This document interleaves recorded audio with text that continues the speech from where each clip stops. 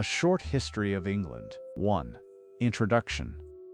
It will be very reasonably asked why I should consent, though upon a sort of challenge, to write even a popular essay in English history, who make no pretense to particular scholarship and am merely a member of the public. The answer is that I know just enough to know one thing, that a history from the standpoint of a member of the public has not been written. What we call the popular histories should rather be called the anti-popular histories. They are all, nearly without exception, written against the people, and in them the populace is either ignored or elaborately proved to have been wrong. It is true that Green called his book A Short History of the English People, but he seems to have thought it too short for the people to be properly mentioned. For instance, he calls one very large part of his story Puritan England.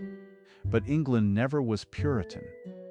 It would have been almost as unfair to call the rise of Henry of Navarre Puritan France, and some of our extreme Whig historians would have been pretty nearly capable of calling the campaign of Wexford and Drogheda Puritan Ireland. But it is especially in the matter of the Middle Ages that the popular histories trample upon the popular traditions. In this respect, there is an almost comic contrast between the general information provided about England in the last 2 or 3 centuries, in which its present industrial system was being built up, and the general information given about the preceding centuries, which we call broadly medieval. Of the sort of waxwork history which is thought sufficient for the sideshow of the age of abbots and crusaders, a small instance will be sufficient.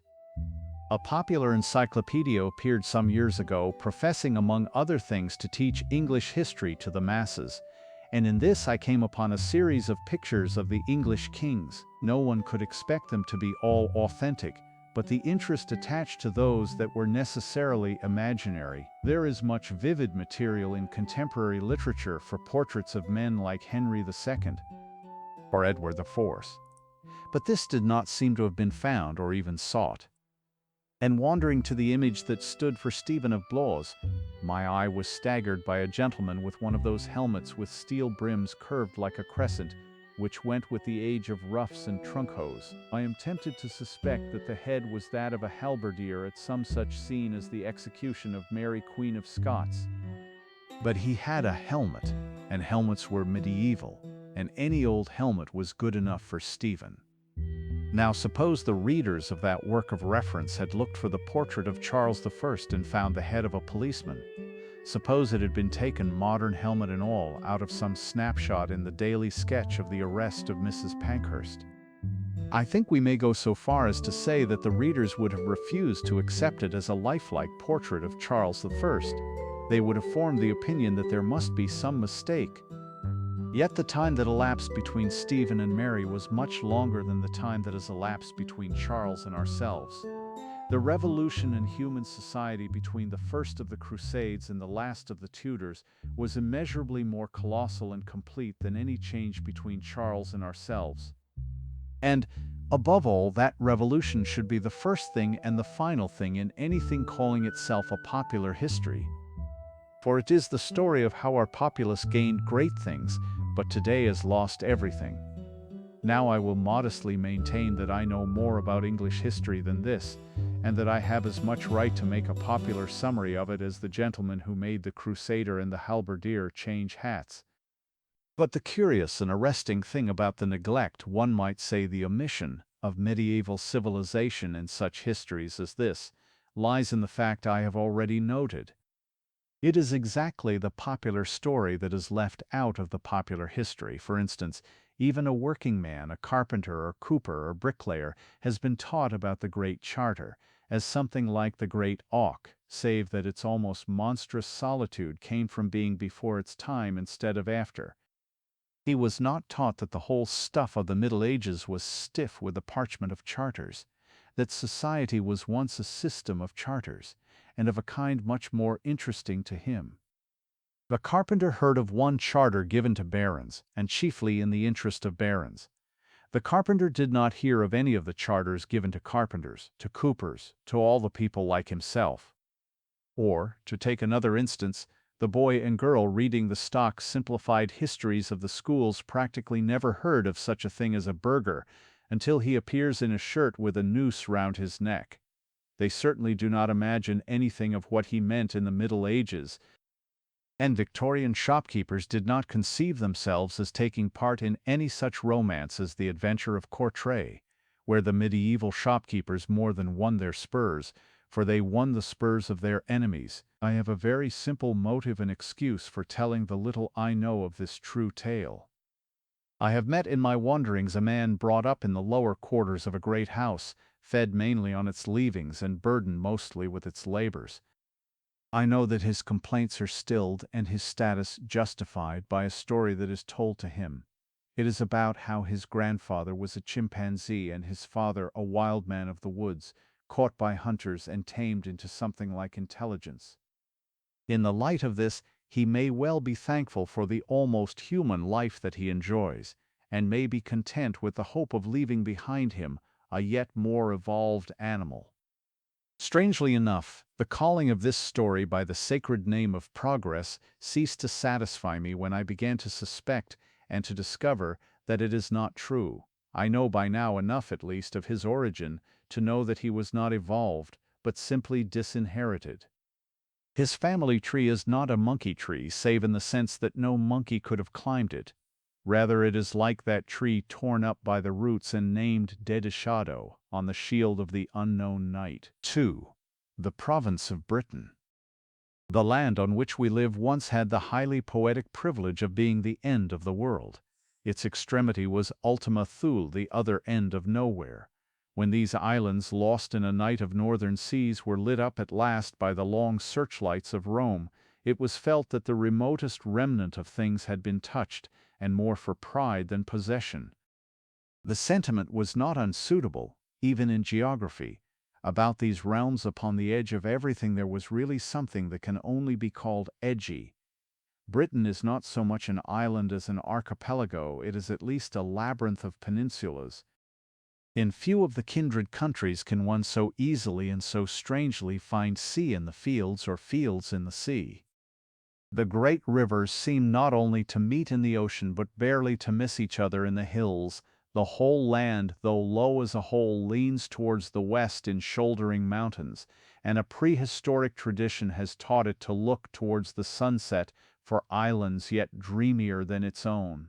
The islanders are of a kind with their islands, different as are the nations into which they are now divided. The Scots, the English, the Irish, the Welsh of the western uplands have something altogether different from the humdrum docility of the inland Germans, or from the bon sens français, which can be at will trenchant or trite. There is something common to all the Britons, which even acts of union have not torn asunder.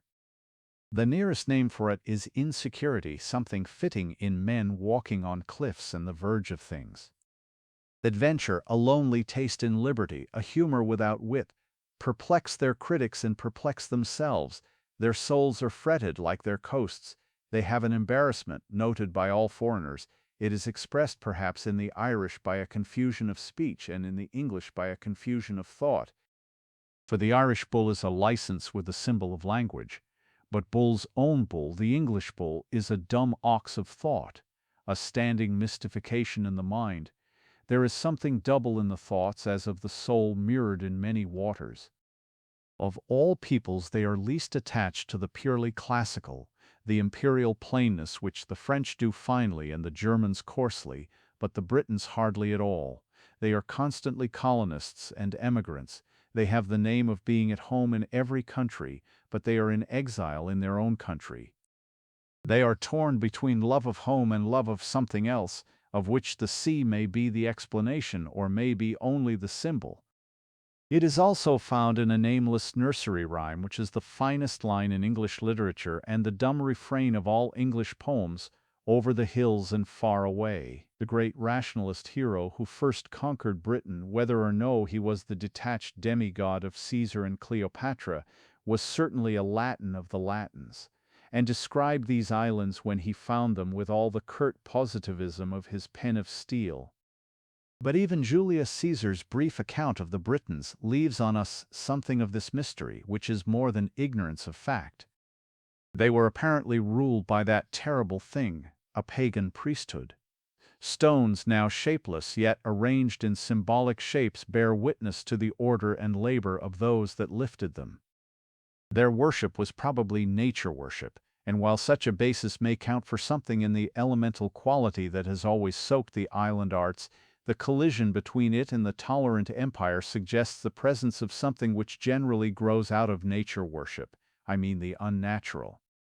But upon nearly all the matters of modern controversy, Caesar is silent. He is silent about whether the language was Celtic, and some of the place names have even given rise to a suggestion that, in parts at least, it was already Teutonic. I am not capable of pronouncing upon the truth of such speculations, but I am of pronouncing upon their importance, at least, to my own very simple purpose. And indeed their importance has been very much exaggerated. Caesar professed to give no more than the glimpse of a traveler, but when, some considerable time after, the Romans returned and turned Britain into a Roman province, they continued to display a singular indifference to questions that have excited so many professors. What they cared about was getting and giving in Britain what they had got and given in Gaul. We do not know whether the Britons then, or for that matter the Britons now, were Iberian or Cymric or Teutonic. We do know that in a short time they were Roman. Every now and then there is discovered in modern England some fragment such as a Roman pavement. Such Roman antiquities rather diminish than increase the Roman reality. They make something seem distant which is still very near, and something seem dead that is still alive. It is like writing a man's epitaph on his front door. The epitaph would probably be a compliment, but hardly a personal introduction. The important thing about France and England is not that they have Roman remains. They are Roman remains. In truth, they are not so much remains as relics, for they are still working miracles. A row of poplars is a more Roman relic than a row of pillars. Nearly all that we call the works of nature have but grown like fungoids upon this original work of man, and our woods are mosses on the bones of a giant. Under the seed of our harvests and the roots of our trees is a foundation of which the fragments of tile and brick are but emblems, and under the colors of our wildest flowers are the colors of a Roman pavement. Britain was directly Roman for fully 400 years, longer than she has been Protestant, and very much longer than she has been industrial. What was meant by being Roman it is necessary in a few lines to say, or no sense can be made of what happened after, especially of what happened immediately after. Being Roman did not mean being subject, in the sense that one savage tribe will enslave another, or in the sense that the cynical politicians of recent times watched with a horrible hopefulness for the evanescence of the Irish.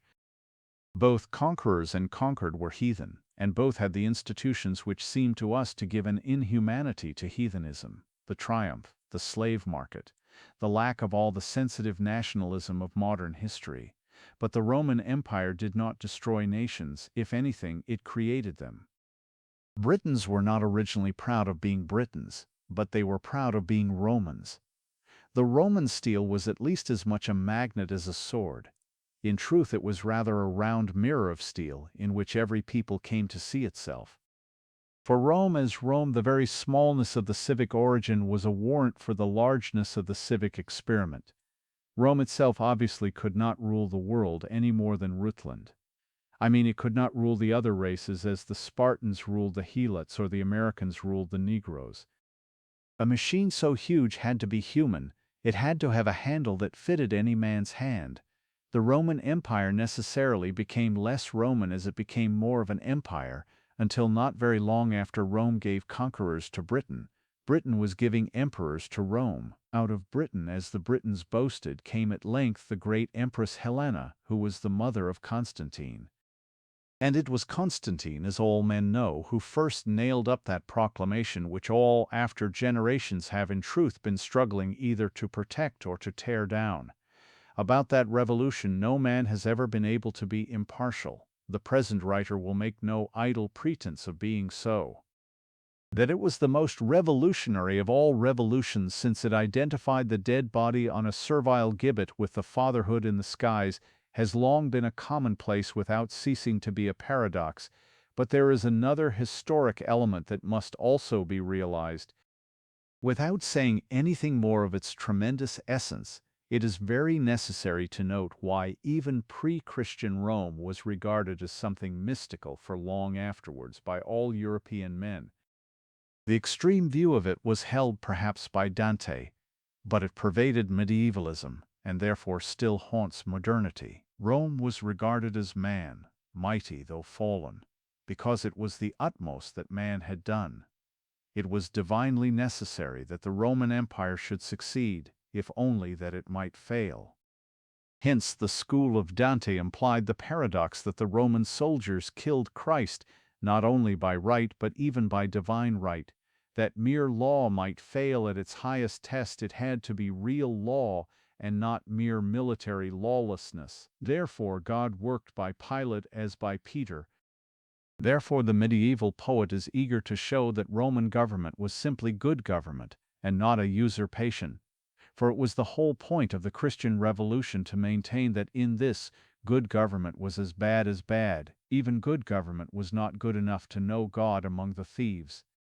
This is not only generally important as involving a colossal change in the conscience, the loss of the whole heathen repose in the complete sufficiency of the city or the state. It made a sort of eternal rule enclosing an eternal rebellion. It must be incessantly remembered through the first half of English history, for it is the whole meaning in the quarrel of the priests and kings. The double rule of the civilization and the religion in one sense remained for centuries, and before its first misfortunes came it must be conceived as substantially the same everywhere. And however it began, it largely ended in equality. Slavery certainly existed, as it had in the most democratic states of ancient times. Harsh officialism certainly existed, as it exists in the most democratic states of modern times. But there was nothing of what we mean in modern times by aristocracy, still less of what we mean by racial domination. Insofar as any change was passing over that society with its two levels of equal citizens and equal slaves, it was only the slow growth of the power of the Church at the expense of the power of the empire. Now it is important to grasp that the great exception to equality, the institution of slavery, was slowly modified by both causes. It was weakened both by the weakening of the empire and by the strengthening of the Church. Slavery was for the Church not a difficulty of doctrine, but a strain on the imagination. Aristotle and the pagan sages who had defined the servile or useful arts had regarded the slave as a tool, an axe to cut wood or whatever wanted cutting. The Church did not denounce the cutting, but she felt as if she was cutting glass with a diamond. She was haunted by the memory that the diamond is so much more precious than the glass. So Christianity could not settle down into the pagan simplicity that the man was made for the work, when the work was so much less immortally momentous than the man. At about this stage of a history of England there is generally told the anecdote of a pun of Gregory the Great, and this is perhaps the true point of it. By the Roman theory, the barbarian bondmen were meant to be useful. The saints' mysticism was moved at finding them ornamental, and non angli sed angeli meant more nearly not slaves but souls. It is to the point in passing to note that in the modern country most collectively Christian, Russia, the serfs were always referred to as souls. The great Pope's phrase, hackneyed as it is perhaps the first glimpse of the golden halos in the best Christian art. Thus the Church, with whatever other faults, worked of her own nature towards greater social equality, and it is a historical error to suppose that the Church hierarchy worked with aristocracies, or was of a kind with them. It was an inversion of aristocracy. In the ideal of it at least, the last were to be first. The Irish bull that one man is as good as another and a great deal better contains a truth, like many contradictions. A truth that was the link between Christianity and citizenship. Alone of all superiors, the saint does not depress the human dignity of others. He is not conscious of his superiority to them, but only more conscious of his inferiority than they are. But while a million little priests and monks like mice were already nibbling at the bonds of the ancient servitude, another process was going on which has here been called the weakening of the empire. It is a process which is to this day very difficult to explain, but it affected all the institutions of all the provinces, especially the institution of slavery. But of all the provinces its effect was heaviest in Britain, which lay on or beyond the borders. The case of Britain, however, cannot possibly be considered alone. The first half of English history has been made quite unmeaning in the schools, by the attempt to tell it without reference to that corporate Christendom in which it took part and pride.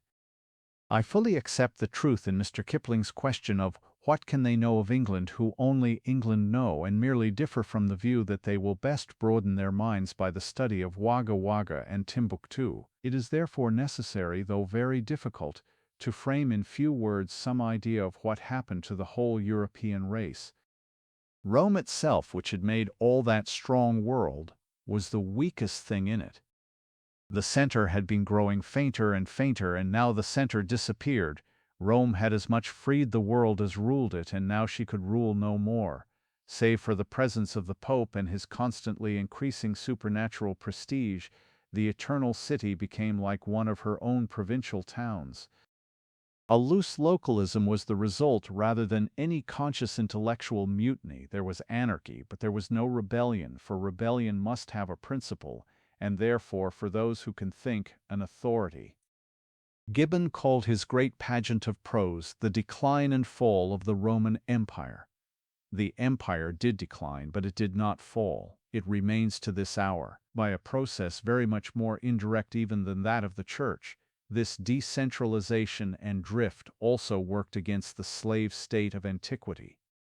The localism did indeed produce that choice of territorial chieftains which came to be called feudalism, and of which we shall speak later. But the direct possession of man by man the same localism tended to destroy, though this negative influence upon it bears no kind of proportion to the positive influence of the Catholic Church. The later pagan slavery, like our own industrial labor which increasingly resembles it, was worked on a larger and larger scale, and it was at last too large to control. The bondman found the visible lord more distant than the new invisible one. The slave became the serf, that is, he could be shut in but not shut out. When once he belonged to the land, it could not be long before the land belonged to him. Even in the old and rather fictitious language of chattel slavery, there is here a difference.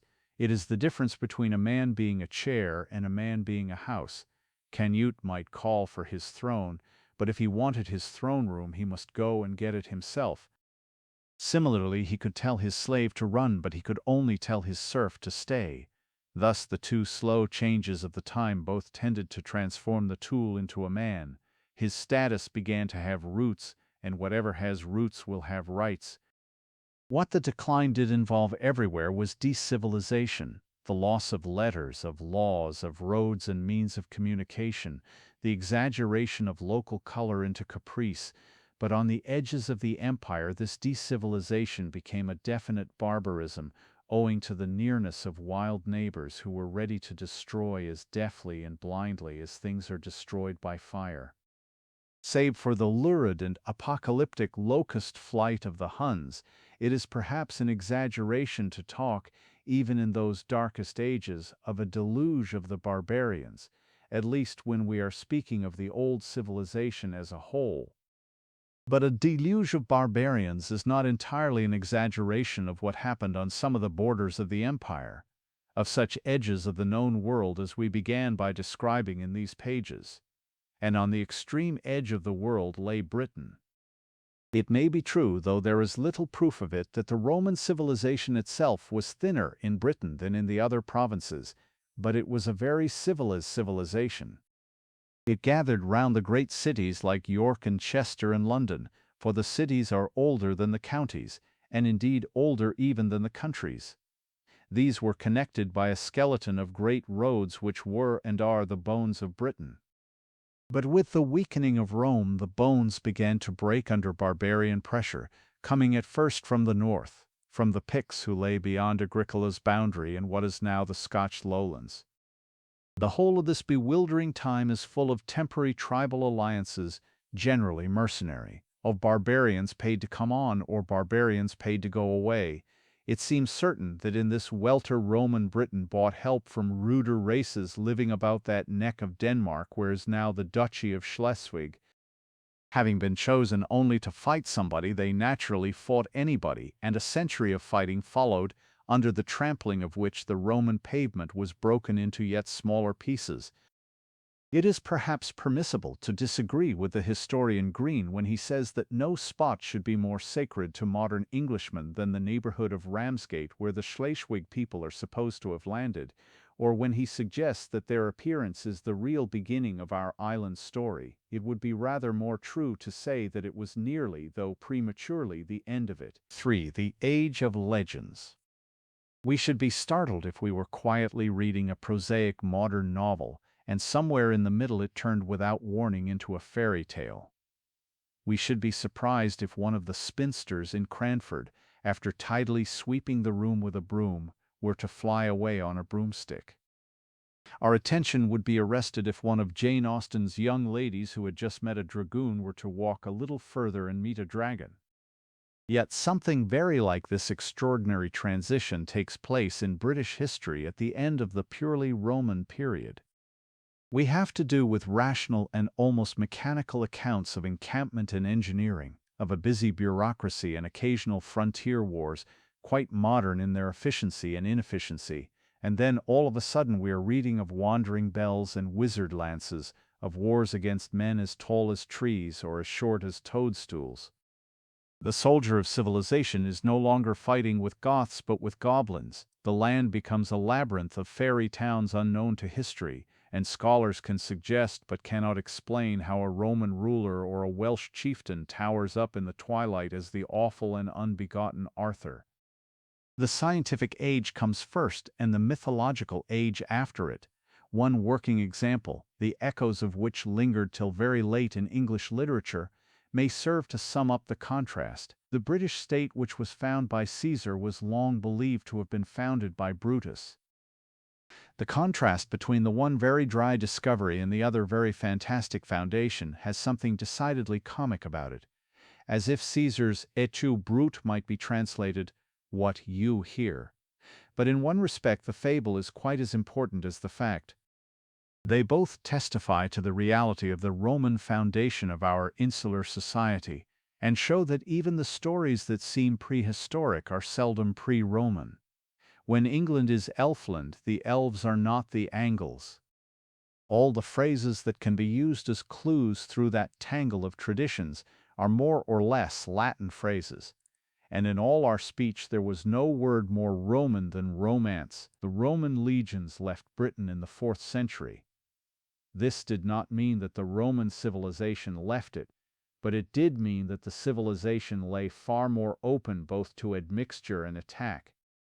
Christianity had almost certainly come to Britain, not indeed otherwise than by the routes established by Rome, but certainly long before the official Roman mission of Gregory the Great. It had certainly been largely swamped by later heathen invasions of the undefended coasts. It may then rationally be urged that the whole both of the empire and its new religion were here weaker than elsewhere, and that the description of the general civilization in the last chapter is proportionately irrelevant.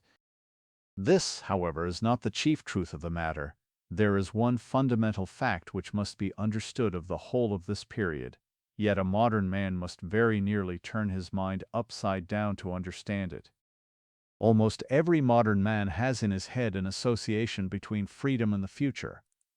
The whole culture of our time has been full of the notion of a good time coming. Now the whole culture of the Dark Ages was full of the notion of a good time going. They looked backwards to old enlightenment and forwards to new prejudices. In our time there has come a quarrel between faith and hope, which perhaps must be healed by charity. But they were situated otherwise. They hoped, but it may be said that they hoped for yesterday. All the motives that make a man a progressive now made a man a conservative then. The more he could keep of the past, the more he had of a fair law and a free state. The more he gave way to the future, the more he must endure of ignorance and privilege. All we call reason was one with all we call reaction.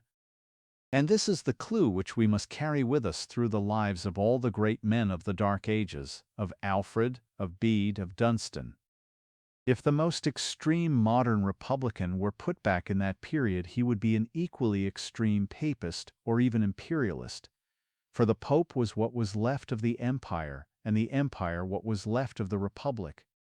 We may compare the man of that time, therefore, to one who has left free cities and even free fields behind him, and is forced to advance towards a forest. And the forest is the fittest metaphor, not only because it was really that wild European growth cloven here and there by the Roman roads, but also because there has always been associated with forests another idea which increased as the Roman order decayed. The idea of the forests was the idea of enchantment. There was a notion of things being double or different from themselves, of beasts behaving like men and not merely, as modern wits would say, of men behaving like beasts.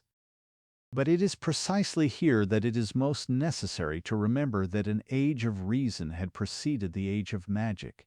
The central pillar which has sustained the storied house of our imagination ever since has been the idea of the civilized knight amid the savage enchantments, the adventures of a man still sane in a world gone mad. The next thing to note in the matter is this, that in this barbaric time none of the heroes are barbaric. They are only heroes if they are anti-barbaric.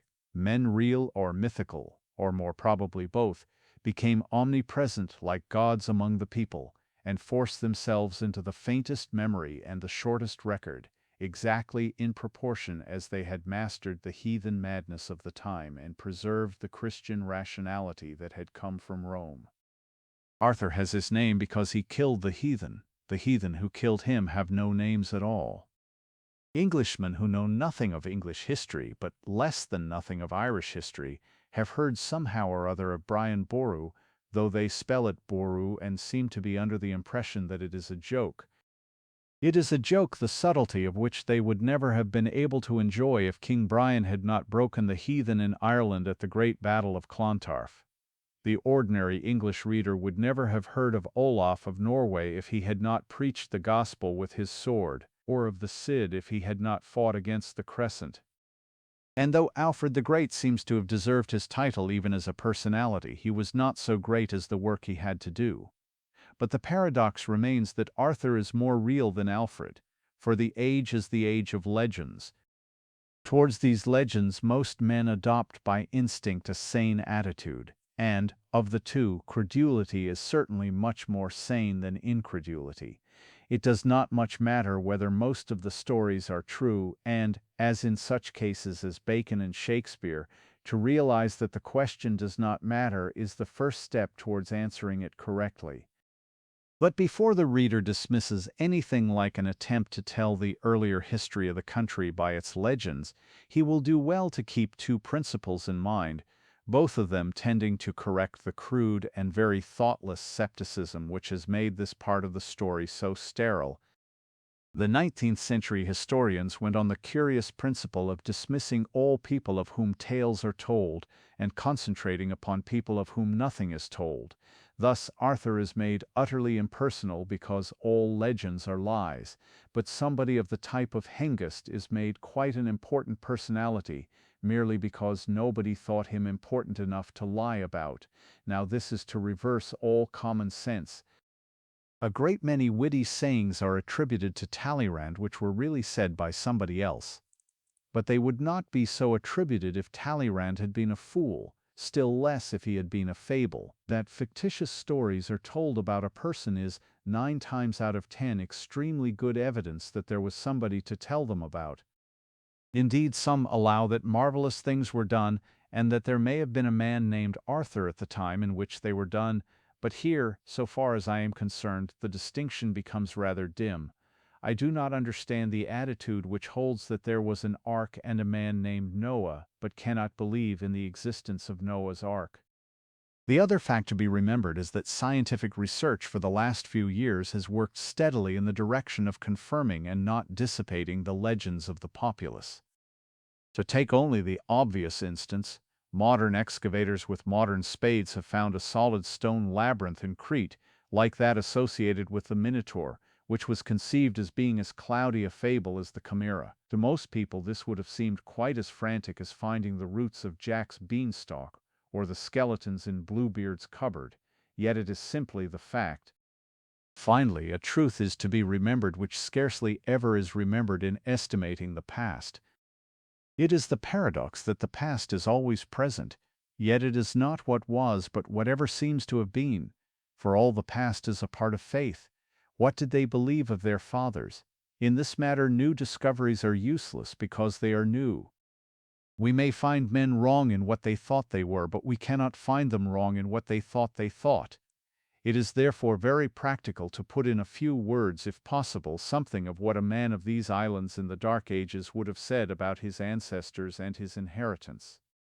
I will attempt here to put some of the simpler things in their order of importance as he would have seen them, and if we are to understand our fathers who first made this country anything like itself, it is most important that we should remember that if this was not their real past, it was their real memory. After that blessed crime, as the wit of mystics called it, which was for these men hardly second to the creation of the world, St. Joseph of Arimathea, one of the few followers of the new religion who seemed to have been wealthy, set sail as a missionary, and after long voyages came to that litter of little islands which seemed to the men of the Mediterranean something like the last clouds of the sunset. He came up upon the western and wilder side of that wild and western land, and made his way to a valley which through all the oldest records is called Avalon. Something of rich rains and warmth in its westland meadows, or something in some lost pagan traditions about it, made it persistently regarded as a kind of earthly paradise. Arthur, after being slain at Lyonesse, is carried here as if to heaven. Here the pilgrim planted his staff in the soil, and it took root as a tree that blossoms on Christmas Day. A mystical materialism marked Christianity from its birth. The very soul of it was a body. Among the Stoical philosophies and Oriental negations that were its first foes, it fought fiercely and particularly for a supernatural freedom to cure concrete maladies by concrete substances. Hence the scattering of relics was everywhere like the scattering of seed.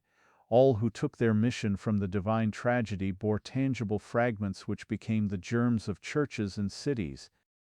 Saint Joseph carried the cup which held the wine of the Last Supper and the blood of the crucifixion to that shrine in Avalon which we now call Glastonbury, and it became the heart of a whole universe of legends and romances, not only for Britain but for Europe. Throughout this tremendous and branching tradition it is called the Holy Grail.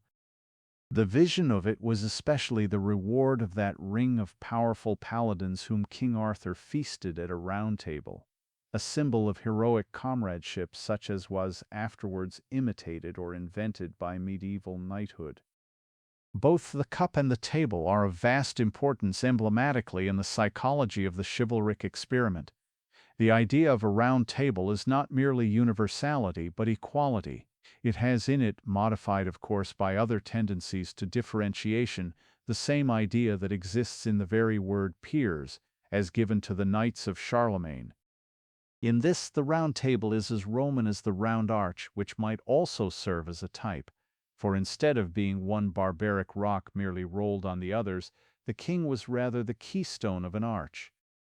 But to this tradition of a level of dignity was added something unearthly that was from Rome but not of it, the privilege that inverted all privileges, the glimpse of heaven which seemed almost as capricious as fairyland, the flying chalice which was veiled from the highest of all the heroes, and which appeared to one knight who was hardly more than a child. Rightly or wrongly, this romance established Britain for after centuries as a country with a chivalrous past. Britain had been a mirror of universal knighthood. This fact or fancy is of colossal import in all ensuing affairs, especially the affairs of barbarians. These and numberless other local legends are indeed for us buried by the forests of popular fancies that have grown out of them. It is all the harder for the serious modern mind because our fathers felt at home with these tales and therefore took liberties with them. Probably the rhyme which runs, "When good King Arthur ruled this land, he was a noble king, he stole 3 pecks of barley meal," is much nearer the true medieval note than the aristocratic stateliness of Tennyson. But about all these grotesques of the popular fancy there is one last thing to be remembered. It must especially be remembered by those who would dwell exclusively on documents and take no note of tradition at all. Wild as would be the results of credulity concerning all the old wives' tales, it would not be so wild as the errors that can arise from trusting to written evidence when there is not enough of it. Now, the whole written evidence for the first parts of our history would go into a small book. A very few details are mentioned and none are explained. A fact thus standing alone without the key of contemporary thought may be very much more misleading than any fable. To know what word an archaic scribe wrote without being sure of what thing he meant may produce a result that is literally mad. Thus, for instance, it would be unwise to accept literally the tale that St. Helena was not only a native of Colchester, but was a daughter of old King Cole. But it would not be very unwise, not so unwise as some things that are deduced from documents. The natives of Colchester certainly did honor to St. Helena, and might have had a king named Cole. According to the more serious story, the saint's father was an innkeeper, and the only recorded action of Cole is well within the resources of that calling. It would not be nearly so unwise as to deduce from the written word, as some critic of the future may do, that the natives of Colchester were oysters. 4. The defeat of the barbarians. It is a quaint accident that we employ the word short-sighted as a condemnation, but not the word long-sighted, which we should probably use if at all as a compliment. Yet the one is as much a malady of vision as the other. We rightly say, in rebuke of a small-minded modernity, that it is very short-sighted to be indifferent to all that is historic. But it is as disastrously long-sighted to be interested only in what is prehistoric. And this disaster has befallen a large proportion of the learned who grope in the darkness of unrecorded epochs for the roots of their favorite race or races. The wars, the enslavements, the primitive marriage customs, the colossal migrations and massacres upon which their theories repose are no part of history or even of legend. And rather than trust with entire simplicity to these, it would be infinitely wiser to trust to legend of the loosest and most local sort. In any case, it is as well to record even so simple a conclusion as that what is prehistoric is unhistorical. But there is another way in which common sense can be brought to the criticism of some prodigious racial theories. To employ the same figure, suppose the scientific historians explain the historic centuries in terms of a prehistoric division between short-sighted and long-sighted men. They could cite their instances and illustrations. They would certainly explain the curiosity of language I mentioned first, as showing that the short-sighted were the conquered race, and their name therefore a term of contempt. They could give us very graphic pictures of the rude tribal war. They could show how the long-sighted people were always cut to pieces in hand-to-hand struggles with axe and knife, until with the invention of bows and arrows the advantage veered to the long-sighted, and their enemies were shot down in droves. I could easily write a ruthless romance about it, and still more easily a ruthless anthropological theory. According to that thesis which refers all moral to material changes, they could explain the tradition that old people grow conservative in politics by the well-known fact that old people grow more long-sighted. But I think there might be one thing about this theory which would stump us, and might even, if it be possible, stump them. Suppose it were pointed out that through all the 3,000 years of recorded history, abounding in literature of every conceivable kind, there was not so much as a mention of the oculist question for which all had been dared and done. Suppose not one of the living or dead languages of mankind had so much as a word for long-sighted or short-sighted. Suppose, in short, the question that had torn the whole world in two was never even asked at all, until some spectacle maker suggested it somewhere about 1750. In that case, I think we should find it hard to believe that this physical difference had really played so fundamental a part in human history, and that is exactly the case with the physical difference between the Celts, the Teutons, and the Latins. I know of no way in which fair-haired people can be prevented from falling in love with dark-haired people, and I do not believe that whether a man was long-headed or round-headed ever made much difference to anyone who felt inclined to break his head. To all mortal appearance, in all mortal records and experience, people seem to have killed or spared, married or refrained from marriage, made kings or made slaves, with reference to almost any other consideration except this one. There was the love of a valley or a village, a site or a family. There were enthusiasms for a prince and his hereditary office. There were passions rooted in locality, special emotions about sea folk or mountain folk. There were historic memories of a cause or an alliance. There was, more than all, the tremendous test of religion. But of a cause like that of the Celts or Teutons covering half the earth there was little or nothing. Race was not only never at any given moment a motive, but it was never even an excuse. The Teutons never had a creed, they never had a cause, and it was only a few years ago that they began even to have a cant. The orthodox modern historian, notably Green, remarks on the singularity of Britain in being alone of all Roman provinces wholly cleared and repeopled by a Germanic race. He does not entertain as an escape from the singularity of this event the possibility that it never happened. In the same spirit he deals with the little that can be quoted of the Teutonic society. His ideal picture of it is completed in small touches which even an amateur can detect as dubious. Thus he will touch on the Teuton with a phrase like the basis of their society was the free man, and on the Roman with a phrase like the mines, if worked by forced labor, must have been a source of endless oppression. The simple fact being that the Roman and the Teuton both had slaves, he treats the Teuton free man as the only thing to be considered, not only then but now, and then goes out of his way to say that if the Roman treated his slaves badly, the slaves were badly treated. He expresses a strange disappointment that Gildas, the only British chronicler, does not describe the great Teutonic system. In the opinion of Gildas, a modification of that of Gregory, it was a case of non Angli sed diaboli. The modern Teutonist is disappointed that the contemporary authority saw nothing in his Teutons except wolves, dogs, and whelps from the kennel of barbarism. But it is at least faintly tenable that there was nothing else to be seen. In any case, when St. Augustine came to the largely barbarized land, with what may be called the second of the three great southern visitations which civilized these islands, he did not see any ethnological problems, whatever there may have been to be seen. With him or his converts, the chain of literary testimony is taken up again, and we must look at the world as they saw it. He found a king ruling in Kent, beyond whose borders lay other kingdoms of about the same size, the kings of which were all apparently heathen. The names of these kings were mostly what we call Teutonic names, but those who write the almost entirely hagiological records did not say, and apparently did not ask, whether the populations were in this sense of unmixed blood. It is at least possible that, as on the continent, the kings and courts were almost the only Teutonic element.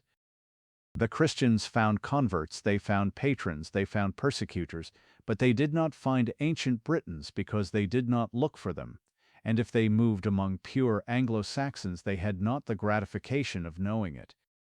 There was indeed what all history attests, a marked change of feeling towards the marches of Wales. But all history also attests that this is always found, apart from any difference in race, in the transition from the lowlands to the mountain country. But of all the things they found, the thing that counts most in English history is this, that some of the kingdoms at least did correspond to genuine human divisions, which not only existed then but which exist now.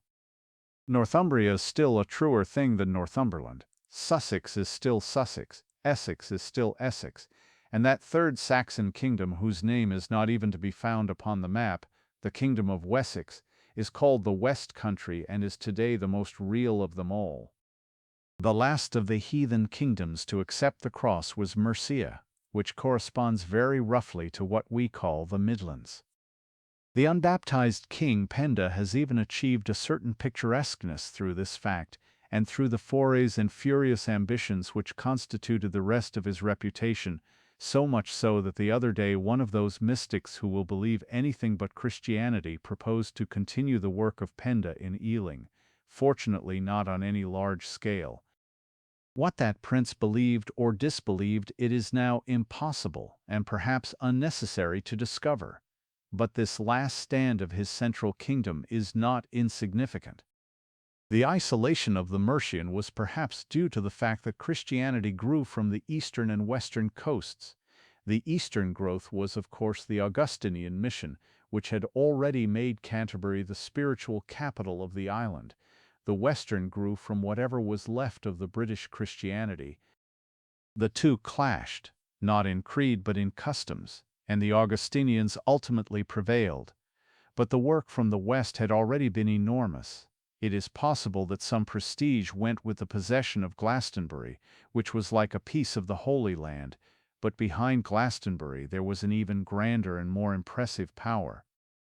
There irradiated to all Europe at that time the glory of the Golden Age of Ireland. There the Celts were the classics of Christian art, opened in the Book of Kells 400 years before its time.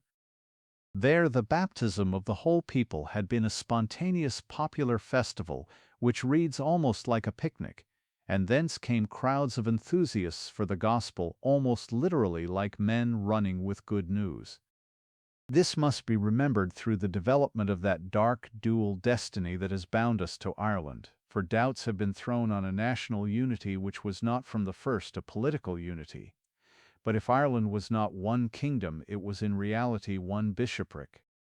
Ireland was not converted but created by Christianity as a stone church is created, and all its elements were gathered as under a garment, under the genius of St. Patrick.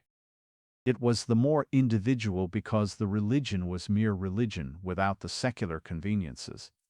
Ireland was never Roman, and it was always Romanist, but indeed this is, in a lesser degree, true of our more immediate subject.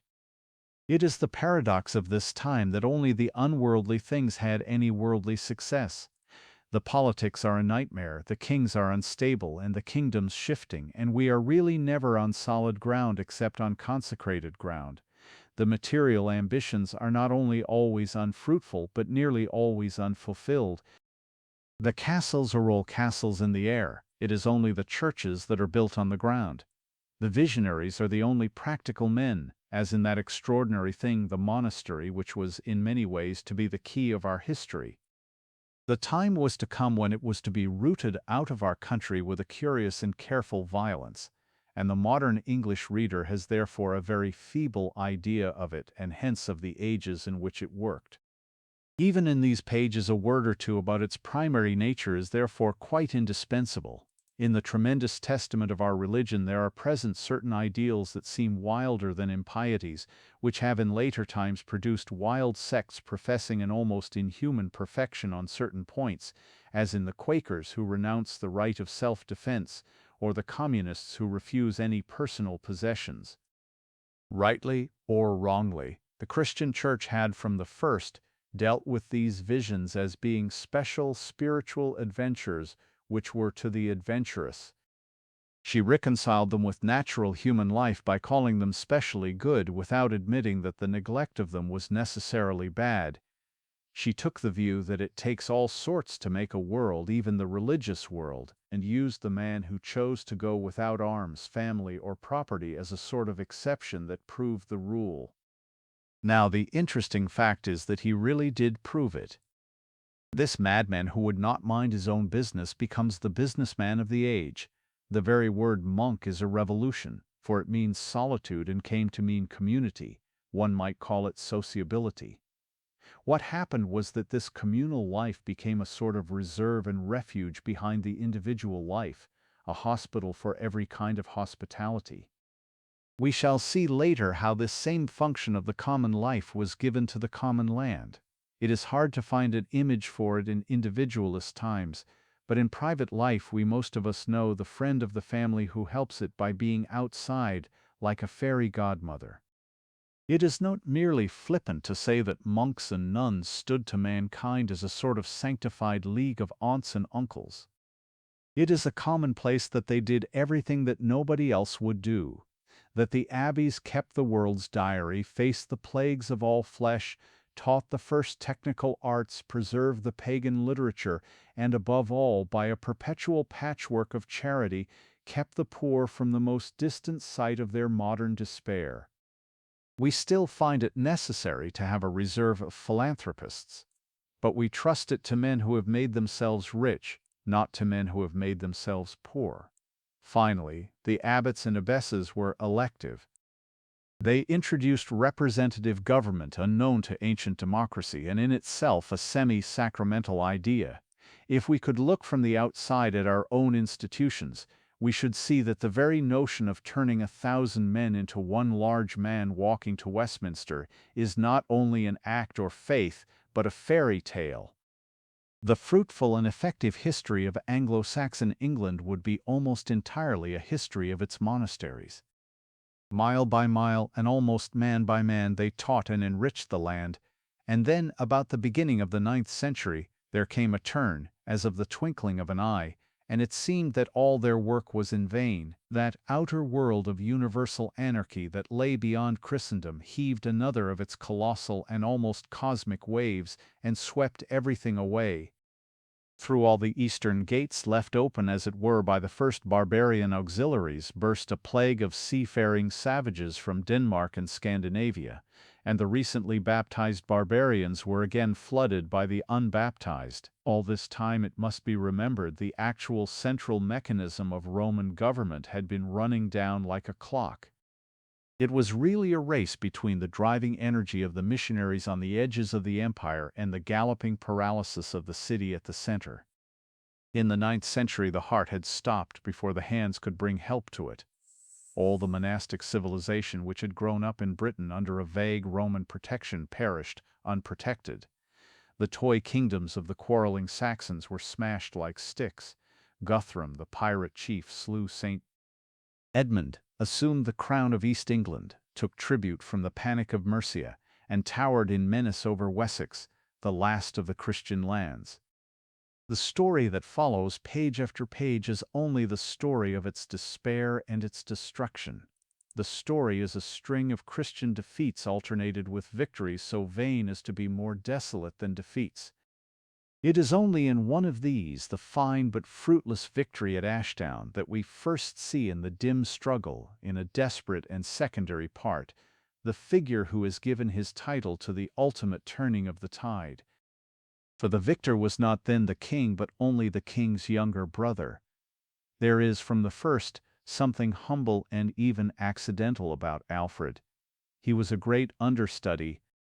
The interest of his early life lies in this, that he combined an almost commonplace coolness and readiness for the ceaseless small bargains and shifting combinations of all that period, with the flaming patience of saints in times of persecution. While he would dare anything for the faith, he would bargain in anything except the faith. He was a conqueror with no ambition, an author only too glad to be a translator, a simple, concentrated, wary man, watching the fortunes of one thing which he piloted both boldly and cautiously, and which he saved at last. He had disappeared after what appeared to be the final heathen triumph and settlement, and is supposed to have lurked like an outlaw in a lonely islet in the impenetrable marshlands of the Parrot, towards those wild western lands to which aboriginal races are held to have been driven by fate itself. But Alfred, as he himself wrote in words that are his challenge to the period, held that a Christian man was unconcerned with fate. He began once more to draw to him the bows and spears of the broken levies of the western shires, especially the men of Somerset, and in the spring of 878 he flung them at the lines before the fenced camp of the victorious Danes at Ethandune. His sudden assault was as successful as that at Ashdown, and it was followed by a siege which was successful in a different and very definite sense. Guthrum, the conqueror of England, and all his important supports were here penned behind their palisades, and when at last they surrendered, the Danish conquest had come to an end. Guthrum was baptized, and the Treaty of Wedmore secured the clearance of Wessex. The modern reader will smile at the baptism, and turn with greater interest to the terms of the treaty. In this acute attitude, the modern reader will be vitally and hopelessly wrong. He must support the tedium of frequent references to the religious element in this part of English history, for without it there would never have been any English history at all. And nothing could clinch this truth more than the case of the Danes. In all the facts that followed, the baptism of Guthrum is really much more important than the Treaty of Wedmore. The treaty itself was a compromise, and even as such did not endure. A century afterwards, a Danish king like Canute was really ruling in England. But though the Dane got the crown, he did not get rid of the cross. It was precisely Alfred's religious exaction that remained unalterable, and Canute himself is actually now only remembered by men as a witness to the futility of merely pagan power, as the king who put his own crown upon the image of Christ and solemnly surrendered to heaven the Scandinavian empire of the sea. 5. St. Edward and the Norman Kings. The reader may be surprised at the disproportionate importance given to the name which stands first in the title of this chapter. I put it there as the best way of emphasizing at the beginning of what we may call the practical part of our history, an elusive and rather strange thing. It can only be described as the strength of the weak kings. It is sometimes valuable to have enough imagination to unlearn as well as to learn. I would ask the reader to forget his reading and everything that he learnt at school, and consider the English monarchy as it would then appear to him. Let him suppose that his acquaintance with the ancient kings has only come to him as it came to most men in simpler times, from nursery tales, from the names of places, from the dedications of churches and charities, from the tales in the tavern, and the tombs in the churchyard. Let us suppose such a person going upon some open and ordinary English way, such as the Thames Valley to Windsor, or visiting some old seats of culture such as Oxford or Cambridge. One of the first things, for instance, he would find would be Eton, a place transformed indeed by modern aristocracy, but still enjoying its medieval wealth and remembering its medieval origin. If he asked about that origin, it is probable that even a public schoolboy would know enough history to tell him that it was founded by Henry VI. If he went to Cambridge and looked with his own eyes for the college chapel which artistically towers above all others like a cathedral, he would probably ask about it and be told it was King's College. If he asked which king, he would again be told Henry VI. If he then went into the library and looked up Henry VI in an encyclopedia, he would find that the legendary giant who had left these gigantic works behind him was in history an almost invisible pygmy. Amid the varying and contending numbers of a great national quarrel, he is the only cipher. The contending factions carry him about like a bale of goods. His desires do not seem to be even ascertained, far less satisfied, and yet his real desires are satisfied in stone and marble, in oak and gold, and remain through all the maddest revolutions of modern England, while all the ambitions of those who dictated to him have gone away like dust upon the wind. Edward the Confessor, like Henry VI, was not only an invalid but almost an idiot. It is said that he was one like an albino, and that the awe men had of him was partly that which is felt for a monster of mental deficiency. His Christian charity was of the kind that borders on anarchism, and the stories about him recall the Christian fools in the great anarchic novels of Russia. Thus he is reported to have covered the retreat of a common thief upon the naked plea that the thief needed things more than he did. Such a story is in strange contrast to the claims made for other kings that theft was impossible in their dominions. Yet the two types of king are afterwards praised by the same people, and the really arresting fact is that the incompetent king is praised the more highly of the two.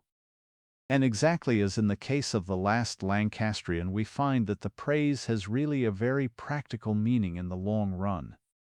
When we turn from the destructive to the constructive side of the Middle Ages, we find that the village idiot is the inspiration of cities and civic systems.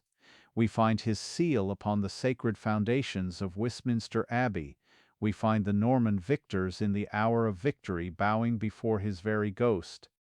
In the tapestry of Bayeux, woven by Norman hands to justify the Norman cause and glorify the Norman triumph, Nothing is claimed for the conqueror beyond his conquest and the plain personal tale that excuses it, and the story abruptly ends with the breaking of the Saxon line at battle. But over the bier of the decrepit zany who died without striking a blow, over this and this alone, is shown a hand coming out of heaven and declaring the true approval of the power that rules the world. The confessor, therefore, is a paradox in many ways, and in none more than in the false reputation of the English of that day. As I have indicated, there is some unreality in talking about the Anglo-Saxon at all. The Anglo-Saxon is a mythical and straddling giant who has presumably left one footprint in England and the other in Saxony.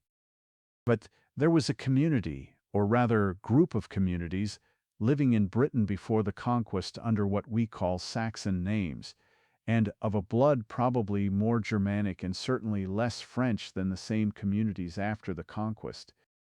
And they have a modern reputation which is exactly the reverse of their real one. The value of the Anglo-Saxon is exaggerated, and yet his virtues are ignored. Our Anglo-Saxon blood is supposed to be the practical part of us, but as a fact the Anglo-Saxons were more hopelessly unpractical than any Celt. Their racial influence is supposed to be healthy, or, what many think the same thing, heathen. But as a fact these Teutons were the mystics. The Anglo-Saxons did one thing and one thing only thoroughly well, as they were fitted to do it thoroughly well. They christened England, indeed they christened it before it was born. The one thing the Angles obviously and certainly could not manage to do was to become English. But they did become Christians, and indeed showed a particular disposition to become monks. Moderns who talk vaguely of them as our hardy ancestors never do justice to the real good they did us, by thus opening our history, as it were, with the fable of an age of innocence, and beginning all our chronicles, as so many chronicles began, with the golden initial of a saint. By becoming monks they served us in many very valuable and special capacities, but not notably, perhaps, in the capacity of ancestors. Along the northern coast of France, where the confessor had passed his early life, lay the lands of one of the most powerful of the French king's vassals, the Duke of Normandy. He and his people, who constitute one of the most picturesque and curious elements in European history, are confused for most of us by irrelevant controversies which would have been entirely unintelligible to them. The worst of these is the inane fiction which gives the name of Norman to the English aristocracy during its great period of the last 300 years. Tennyson informed a lady of the name of Vere de Vere that simple faith was more valuable than Norman blood. But the historical student who can believe in Lady Clara as the possessor of the Norman blood must be himself a large possessor of the simple faith. As a matter of fact, as we shall see also when we come to the political scheme of the Normans, the notion is the negation of their real importance in history. The fashionable fancy misses what was best in the Normans exactly as we have found it missing what was best in the Saxons. One does not know whether to thank the Normans more for appearing or for disappearing. Few philanthropists ever became so rapidly anonymous. It is the great glory of the Norman adventurer that he threw himself heartily into his chance position, and had faith not only in his comrades but in his subjects, and even in his enemies. He was loyal to the kingdom he had not yet made. Thus the Norman Bruce becomes a Scot. Thus the descendant of the Norman Strongbow becomes an Irishman. No men less than Normans can be conceived as remaining as a superior caste until the present time. But this alien and adventurous loyalty in the Norman, which appears in these other national histories, appears most strongly of all in the history we have here to follow. The Duke of Normandy does become a real King of England. His claim through the confessor, his election by the council, even his symbolic handfuls of the soil of Sussex, these are not altogether empty forms. And though both phrases would be inaccurate, it is very much nearer the truth to call William the first of the English than to call Harold the last of them. An indeterminate debate touching the dim races that mixed without record in that dim epoch has made much of the fact that the Norman edges of France, like the East Anglian edges of England, were deeply penetrated by the Norse invasions of the 9th century, and that the ducal house of Normandy, with what other families we know not, can be traced back to a Scandinavian seed. The unquestionable power of captaincy and creative legislation which belonged to the Normans, whoever they were, may be connected reasonably enough with some infusion of fresh blood. But if the racial theorists press the point to a comparison of races, it can obviously only be answered by a study of the two types in separation, and it must surely be manifest that more civilizing power has since been shown by the French when untouched by Scandinavian blood than by the Scandinavians when untouched by French blood. As much fighting and more ruling was done by the Crusaders who were never Vikings as by the Vikings who were never Crusaders. But in truth there is no need of such invidious analysis. We may willingly allow a real value to the Scandinavian contribution to the French as to the English nationality, so long as we firmly understand the ultimate historic fact that the Duchy of Normandy was about as Scandinavian as the town of Norwich. But the debate has another danger, in that it tends to exaggerate even the personal importance of the Norman. Many as were his talents as a master, he is in history the servant of other and wider things. The landing of Lanfranc is perhaps more of a date than the landing of William, and Lanfranc was an Italian, like Julius Caesar. The Norman is not in history a mere wall, the rather brutal boundary of a mere empire. The Norman is a gate. He is like one of those gates which still remain as he made them, with round arch and rude pattern and stout supporting columns. And what entered by that gate was civilization. William of Falaise has in history a title much higher than that of Duke of Normandy or King of England. He was what Julius Caesar was, and what St. Augustine was.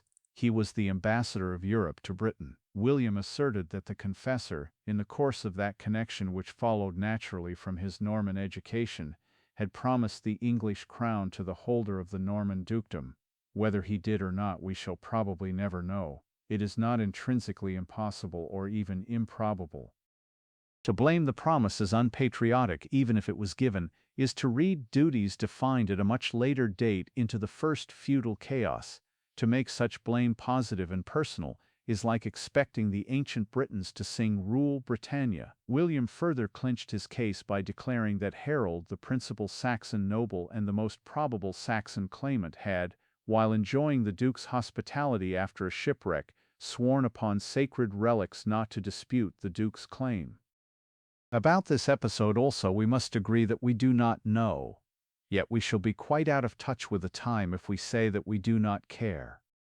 The element of sacrilege in the alleged perjury of Harold probably affected the Pope when he blessed a banner for William's army, but it did not affect the Pope much more than it would have affected the people, and Harold's people quite as much as William's. Harold's people presumably denied the fact, and their denial is probably the motive of the very marked and almost eager emphasis with which the Bayeux Tapestry asserts and reasserts the reality of the personal betrayal. There is here a rather arresting fact to be noted. A great part of this celebrated pictorial record is not concerned at all with the well-known historical events which we have only to note rapidly here. It does indeed dwell a little on the death of Edward. It depicts the difficulties of William's enterprise in the felling of forests for shipbuilding, in the crossing of the Channel, and especially in the charge up the hill at Hastings, in which full justice is done to the destructive resistance of Harold's army. But it was really after Duke William had disembarked and defeated Harold on the Sussex coast that he did what is historically worthy to be called the conquest. It is not until these later operations that we have the note of the new and scientific militarism from the continent. Instead of marching upon London, he marched round it, and crossing the Thames at Wallingford, cut off the city from the rest of the country and compelled its surrender. He had himself elected king with all the forms that would have accompanied a peaceful succession to the confessor, and after a brief return to Normandy took up the work of war again to bring all England under his crown. Marching through the snow, he laid waste the northern counties, seized Chester, and made rather than one a kingdom. These things are the foundations of historical England, but of these things the pictures woven in honor of his house tell us nothing. The Bayeux Tapestry may almost be said to stop before the Norman conquest, but it tells in great detail the tale of some trivial raid into Brittany solely that Harold and William may appear as brothers in arms, and especially that William may be depicted in the very act of giving arms to Harold. And here again there is much more significance than a modern reader may fancy in its bearing upon the new birth of that time and the ancient symbolism of arms. I have said that Duke William was a vassal of the King of France, and that phrase in its use and abuse is the key to the secular side of this epoch. William was indeed a most mutinous vassal, and a vein of such mutiny runs through his family fortunes. His sons Rufus and Henry I disturbed him with internal ambitions antagonistic to his own. But it would be a blunder to allow such personal broils to obscure the system which had indeed existed here before the conquest, which clarified and confirmed it. That system we call feudalism. That feudalism was the main mark of the Middle Ages is a commonplace of fashionable information, but it is of the sort that seeks the past rather in Wardour Street than Watling Street. For that matter, the very term medieval is used for almost anything from early English to early Victorian. An eminent socialist applied it to our armaments, which is like applying it to our aeroplanes. Similarly, the just description of feudalism, and of how far it was a part and how far rather an impediment in the main medieval movement, is confused by current debates about quite modern things, especially that modern thing, the English squirearchy. Feudalism was very nearly the opposite of squirearchy, for it is the whole point of the squire that his ownership is absolute and is pacific, and it is the very definition of feudalism that it was a tenure, and a tenure by military service.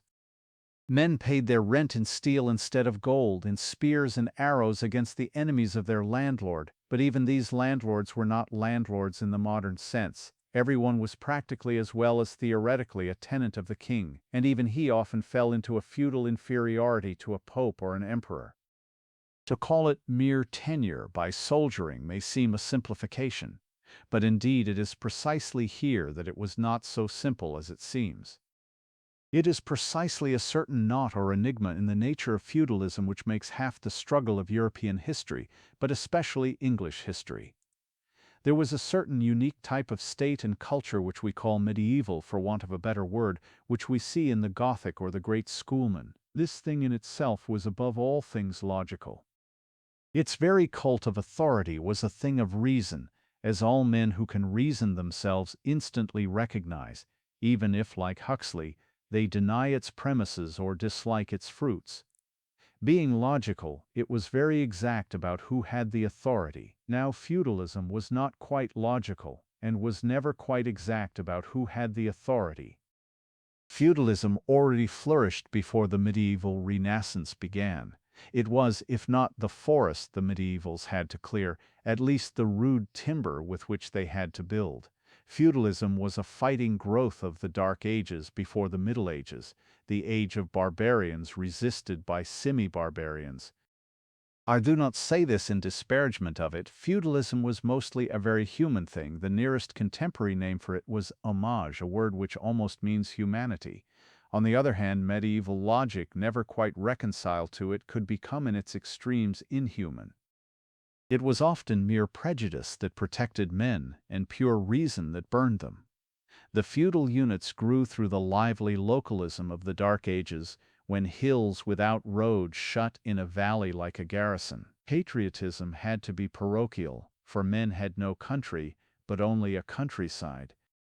In such cases the lord grew larger than the king, but it bred not only a local lordship, but a kind of local liberty, and it would be very inadvisable to ignore the freer element in feudalism in English history, for it is the one kind of freedom that the English have had and held. The knot in the system was something like this. In theory, the king owned everything like an earthly providence, and that made for despotism and divine right, which meant in substance a natural authority. In one aspect, the king was simply the one lord anointed by the church, that is recognized by the ethics of the age. But while there was more royalty in theory, there could be more rebellion in practice. Fighting was much more equal than in our age of munitions, and the various groups could arm almost instantly with bows from the forest or spears from the smith. Where men are military, there is no militarism. But it is more vital that while the kingdom was in this sense one territorial army, the regiments of it were also kingdoms. The sub-units were also sub-loyalties. Hence the loyalist to his lord might be a rebel to his king, or the king be a demagogue delivering him from the lord. This tangle is responsible for the tragic passions about betrayal, as in the case of William and Harold, the alleged traitor who is always found to be recurrent, yet always felt to be exceptional. To break the tie was at once easy and terrible. Treason in the sense of rebellion was then really felt as treason in the sense of treachery, since it was desertion on a perpetual battlefield. Now, there was even more of this civil war in English than in other history, and the more local and less logical energy on the whole prevailed. Whether there was something in those island idiosyncrasies, shapeless as sea mists, with which this story began, or whether the Roman imprint had really been lighter than in Gaul, the feudal undergrowth prevented even a full attempt to build the civitas Dei or ideal medieval state. What emerged was a compromise which men long afterwards amused themselves by calling a constitution. There are paradoxes permissible for the redressing of a bad balance in criticism, and which may safely even be emphasized so long as they are not isolated. One of these I have called at the beginning of this chapter, the strength of the weak kings. And there is a complement of it, even in this crisis of the Norman mastery, which might well be called the weakness of the strong kings. William of Normandy succeeded immediately. He did not quite succeed ultimately. There was in his huge success a secret of failure that only bore fruit long after his death. It was certainly his single aim to simplify England into a popular autocracy, like that growing up in France. With that aim he scattered the feudal holdings in scraps, demanded a direct vow from the sub-vassals to himself, and used any tool against the barony, from the highest culture of the foreign ecclesiastics to the rudest relics of Saxon custom. But the very parallel of France makes the paradox startlingly apparent. It is a proverb that the first French kings were puppets, that the mayor of the palace was quite insolently the king of the king. Yet it is certain that the puppet became an idol, a popular idol of unparalleled power, before which all mayors and nobles bent or were broken. In France arose absolute government, the more because it was not precisely personal government. The king was already a thing, like the republic. Indeed, the medieval republics were rigid with divine right. In Norman England, perhaps, the government was too personal to be absolute. Anyhow, there is a real though recondite sense in which William the Conqueror was William the Conquered. When his two sons were dead, the whole country fell into a feudal chaos, almost like that before the conquest. In France, the princes who had been slaves became something exceptional like priests, and one of them became a saint. But somehow our greatest kings were still barons, and by that very energy our barons became our kings. 6. The Age of the Crusades. The last chapter began, in an apparent irrelevance, with the name of Saint Edward, and this one might very well begin with the name of Saint George. His first appearance, it is said, as a patron of our people, occurred at the instance of Richard Coeur de Lion during his campaign in Palestine, and this, as we shall see, really stands for a New England which might well have a new saint. But the Confessor is a character in English history, whereas Saint George, apart from his place in martyrology as a Roman soldier, can hardly be said to be a character in any history. And if we wish to understand the noblest and most neglected of human revolutions, we can hardly get closer to it than by considering this paradox of how much progress and enlightenment was represented by thus passing from a chronicle to a romance. In any intellectual corner of modernity can be found such a phrase as I have just read in a newspaper controversy. Salvation, like other good things, must not come from outside. To call a spiritual thing external and not internal is the chief mode of modernist excommunication. But if our subject of study is medieval and not modern, we must pit against this apparent platitude the very opposite idea. We must put ourselves in the posture of men who thought that almost every good thing came from outside, like good news. I confess that I am not impartial in my sympathies here, and that the newspaper phrase I quoted strikes me as a blunder about the very nature of life. I do not, in my private capacity, believe that a baby gets his best physical food by sucking his thumb, nor that a man gets his best moral food by sucking his soul and denying its dependence on God or other good things. I would maintain that thanks are the highest form of thought, and that gratitude is happiness doubled by wonder. But this faith in receptiveness, and in respect for things outside oneself, need here do no more than help me in explaining what any version of this epoch ought in any case to explain. In nothing is the modern German more modern or more mad than in his dream of finding a German name for everything, eating his language, or in other words, biting his tongue. And in nothing were the medievals more free and sane than in their acceptance of names and emblems from outside their most beloved limits. The monastery would often not only take in the stranger but almost canonize him. A mere adventurer like Bruce was enthroned and thanked as if he had really come as a knight-errant. And a passionately patriotic community more often than not had a foreigner for a patron saint. Thus crowds of saints were Irishmen, but St. Patrick was not an Irishman. Thus as the English gradually became a nation, they left the numberless Saxon saints in a sense behind them, passed over by comparison not only the sanctity of Edward, but the solid fame of Alfred, and invoked a half-mythical hero, striving in an eastern desert against an impossible monster. That transition and that symbol stand for the Crusades. In their romance and reality, they were the first English experience of learning, not only from the external but the remote.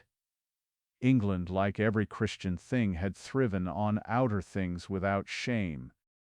From the roads of Caesar to the churches of Lanfranc, it had sought its meat from God. But now the eagles were on the wings, scenting a more distant slaughter. They were seeking the strange things instead of receiving them. The English had stepped from acceptance to adventure, and the epic of their ships had begun. The scope of the great religious movement which swept England along with all the West would distend a book like this into huge disproportion, yet it would be much better to do so than to dismiss it in the distant and frigid fashion common in such short summaries. The inadequacy of our insular method in popular history is perfectly shown in the treatment of Richard Coeur de Lion. His tale is told with the implication that his departure for the crusade was something like the escapade of a schoolboy running away to sea. It was, in this view, a pardonable or lovable prank, whereas in truth it was more like a responsible Englishman now going to the front. Christendom was nearly one nation, and the front was the Holy Land. That Richard himself was of an adventurous and even romantic temper is true, though it is not unreasonably romantic for a born soldier to do the work he does best. But the point of the argument against insular history is particularly illustrated here by the absence of a continental comparison. In this case, we have only to step across the Straits of Dover to find the fallacy. Philip Augustus, Richard's contemporary in France, had the name of a particularly cautious and coldly public-spirited statesman. Yet Philip Augustus went on the same crusade. The reason was, of course, that the Crusades were, for all thoughtful Europeans, things of the highest statesmanship and the purest public spirit. Some 600 years after Christianity sprang up in the East and swept westwards, another great faith arose in almost the same eastern lands and followed it like its gigantic shadow. Like a shadow, it was at once a copy and a contrary. We call it Islam, or the creed of the Moslems, and perhaps its most explanatory description is that it was the final flaming up of the accumulated Orientalisms, perhaps of the accumulated Hebraisms, gradually rejected as the Church grew more European, or as Christianity turned into Christendom. Its highest motive was a hatred of idols, and in its view incarnation was itself an idolatry. The two things it persecuted were the idea of God being made flesh and of his being afterwards made wood or stone. A study of the questions smoldering in the track of the prairie fire of the Christian conversion favors the suggestion that this fanaticism against art or mythology was at once a development and a reaction from that conversion, a sort of minority report of the Hebrists. In this sense, Islam was something like a Christian heresy. The early heresies had been full of mad reversals and evasions of the Incarnation, rescuing their Jesus from the reality of his body even at the expense of the sincerity of his soul.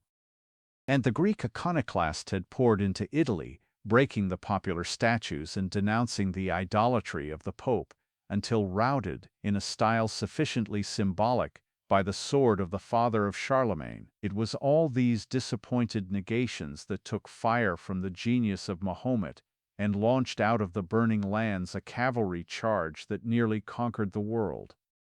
And if it be suggested that a note on such Oriental origins is rather remote from a history of England, the answer is that this book may, alas, contain many digressions, but that this is not a digression. It is quite peculiarly necessary to keep in mind that this Semite god haunted Christianity like a ghost, to remember it in every European corner, but especially in our corner. If anyone doubts the necessity, let him take a walk to all the parish churches in England within a radius of 30 miles, and ask why this stone virgin is headless or that colored glass is gone. He will soon learn that it was lately and in his own lanes and homesteads that the ecstasy of the deserts returned, and his bleak northern island was filled with the fury of the iconoclasts. It was an element in this sublime and yet sinister simplicity of Islam that it knew no boundaries. Its very home was homeless, for it was born in a sandy waste among nomads, and it went everywhere because it came from nowhere. But in the Saracens of the early Middle Ages, this nomadic quality in Islam was masked by a high civilization, more scientific if less creatively artistic than that of contemporary Christendom. The Muslim monotheism was, or appeared to be, the more rationalist religion of the two. This rootless refinement was characteristically advanced in abstract things of which a memory remains in the very name of algebra. In comparison, the Christian civilization was still largely instinctive, but its instincts were very strong and very much the other way. It was full of local affections which found form in that system of fences which runs like a pattern through everything medieval, from heraldry to the holding of land. There was a shape and color in all their customs and statutes which can be seen in all their tabards and escutcheons, something at once strict and gay. This is not a departure from the interest in external things, but rather a part of it. The very welcome they would often give to a stranger from beyond the wall was a recognition of the wall. Those who think their own life all sufficient do not see its limit as a wall, but as the end of the world. The Chinese called the white man a skybreaker. The medieval spirit loved its part in life as a part, not a whole. Its charter for it came from something else. There is a joke about a Benedictine monk who used the common grace of Benedictus benedicat, whereupon the unlettered Franciscan triumphantly retorted, Franciscus franciscat. It is something of a parable of medieval history, for if there were a verb franciscar, it would be an approximate description of what St. Francis afterwards did. But that more individual mysticism was only approaching its birth, and Benedictus benedicat is very precisely the motto of the earliest medievalism.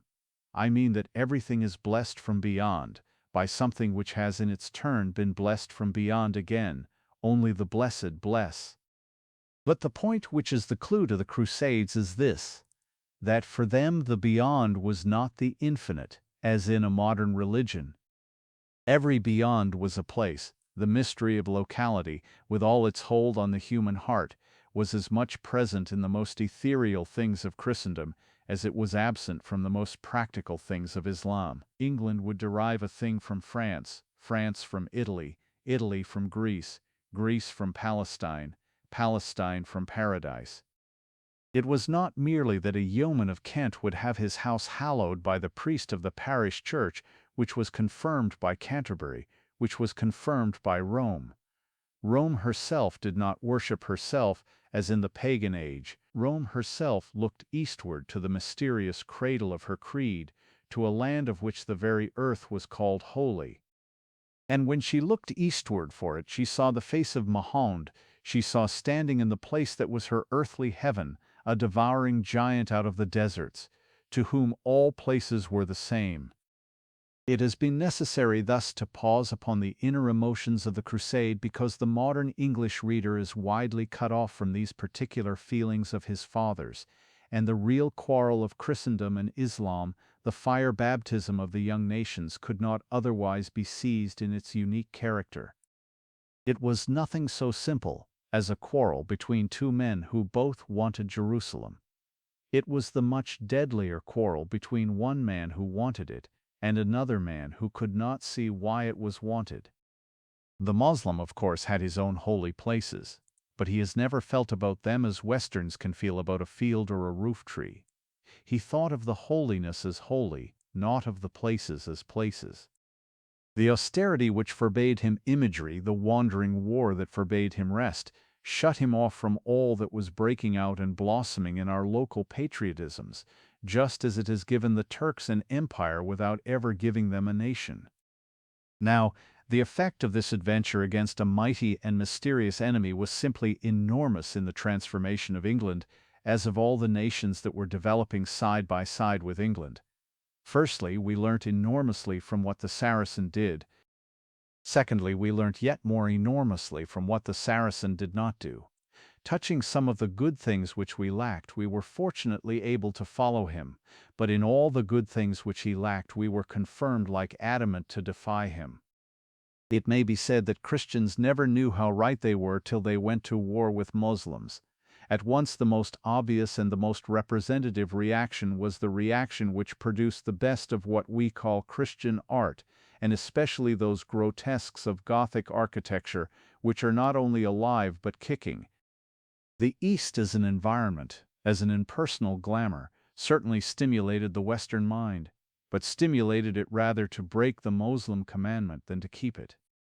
It was as if the Christian were impelled, like a caricaturist, to cover all that faceless ornament with faces, to give heads to all those headless serpents and birds to all these lifeless trees. Statuary quickened and came to life under the veto of the enemy as under a benediction. The image, merely because it was called an idol, became not only an ensign but a weapon. A hundredfold host of stones sprang up all over the shrines and streets of Europe. The iconoclasts made more statues than they destroyed. The place of Coeur de Lion in popular fable and gossip is far more like his place in true history than the place of the mere denationalized ne'er-do-weel given him in our utilitarian school books. Indeed, the vulgar rumor is nearly always much nearer the historical truth than the educated opinion of today, for tradition is truer than fashion. King Richard, as the typical crusader, did make a momentous difference to England by gaining glory in the East instead of devoting himself conscientiously to domestic politics in the exemplary manner of King John. The accident of his military genius and prestige gave England something which it kept for 400 years, and without which it is incomprehensible throughout that period, the reputation of being in the very vanguard of chivalry. The great romances of the Round Table, the attachment of knighthood to the name of a British king, belong to this period. Richard was not only a knight but a troubadour, and culture and courtesy were linked up with the idea of English valor. The medieval Englishman was even proud of being polite, which is at least no worse than being proud of money and bad manners, which is what many Englishmen in our later centuries have meant by their common sense. Chivalry might be called the baptism of feudalism. It was an attempt to bring the justice and even the logic of the Catholic creed into a military system which already existed, to turn its discipline into an initiation and its inequalities into a hierarchy. To the comparative grace of the new period belongs, of course, that considerable cultus of the dignity of woman to which the word chivalry is often narrowed or perhaps exalted.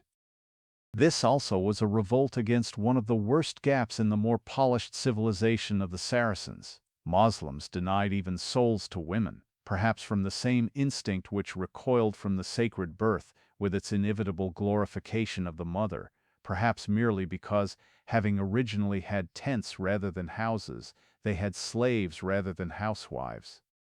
It is false to say that the chivalric view of women was merely an affectation, except in the sense in which there must always be an affectation where there is an ideal. It is the worst sort of superficiality not to see the pressure of a general sentiment merely because it is always broken up by events. The Crusade itself, for example, is more present and potent as a dream even than as a reality. From the first Plantagenet to the last Lancastrian, it haunts the minds of English kings, giving as a background to their battles a mirage of Palestine. So a devotion like that of Edward IV to his queen was quite a real motive in the lives of multitudes of his contemporaries. When crowds of enlightened tourists setting forth to sneer at the superstitions of the continent are taking tickets and labeling luggage at the large railway station at the west end of the Strand, I do not know whether they all speak to their wives with a more flowing courtesy than their fathers in Edward's time, or whether they pause to meditate on the legend of a husband's sorrow to be found in the very name of Charing Cross. But it is a huge historical error to suppose that the Crusades concerned only that crust of society for which heraldry was an art and chivalry an etiquette. The direct contrary is the fact. The First Crusade especially was much more an unanimous popular rising than most that are called riots and revolutions. The guilds, the great democratic systems of the time, often owed their increasing power to corporate fighting for the cross, but I shall deal with such things later. Often it was not so much a levy of men as a trek of whole families like new gypsies moving eastwards. And it has passed into a proverb that children by themselves often organized a crusade as they now organize a charade. But we shall best realize the fact by fancying every crusade as a children's crusade. They were full of all that the modern world worships in children because it has crushed it out of men. Their lives were full, as the rudest remains of their vulgarest arts are full, of something that we all saw out of the nursery window. It can best be seen later, for instance, in the lanced and latticed interiors of Memling. But it is ubiquitous in the older and more unconscious contemporary art, something that domesticated distant lands and made the horizon at home. They fitted into the corners of small houses, the ends of the earth and the edges of the sky. Their perspective is rude and crazy, but it is perspective. It is not the decorative flatness of Orientalism. In a word, their world, like a child's, is full of foreshortening as of a shortcut to fairyland. Their maps are more provocative than pictures. Their half-fabulous animals are monsters and yet are pets. It is impossible to state verbally this very vivid atmosphere, but it was an atmosphere as well as an adventure. It was precisely these outlandish visions that truly came home to everybody. It was the royal councils and feudal quarrels that were comparatively remote. The Holy Land was much nearer to a plain man's house than Westminster, and immeasurably nearer than Runnymede. To give a list of English kings and parliaments, without pausing for a moment upon this prodigious presence of a religious transfiguration in common life, is something the folly of which can but faintly be conveyed by a more modern parallel with secularity and religion reversed.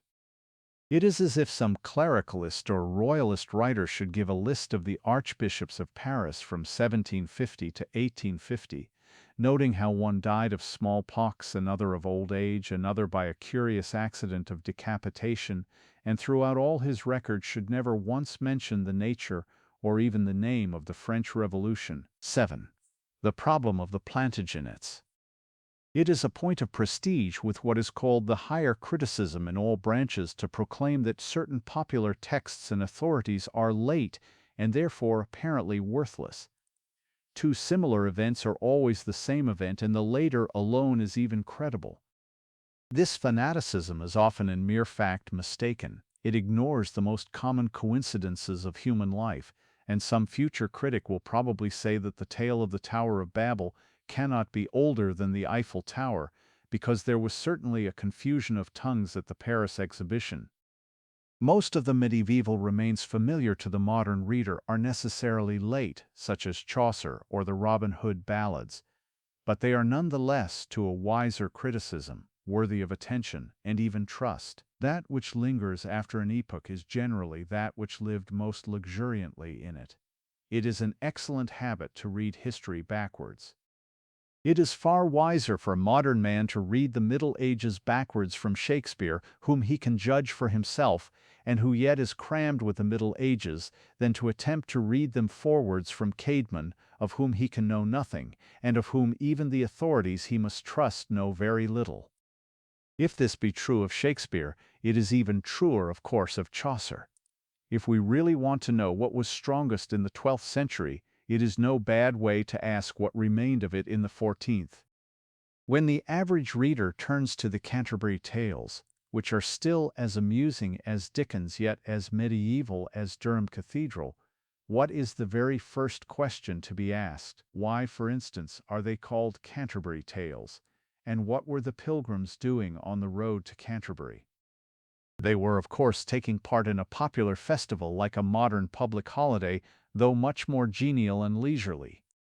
Nor are we perhaps prepared to accept it as a self-evident step in progress that their holidays were derived from saints, while ours are dictated by bankers. It is almost necessary to say nowadays that a saint means a very good man. The notion of an eminence merely moral, consistent with complete stupidity or unsuccess, is a revolutionary image grown unfamiliar by its very familiarity, and needing, as do so many things of this older society, some almost preposterous modern parallel to give its original freshness and point.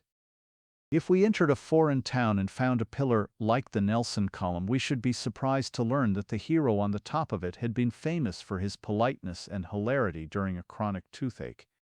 If a procession came down the street with a brass band and a hero on a white horse, we should think it odd to be told that he had been very patient with a half-witted maiden aunt. Yet some such pantomime impossibility is the only measure of the innovation of the Christian idea of a popular and recognized saint. It must especially be realized that while this kind of glory was the highest, it was also in a sense the lowest. The materials of it were almost the same as those of labor and domesticity. It did not need the sword or scepter, but rather the staff or spade. It was the ambition of poverty. All this must be approximately visualized before we catch a glimpse of the great effects of the story which lay behind the Canterbury pilgrimage. The first few lines of Chaucer's poem, to say nothing of thousands in the course of it, make it instantly plain that it was no case of secular revels still linked by a slight ritual to the name of some forgotten god, as may have happened in the pagan decline. Chaucer and his friends did think about St. Thomas, at least more frequently than a clerk at Margate thinks about St. Lubbock. They did definitely believe in the bodily cures wrought for them through St. Thomas, at least as firmly as the most enlightened and progressive modern can believe in those of Mrs. Eddy, who was St. Thomas, to whose shrine the whole of that society is thus seen in the act of moving. And why was he so important? If there be a streak of sincerity in the claim to teach social and democratic history, instead of a string of kings and battles, this is the obvious and open gate by which to approach the figure which disputed England with the first Plantagenet. A real popular history should think more of his popularity even than his policy. And unquestionably thousands of ploughmen, carpenters, cooks, and yeomen, as in the motley crowd of Chaucer, knew a great deal about St. Thomas when they had never even heard of Becket. It would be easy to detail what followed the conquest as the feudal tangle that it was, till a prince from Anjou repeated the unifying effort of the conqueror. It is found equally easy to write of the Red King's hunting instead of his building, which has lasted longer, and which he probably loved much more. It is easy to catalogue the questions he disputed with Anselm, leaving out the question Anselm cared most about, and which he asked with explosive simplicity, as, "Why was God a man?" All this is as simple as saying that a king died of eating lampreys, from which, however, there is little to learn nowadays unless it be that when a modern monarch perishes of gluttony, the newspapers seldom say so. But if we want to know what really happened to England in this dim epoch, I think it can be dimly but truly traced in the story of St. Thomas of Canterbury. Henry of Anjou, who brought fresh French blood into the monarchy, brought also a refreshment of the idea for which the French have always stood, the idea in the Roman law of something impersonal and omnipresent. It is the thing we smile at even in a small French detective story, when justice opens a handbag or justice runs after a cab. Henry II really produced this impression of being a police force in person. A contemporary priest compared his restless vigilance to the bird and the fish of Scripture, whose way no man knoweth. Kinghood, however, meant law and not caprice. Its ideal, at least, was a justice cheap and obvious as daylight, an atmosphere which lingers only in popular phrases about the king's English or the king's highway. But though it tended to be egalitarian, it did not of itself tend to be humanitarian. In modern France, as in ancient Rome, the other name of justice has sometimes been terror. The Frenchman especially is always a revolutionist and never an anarchist. Now this effort of kings like Henry II to rebuild on a plan like that of the Roman law was not only, of course, crossed and entangled by countless feudal fancies and feelings in themselves as well as others, it was also conditioned by what was the cornerstone of the whole civilization. It had to happen not only with but within the church. For a church was to these men rather a world they lived in than a building to which they went. Without the church the Middle Ages would have had no law, as without the church the Reformation would have had no Bible. Many priests expounded and embellished the Roman law, and many priests supported Henry II. And yet there was another element in the Church stored in its first foundations like dynamite and destined in every age to destroy and renew the world. An idealism akin to impossibilism ran down the ages parallel to all its political compromises. Monasticism itself was the throwing off of innumerable utopias, without posterity yet with perpetuity. It had, as was proved recurrently after corrupt epochs, a strange secret of getting poor quickly, a mushroom magnificence of destitution. This wind of revolution in the crusading time caught Francis in Assisi and stripped him of his rich garments in the street. The same wind of revolution suddenly smote Thomas Becket, King Henry's brilliant and luxurious chancellor, and drove him on to an unearthly glory and a bloody end.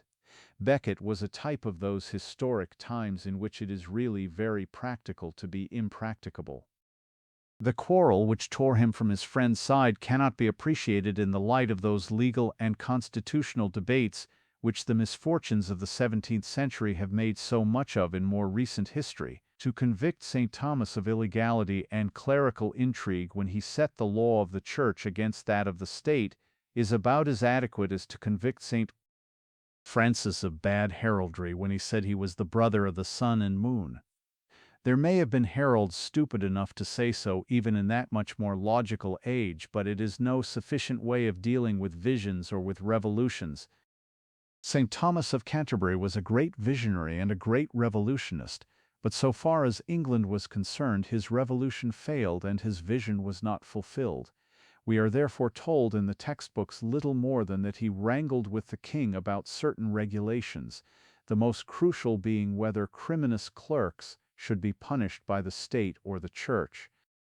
And this was indeed the chief text of the dispute, but to realize it we must reiterate what is hardest for modern England to understand, the nature of the Catholic Church when it was itself a government, and the permanent sense in which it was itself a revolution.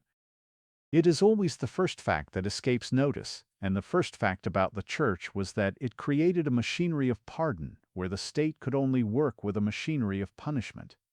It claimed to be a divine detective who helped the criminal to escape by a plea of guilty. It was, therefore, in the very nature of the institution that when it did punish materially, it punished more lightly. If any modern man were put back in the Becket quarrel, his sympathies would certainly be torn in two, for if the king's scheme was the more rational, the archbishop's was the more humane. and despite the horrors that darkened religious disputes long afterwards, this character was certainly in the bulk the historic character of church government. It is admitted, for instance, that things like eviction or the harsh treatment of tenants was practically unknown wherever the church was landlord. The principle lingered into more evil days in the form by which the church authorities handed over culprits to the secular arm to be killed even for religious offenses. In modern romances, this is treated as a mere hypocrisy, but the man who treats every human inconsistency as a hypocrisy is himself a hypocrite about his own inconsistencies. Our world then cannot understand St. Thomas any more than St. Francis, without accepting very simply a flaming and even fantastic charity, by which the great Archbishop undoubtedly stands for the victims of this world where the wheel of fortune grinds the faces of the poor. He may well have been too idealistic. He wished to protect the church as a sort of earthly paradise, of which the rules might seem to him as paternal as those of heaven, but might well seem to the king as capricious as those of fairyland. But if the priest was too idealistic, the king was really too practical. It is intrinsically true to say he was too practical to succeed in practice. There re-enters here, and runs, I think, through all English history, the rather indescribable truth I have suggested about the conqueror, that perhaps he was hardly impersonal enough for a pure despot. The real moral of our medieval story is, I think, subtly contrary to Carlyle's vision of a stormy strong man to hammer and weld the state like a smith. Our strong men were too strong for us, and too strong for themselves. They were too strong for their own aim of a just and equal monarchy. The smith broke upon the anvil the sword of state that he was hammering for himself. Whether or no this will serve as a key to the very complicated story of our kings and barons, it is the exact posture of Henry II to his rival. He became lawless out of sheer love of law. He also stood, though in a colder and more remote manner, for the whole people against feudal oppression. And if his policy had succeeded in its purity, it would at least have made impossible the privilege and capitalism of later times. But that bodily restlessness which stamped and spurned the furniture was a symbol of him. It was some such thing that prevented him and his heirs from sitting as quietly on their throne as the heirs of St. Louis. He thrust again and again at the tough intangibility of the priest's utopianism like a man fighting a ghost.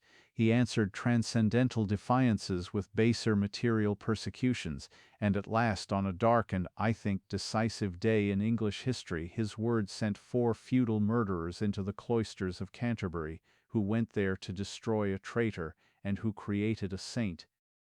At the grave of the dead man broke forth what can only be called an epidemic of healing, for miracles so narrated there is the same evidence as for half the facts of history, and anyone denying them must deny them upon a dogma. But something followed which would seem to modern civilization even more monstrous than a miracle. If the reader can imagine Mr. Cecil Rhodes submitting to be horsewhipped by a boar in St. Paul's Cathedral, as an apology for some indefensible death incidental to the Jameson raid, he will form but a faint idea of what was meant when Henry II was beaten by monks at the tomb of his vassal and enemy. The modern parallel called up is comic, but the truth is that medieval actualities have a violence that does seem comic to our conventions. The Catholics of that age were driven by 2 dominant thoughts: the all-importance of penitence as an answer to sin, and the all-importance of vivid and evident external acts as a proof of penitence. Extravagant humiliation after extravagant pride for them restored the balance of sanity. The point is worth stressing because without it moderns make neither head nor tail of the period. Green gravely suggests, for instance, of Henry's ancestor Fulk of Anjou, that his tyrannies and frauds were further blackened by low superstition, which led him to be dragged in a halter round a shrine, scourged and screaming for the mercy of God. Medievals would simply have said that such a man might well scream for it, but his scream was the only logical comment he could make. But they would have quite refused to see why the scream should be added to the sins and not subtracted from them. They would have thought it simply muddle-headed to have the same horror at a man for being horribly sinful and for being horribly sorry. But it may be suggested, I think, though with a doubt proper to ignorance, that the Angevin ideal of the king's justice lost more by the death of St. Thomas than was instantly apparent in the horror of Christendom, the canonization of the victim and the public penance of the tyrant. These things indeed were in a sense temporary. The king recovered the power to judge clerics, and many later kings and justiciars continued the monarchical plan. But I would suggest as a possible clue to puzzling after events that here and by this murderous stroke the crown lost what should have been the silent and massive support of its whole policy. I mean that it lost the people. It need not be repeated that the case for despotism is democratic. As a rule, its cruelty to the strong is kindness to the weak. An autocrat cannot be judged as a historical character by his relations with other historical characters. His true applause comes not from the few actors on the lighted stage of aristocracy, but from that enormous audience which must always sit in darkness throughout the drama. The king who helps numberless helps nameless men, and when he flings his widest largesse he is a Christian doing good by stealth. This sort of monarchy was certainly a medieval ideal, nor need it necessarily fail as a reality. French kings were never so merciful to the people as when they were merciless to the peers, and it is probably true that a czar who was a great lord to his intimates was often a little father in innumerable little homes. It is overwhelmingly probable that such a central power, though it might at last have deserved destruction in England as in France, would in England as in France have prevented the few from seizing and holding all the wealth and power to this day. But in England it broke off short through something of which the slaying of St. Thomas may well have been the supreme example. It was something overstrained and startling and against the instincts of the people, and of what was meant in the Middle Ages by that very powerful and rather peculiar thing, the people. I shall speak in the next chapter. In any case, this conjecture finds support in the ensuing events. It is not merely that, just as the great but personal plan of the conqueror collapsed after all into the chaos of the Stephen transition, so the great but personal plan of the first Plantagenet collapsed into the chaos of the Barons' Wars. When all allowance is made for constitutional fictions and afterthoughts, it does seem likely that here for the first time some moral strength deserted the monarchy.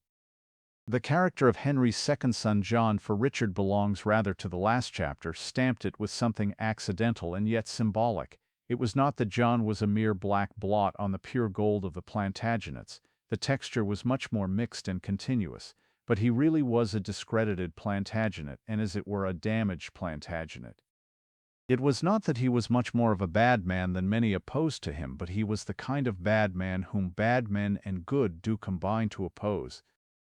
In a sense subtler than that of the legal and parliamentary logic-chopping invented long afterwards, he certainly managed to put the crown in the wrong. Nobody suggested that the barons of Stephen's time starved men in dungeons to promote political liberty, or hung them up by the heels as a symbolic request for a free parliament.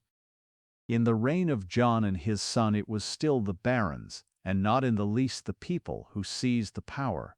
But there did begin to appear a case for their seizing it, for contemporaries as well as constitutional historians afterwards. John, in one of his diplomatic doublings, had put England into the papal care, as an estate is put in chancery. And unluckily the Pope, whose counsels had generally been mild and liberal, was then in his death grapple with the Germanic emperor, and wanted every penny he could get to win. His winning was a blessing to Europe, but a curse to England, for he used the island as a mere treasury for this foreign war.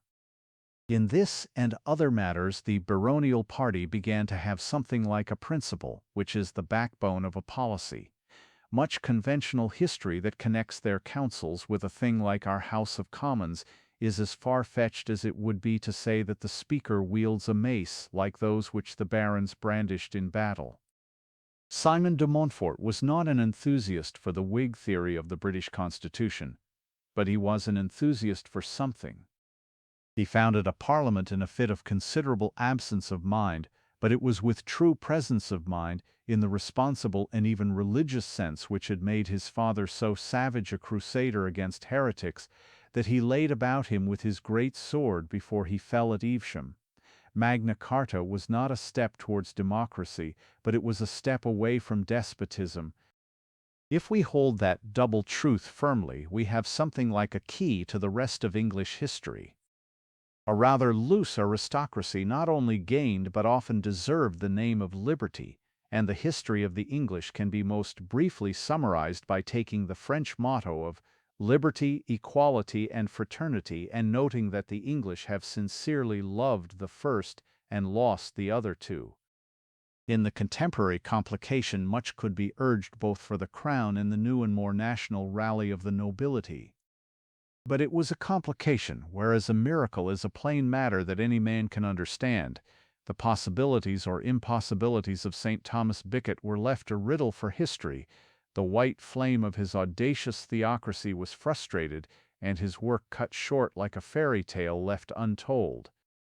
But his memory passed into the care of the common people, and with them he was more active dead than alive, yes, even more busy. In the next chapter we shall consider what was meant in the Middle Ages by the common people, and how uncommon we should think it today. And in the last chapter we have already seen how in the crusading age the strangest things grew homely, and men fed on travelers' tales when there were no national newspapers.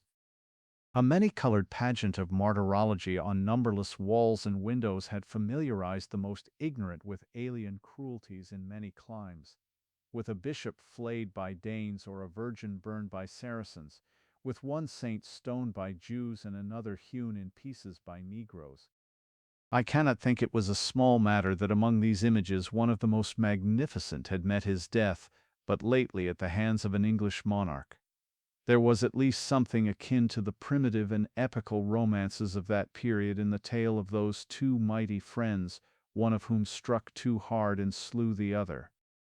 It may even have been so early as this that something was judged in silence, and for the multitude rested on the crown a mysterious seal of insecurity like that of Cain, and of exile on the English kings. 8. The meaning of Merry England. The mental trick by which the first half of English history has been wholly dwarfed and dehumanized is a very simple one. It consists in telling only the story of the professional destroyers and then complaining that the whole story is one of destruction. A king is at the best a sort of crowned executioner. All government is an ugly necessity, and if it was then uglier, it was for the most part merely because it was more difficult. What we call the judges' circuits were first rather the king's raids. For a time the criminal class was so strong that ordinary civil government was conducted by a sort of civil war. When the social enemy was caught at all, he was killed or savagely maimed. The king could not take Pentonville prison about with him on wheels. I am far from denying that there was a real element of cruelty in the Middle Ages, but the point here is that it was concerned with one side of life which is cruel at the best, and that this involved more cruelty for the same reason that it involved more courage. When we think of our ancestors as the men who inflicted tortures, we ought sometimes to think of them as the men who defied them. But the modern critic of medievalism commonly looks only at these crooked shadows and not at the common daylight of the Middle Ages. When he has got over his indignant astonishment at the fact that fighters fought and that hangmen hanged, he assumes that any other ideas there may have been were ineffectual and fruitless. He despises the monk for avoiding the very same activities which he despises the warrior for cultivating. And he insists that the arts of war were sterile without even admitting the possibility that the arts of peace were productive. But the truth is that it is precisely in the arts of peace, and in the type of production, that the Middle Ages stand singular and unique. This is not eulogy but history. An informed man must recognize this productive peculiarity even if he happens to hate it. The melodramatic things currently called medieval are much older and more universal, such as the sport of tournament or the use of torture. The tournament was indeed a Christian and liberal advance on the gladiatorial show, since the lords risked themselves and not merely their slaves. Torture, so far from being peculiarly medieval, was copied from pagan Rome in its most rationalist political science, and its application to others besides slaves was really part of the slow medieval extinction of slavery. Torture, indeed, is a logical thing common in states innocent of fanaticism, as in the great agnostic empire of China. What was really arresting and remarkable about the Middle Ages as the Spartan discipline was peculiar to Sparta, or the Russian communes typical of Russia, was precisely its positive social scheme of production, of the making, building, and growing of all the good things of life. For the tale told in a book like this cannot really touch on medieval England at all. The dynasties and the parliaments passed like a changing cloud and across a stable and fruitful landscape. The institutions which affected the masses can be compared to corn or fruit trees in one practical sense at least, that they grew upwards from below. There may have been better societies, and assuredly we have not to look far for worse, but it is doubtful if there was ever so spontaneous a society. We cannot do justice, for instance, to the local government of that epoch, even where it was very faulty and fragmentary, by any comparisons with the plans of local government laid down today. Modern local government always comes from above. It is at best granted. It is more often merely imposed. The modern English oligarchy, the modern German Empire, are necessarily more efficient in making municipalities upon a plan, or rather a pattern. The medievals not only had self-government, but their self-government was self-made. They did indeed, as the central powers of the national monarchies grew stronger, seek and procure the stamp of state approval, but it was approval of a popular fact already in existence. Men banded together in guilds and parishes long before local government acts were dreamed of. Like charity, which was worked in the same way, their home rule began at home. The reactions of recent centuries have left most educated men bankrupt of the corporate imagination required even to imagine this. They only think of a mob as a thing that breaks things, even if they admit it is right to break them. But the mob made these things.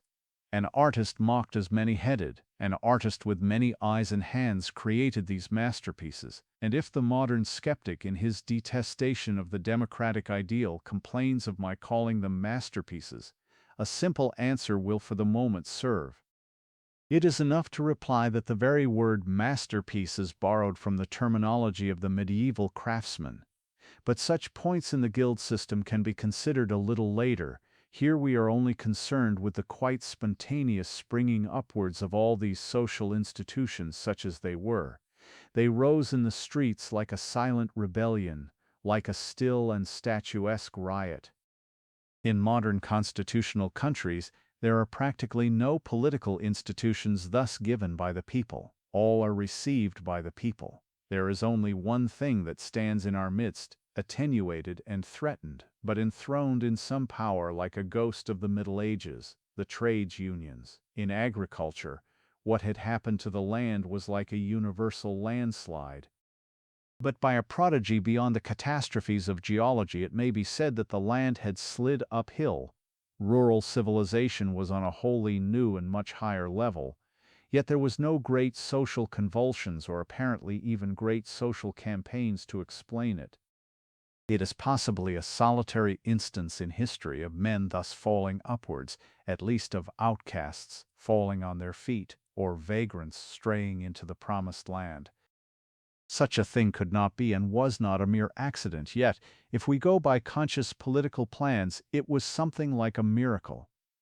There had appeared, like a subterranean race cast up to the sun, something unknown to the august civilization of the Roman Empire, a peasantry.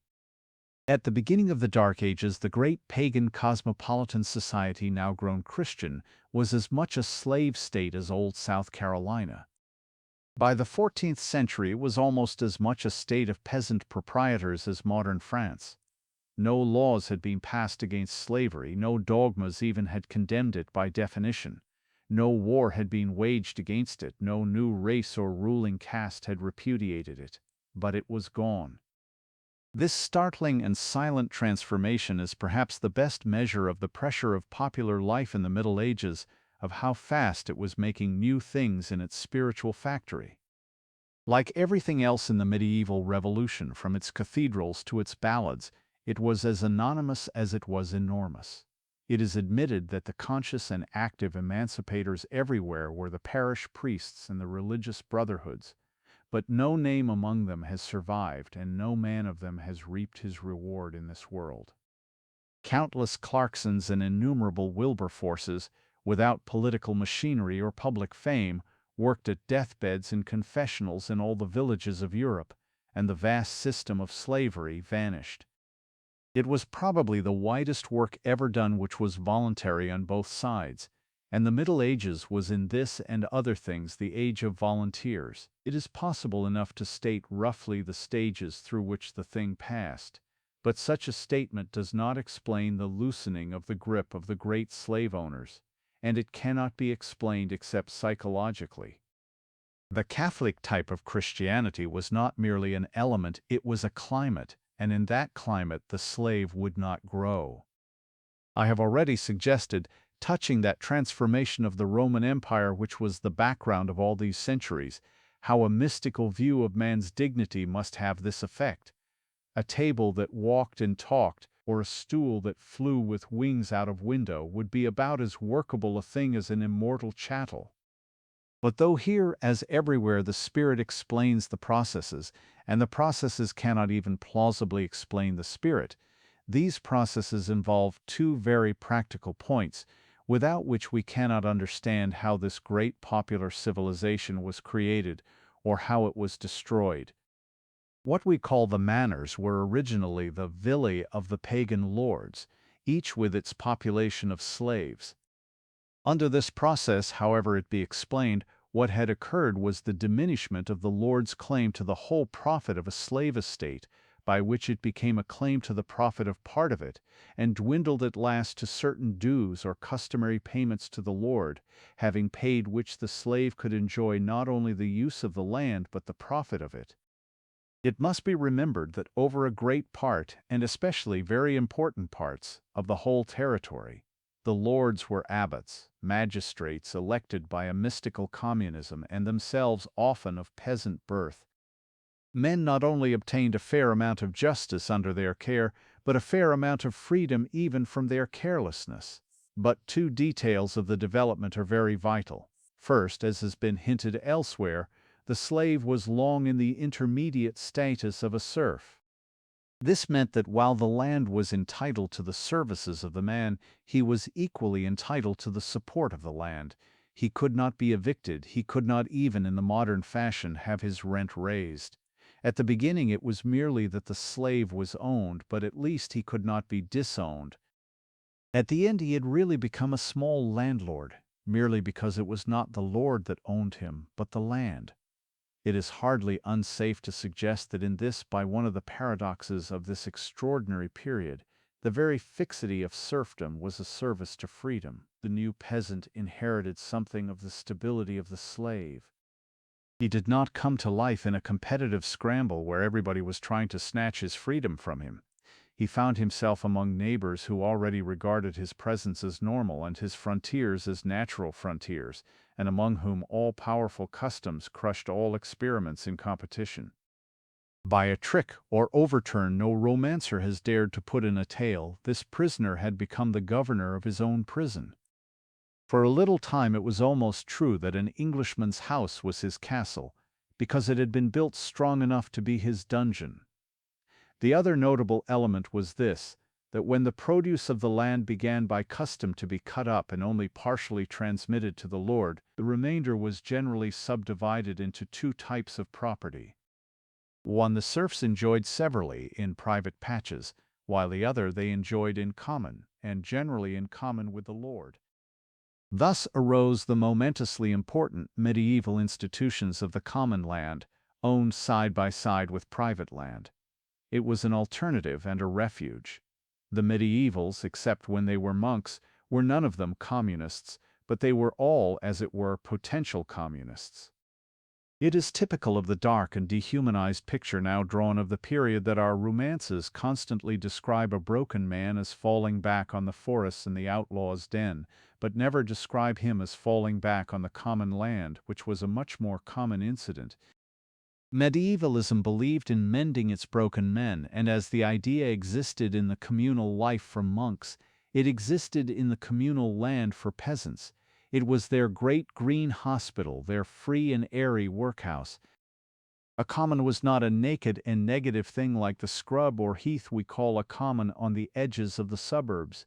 It was a reserve of wealth like a reserve of grain in a barn. It was deliberately kept back as a balance, as we talk of a balance at the bank. Now, these provisions for a healthier distribution of property would by themselves show any man of imagination that a real moral effort had been made towards social justice, that it could not have been mere evolutionary accident that slowly turned the slave into a serf and the serf into a peasant proprietor. But if anybody still thinks that mere blind luck without any groping for the light had somehow brought about the peasant condition in place of the agrarian slave estate, he has only to turn to what was happening in all the other callings and affairs of humanity.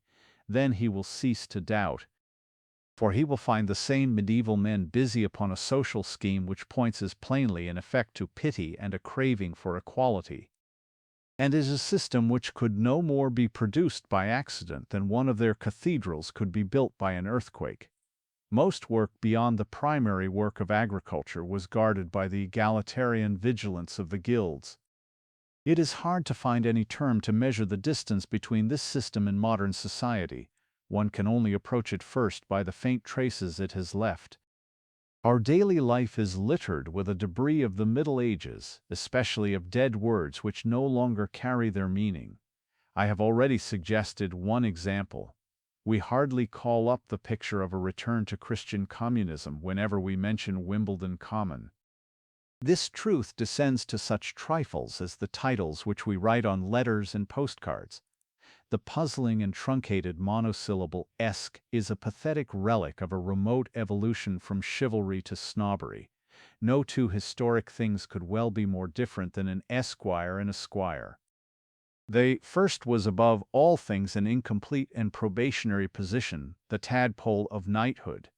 The second is above all things a complete and assured position, the status of the owners and rulers of rural England throughout recent centuries. Our esquires did not win their estates till they had given up any particular fancy for winning their spurs. Esquire does not mean squire, and esquire does not mean anything.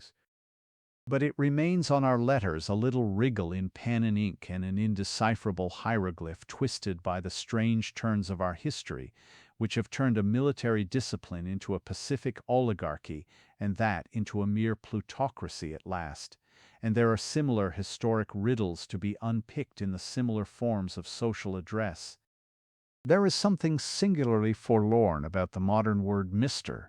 Even in sound it has a simpering feebleness, which marks the shriveling of the strong word from which it came. Nor indeed is the symbol of the mere sound inaccurate. I remember seeing a German story of Samson in which he bore the unassuming name of Simson, which surely shows Samson very much shorn. There is something of the same dismal diminuendo in the evolution of a master into a mister. The very vital importance of the word master is this. A guild was, very broadly speaking, a trade union in which every man was his own employer. That is, a man could not work at any trade unless he would join the league and accept the laws of that trade, but he worked in his own shop with his own tools, and the whole profit went to himself. But the word employer marks a modern deficiency which makes the modern use of the word master quite inexact. A master meant something quite other and greater than a boss. It meant a master of the work where it now means only a master of the workman. It is an elementary character of capitalism that a ship owner need not know the right end of a ship, or a landowner have even seen the landscape, that the owner of a gold mine may be interested in nothing but old pewter, or the owner of a railway travel exclusively in balloons. He may be a more successful capitalist if he has a hobby of his own business. He is often a more successful capitalist if he has the sense to leave it to a manager, but economically he can control the business because he is a capitalist, not because he has any kind of hobby or any kind of sense. The highest grade in the guild system was a master, and it meant a mastery of the business. To take the term created by the colleges in the same epoch, All the medieval bosses were masters of arts. The other grades were the journeyman and the apprentice, but like the corresponding degrees at the universities, they were grades through which every common man could pass. They were not social classes, they were degrees and not castes. This is the whole point of the recurrent romance about the apprentice marrying his master's daughter. They will have subscribed at such a thing any more than an M.A. would swell with aristocratic indignation when his daughter married a B.A. When we pass from the strictly educational hierarchy to the strictly egalitarian ideal, we find again that the remains of the thing today are so distorted and disconnected as to be comic. There are city companies which inherit the coats of arms and the immense relative wealth of the old guilds and inherit nothing else. Even what is good about them is not what was good about the guilds. In one case we shall find something like a worshipful company of bricklayers, in which it is unnecessary to say there is not a single bricklayer or anybody who has ever known a bricklayer, but in which the senior partners of a few big businesses in the city, with a few faded military men with a taste in cookery, tell each other in after-dinner speeches that it has been the glory of their lives to make allegorical bricks without straw. In another case we shall find a worshipful company of whitewashers who do deserve their name, in the sense that many of them employ a large number of other people to whitewash. These companies support large charities and often doubtless very valuable charities, but their object is quite different from that of the old charities of the guilds. The aim of the guild charities was the same as the aim of the common land. It was to resist inequality, or, as some earnest old gentleman of the last generation would probably put it, to resist evolution. It was to ensure not only that bricklaying should survive and succeed, but that every bricklayer should survive and succeed. It sought to rebuild the ruins of any bricklayer and to give any faded whitewasher a new white coat. It was the whole aim of the guilds to cobble their cobblers like their shoes and clout their clothiers with their clothes, to strengthen the weakest link or go after the 100th sheep, in short, to keep the row of little shops unbroken like a line of battle. It resisted the growth of a big shop like the growth of a dragon. Now even the whitewashers of the Whitewashers' Company will not pretend that it exists to prevent a small shop being swallowed by a big shop, or that it has done anything whatever to prevent it. At the best, the kindness it would show to a bankrupt whitewasher would be a kind of compensation. It would not be reinstatement. It would not be the restoration of status in an industrial system. So careful of the type it seems, so careless of the single life, and by that very modern evolutionary philosophy the type itself has been destroyed. The old guilds, with the same object of equality, of course, insisted peremptorily upon the same level system of payment and treatment which is a point of complaint against the modern trades unions. But they insisted also, as the trades unions cannot do, upon a high standard of craftsmanship which still astonishes the world in the corners of perishing buildings or the colors of broken glass. There is no artist or art critic who will not concede, however distant his own style from the Gothic school, that there was in this time a nameless but universal artistic touch in the molding of the very tools of life. Accident has preserved the rudest sticks and stools and pots and pans which have suggestive shapes as if they were possessed not by devils but by elves. For they were, indeed, as compared with subsequent systems, produced in the incredible fairyland of a free country. That the most medieval of modern institutions, the trades unions, do not fight for the same ideal of aesthetic finish is true and certainly tragic, but to make it a matter of blame is wholly to misunderstand the tragedy. The trades unions are confederations of men without property, seeking to balance its absence by numbers and the necessary character of their labor. The guilds were confederations of men with property, seeking to ensure each man in the possession of that property. This is, of course, the only condition of affairs in which property can properly be said to exist at all. We should not speak of a Negro community in which most men were white, but the rare Negroes were giants. We should not conceive a married community in which most men were bachelors, and 3 men had harems. A married community means a community where most people are married, not a community where one or two people are very much married. A propertied community means a community where most people have property, not a community where there are a few capitalists. But in fact, the guildsmen, as also for that matter the serfs, semi-serfs, and peasants, were much richer than can be realized even from the fact that the guilds protected the possession of houses, tools, and just payment. The surplus is self-evident upon any just study of the prices of the period, when all deductions have been made, of course, for the different value of the actual coinage. When a man could get a goose or a gallon of ale for one or two of the smallest and commonest coins, the matter is in no way affected by the name of those coins. Even where the individual wealth was severely limited, the collective wealth was very large, the wealth of the guilds, of the parishes, and especially of the monastic estates. It is important to remember this fact in the subsequent history of England. The next fact to note is that the local government grew out of things like the guild system, and not the system from the government. In sketching the sound principles of this lost society, I shall not, of course, be supposed by any sane person to be describing a moral paradise, or to be implying that it was free from the faults and fights and sorrows that harass human life in all times, and certainly not least in our own time. There was a fair amount of rioting and fighting in connection with the guilds, and there was especially for some time a combative rivalry between the guilds of merchants who sold things and those of craftsmen who made them, a conflict in which the craftsmen on the whole prevailed. But whichever party may have been predominant, it was the heads of the guild who became the heads of the town, and not vice versa. The stiff survivals of this once very spontaneous uprising can again be seen in the now anomalous constitution of the Lord Mayor and the livery of the City of London. We are told so monotonously that the government of our fathers reposed upon arms that it is valid to insist that this, their most intimate and everyday sort of government, was wholly based upon tools, a government in which the workman's tool became the scepter. Blake, in one of his symbolic fantasies, suggests that in the Golden Age the gold and gems should be taken from the hilt of the sword and put upon the handle of the plough. But something very like this did happen in the interlude of this medieval democracy, fermenting under the crust of medieval monarchy and aristocracy, where productive implements often took on the pomp of heraldry.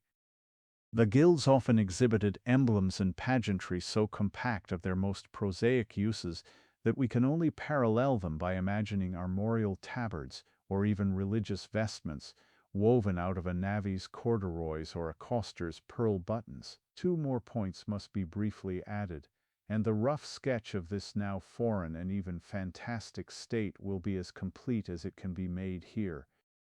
Both refer to the links between this popular life and the politics which are conventionally the whole of history. The first, and for that age the most evident, is the Charter. To recur once more to the parallel of trades unions, as convenient for the casual reader of today, the charter of a guild roughly corresponded to that recognition for which the railwaymen and other trades unionists asked some years ago without success. By this they had the authority of the king, the central or national government, and this was of great moral weight with medievals, who always conceived of freedom as a positive status, not as a negative escape. They had none of the modern romanticism which makes liberty akin to loneliness. Their view remains in the phrase about giving a man the freedom of a city. They had no desire to give him the freedom of a wilderness. To say that they had also the authority of the church is something of an understatement, for religion ran like a rich thread through the rude tapestry of these popular things while they were still merely popular, and many a trade society must have had a patron saint long before it had a royal seal. The other point is that it was from these municipal groups already in existence that the first men were chosen for the largest and perhaps the last of the great medieval experiments, the Parliament. We have all read at school that Simon de Montfort and Edward I, when they first summoned commons to council, chiefly as advisers on local taxation, called 2 burgesses from every town. If we had read a little more closely, those simple words would have given away the whole secret of the lost medieval civilization. We had only to ask what burgesses were and whether they grew on trees. we should immediately have discovered that England was full of little parliaments, out of which the great parliament was made. And if it be a matter of wonder that the great council, still called in quaint archaism by its old title of the House of Commons, is the only one of these popular or elective corporations of which we hear much in our books of history, the explanation, I fear, is simple and a little sad.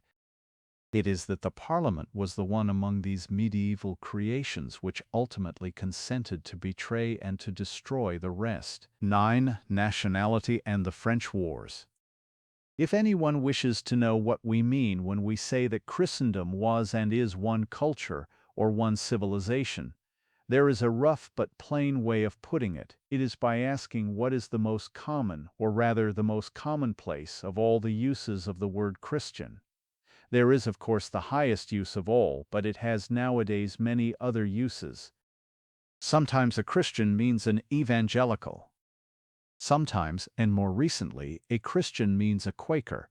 Sometimes a Christian means a modest person who believes that he bears a resemblance to Christ, but it has long had one meaning in casual speech among common people, and it means a culture or a civilization.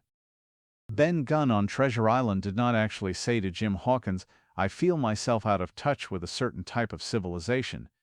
But he did say, "I haven't tasted Christian food." The old wives in a village looking at a lady with short hair and trousers do not indeed say, "We perceive a divergence between her culture and our own."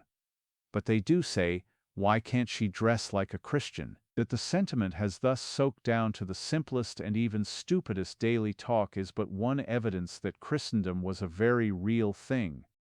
But it was also, as we have seen, a very localized thing, especially in the Middle Ages, and that very lively localism the Christian faith and affections encouraged led at last to an excessive and exclusive parochialism.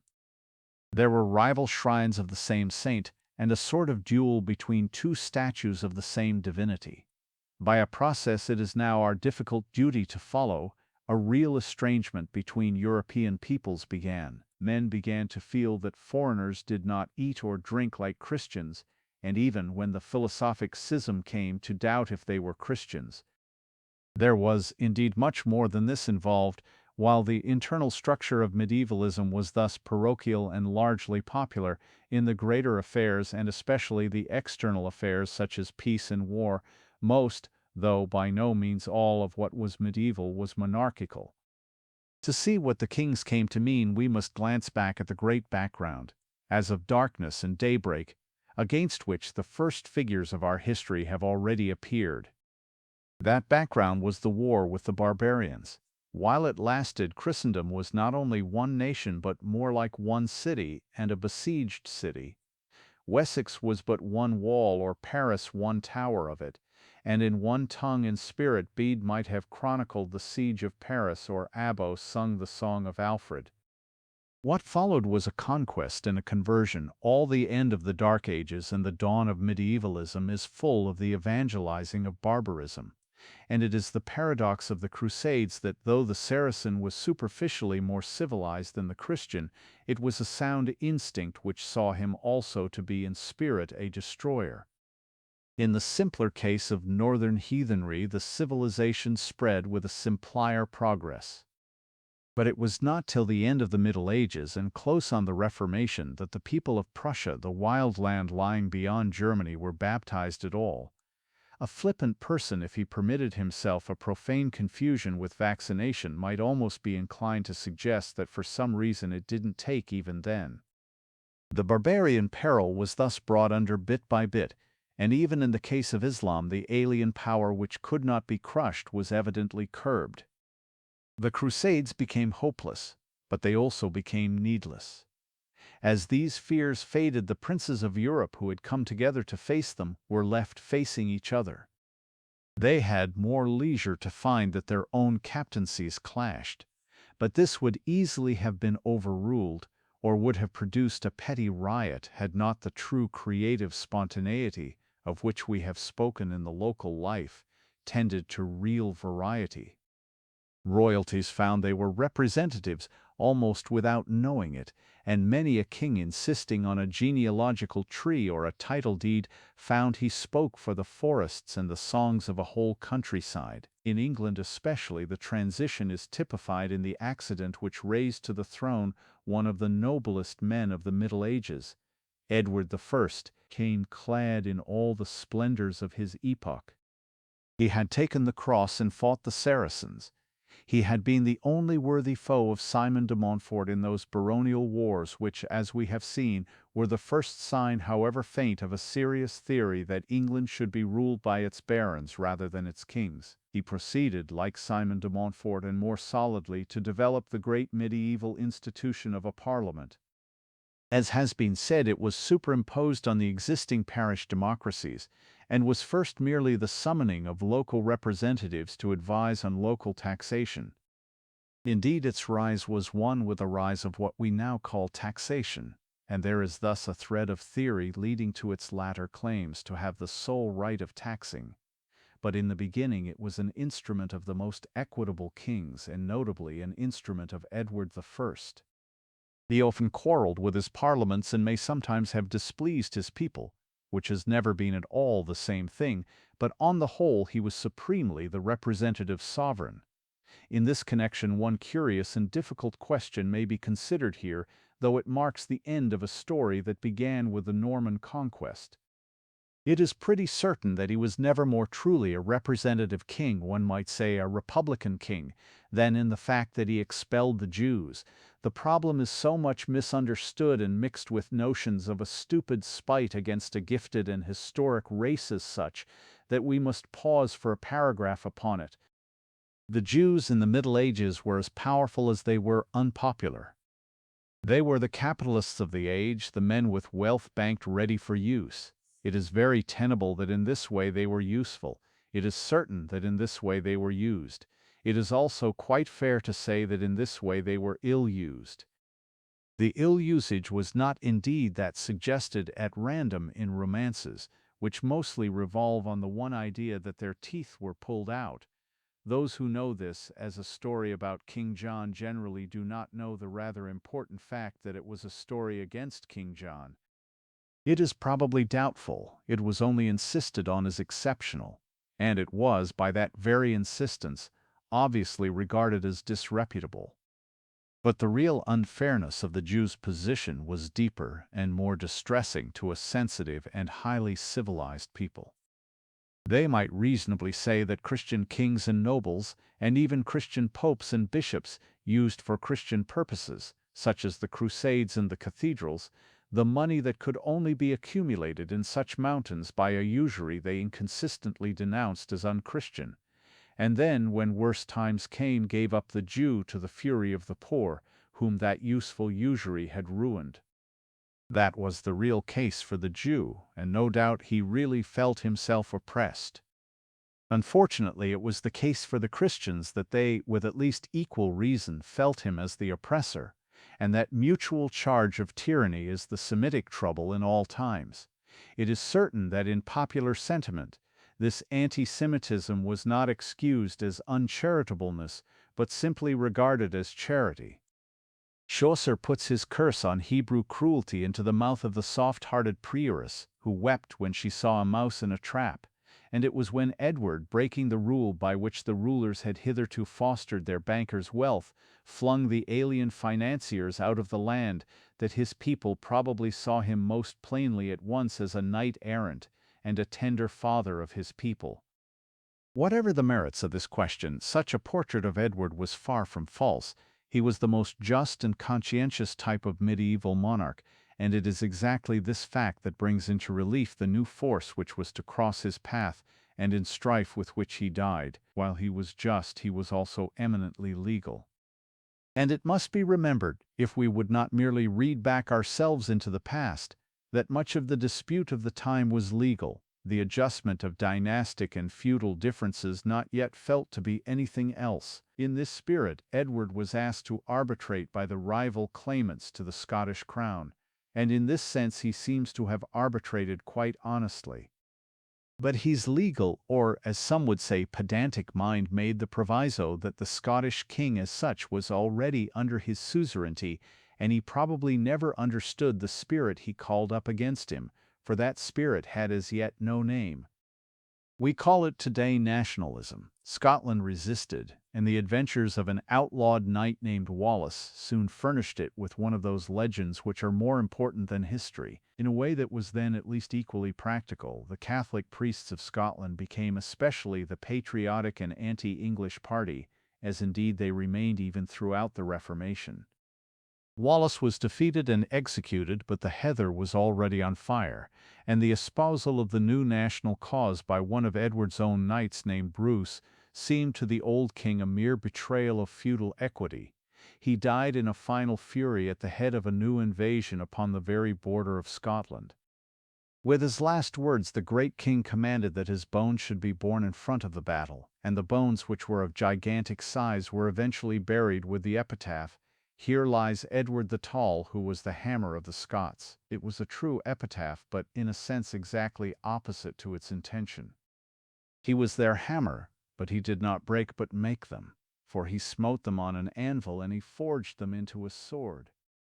That coincidence or course of events which must often be remarked in this story, by which for whatever reason our most powerful kings did not somehow leave their power secure, showed itself in the next reign when the baronial quarrels were resumed, and the northern kingdom under Bruce cut itself finally free by the stroke of Bannockburn. Otherwise the reign is a mere interlude, and it is with the succeeding one that we find the new national tendency yet further developed. The great French wars, in which England won so much glory, were opened by Edward III, and grew more and more nationalist. But even to feel the transition of the time we must first realize that the third Edward made as strictly legal and dynastic a claim to France as the first Edward had made to Scotland. The claim was far weaker in substance, but it was equally conventional in form. He thought or said he had a claim on a kingdom as a squire might say he had a claim on an estate. Superficially it was an affair for the English and French lawyers. To read into this that the people were sheep bought and sold is to misunderstand all medieval history. Sheep have no trade union. The English arms owed much of their force to the class of the free yeomen, and the success of the infantry, especially of the archery, largely stood for that popular element which had already unhorsed the high French chivalry at Courtrai. But the point is this, that while the lawyers were talking about the Salic law, the soldiers, who would once have been talking about guild law or glebe law, were already talking about English law and French law. The French were first in this tendency to see something outside the township, the trade brotherhood, the feudal dues, or the village common. The whole history of the change can be seen in the fact that the French had early begun to call the nation the greater land. France was the first of nations and has remained the norm of nations, the only one which is a nation and nothing else. But in the collision the English grew equally corporate, and a true patriotic applause probably hailed the victories of Crecy and Poitiers, as it certainly hailed the later victory of Agincourt. The latter did not indeed occur until after an interval of internal revolutions in England which will be considered on a later page. But as regards the growth of nationalism, the French wars were continuous, and the English tradition that followed after Agincourt was continuous also. It is embodied in rude and spirited ballads before the great Elizabethans. The Henry V of Shakespeare is not indeed the Henry V of history, yet he is more historic. He is not only a saner and more genial but a more important person. For the tradition of the whole adventure was not that of Henry but of the populace who turned Henry into Harry. There were 1,000 Harrys in the army at Agincourt, and not one, for the figure that Shakespeare framed out of the legends of the great victory is largely the figure that all men saw as the Englishman of the Middle Ages. He did not really talk in poetry like Shakespeare's hero, but he would have liked to. Not being able to do so, he sang, and the English people principally appear in contemporary impressions as the singing people. They were evidently not only expansive but exaggerative, and perhaps it was not only in battle that they drew the long bow. That fine farcical imagery which has descended to the comic songs and common speech of the English poor even today had its happy infancy when England thus became a nation, though the modern poor, under the pressure of economic progress, have partly lost the gaiety and kept only the humor. But in that early April of patriotism the new unity of the state still sat lightly upon them, and a cobbler in Henry's army, who would at home have thought first that it was the day of St. Crispin of the cobblers, might truly as well as sincerely have hailed the splintering of the French lances in a storm of arrows, and cried, "St. George for merry England." Human things are uncomfortably complex, and while it was the April of patriotism, it was the autumn of medieval society. In the next chapter I shall try to trace the forces that were disintegrating the civilization, and even here, after the first victories, it is necessary to insist on the bitterness and barren ambition that showed itself more and more in the later stages as the long French wars dragged on. France was at the time far less happy than England, wasted by the treason of its nobles and the weakness of its kings almost as much as by the invasion of the islanders, and yet it was this very despair and humiliation that seemed at last to rend the sky, and let in the light of what it is hard for the coldest historian to call anything but a miracle. It may be this apparent miracle that has apparently made nationalism eternal. It may be conjectured, though the question is too difficult to be developed here, that there was something in the great moral change which turned the Roman Empire into Christendom, by which each great thing to which it afterwards gave birth was baptized into a promise, or at least into a hope of permanence. It may be that each of its ideas was, as it were, mixed with immortality. Certainly something of this kind can be seen in the conception which turned marriage from a contract into a sacrament. But whatever the cause, it is certain that even for the most secular types of our own time their relation to their native land has become not contractual but sacramental. We may say that flags are rags, that frontiers are fictions, but the very men who have said it for half their lives are dying for a rag and being rent in pieces for a fiction even as I write. When the battle trumpet blew in 1914, modern humanity had grouped itself into nations almost before it knew what it had done. If the same sound is heard 1,000 years hence, there is no sign in the world to suggest to any rational man that humanity will not do exactly the same thing. But even if this great and strange development be not enduring, the point is that it is felt as enduring. It is hard to give a definition of loyalty, but perhaps we come near it if we call it the thing which operates where an obligation is felt to be unlimited. And the minimum of duty, or even decency, asked of a patriot is the maximum that is asked by the most miraculous view of marriage. The recognized reality of patriotism is not mere citizenship. The recognized reality of patriotism is for better, for worse, for richer, for poorer, in sickness and in health, in national growth and glory and in national disgrace and decline. It is not to travel in the ship of state as a passenger, but if need be to go down with the ship. It is needless to tell here again the tale of that earthquake episode in which a clearance in the earth and sky above the confusion and abasement of the crowns showed the commanding figure of a woman of the people. She was in her own living loneliness a French Revolution. She was the proof that a certain power was not in the French kings or in the French knights, but in the French. But the fact that she saw something above her that was other than the sky, the fact that she lived the life of a saint and died the death of a martyr, probably stamped the new national sentiment with a sacred seal. And the fact that she fought for a defeated country and, even though it was victorious, was herself ultimately defeated, defines that darker element of devotion of which I spoke above, which makes even pessimism consistent with patriotism. It is more appropriate in this place to consider the ultimate reaction of this sacrifice upon the romance and the realities of England.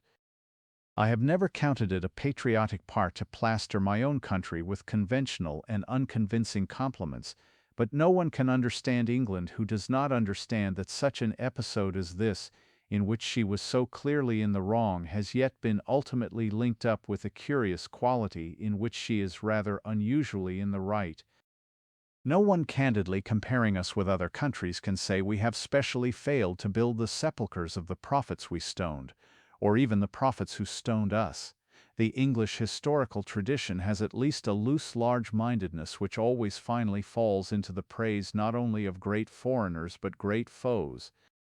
Often, along with much injustice, it has an illogical generosity, and while it will dismiss a great people with mere ignorance, it treats a great personality with hearty hero worship. There are more examples than one even in this chapter, for our books may well make out Wallace a better man than he was, as they afterwards assigned to Washington an even better cause than he had.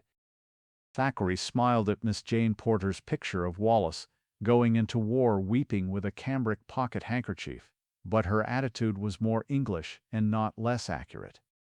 For her idealization was, if anything, nearer the truth than Thackeray's own notion of a medievalism of hypocritical hogs in armor. Edward, who figures as a tyrant, could weep with compassion, and it is probable enough that Wallace wept with or without a pocket handkerchief.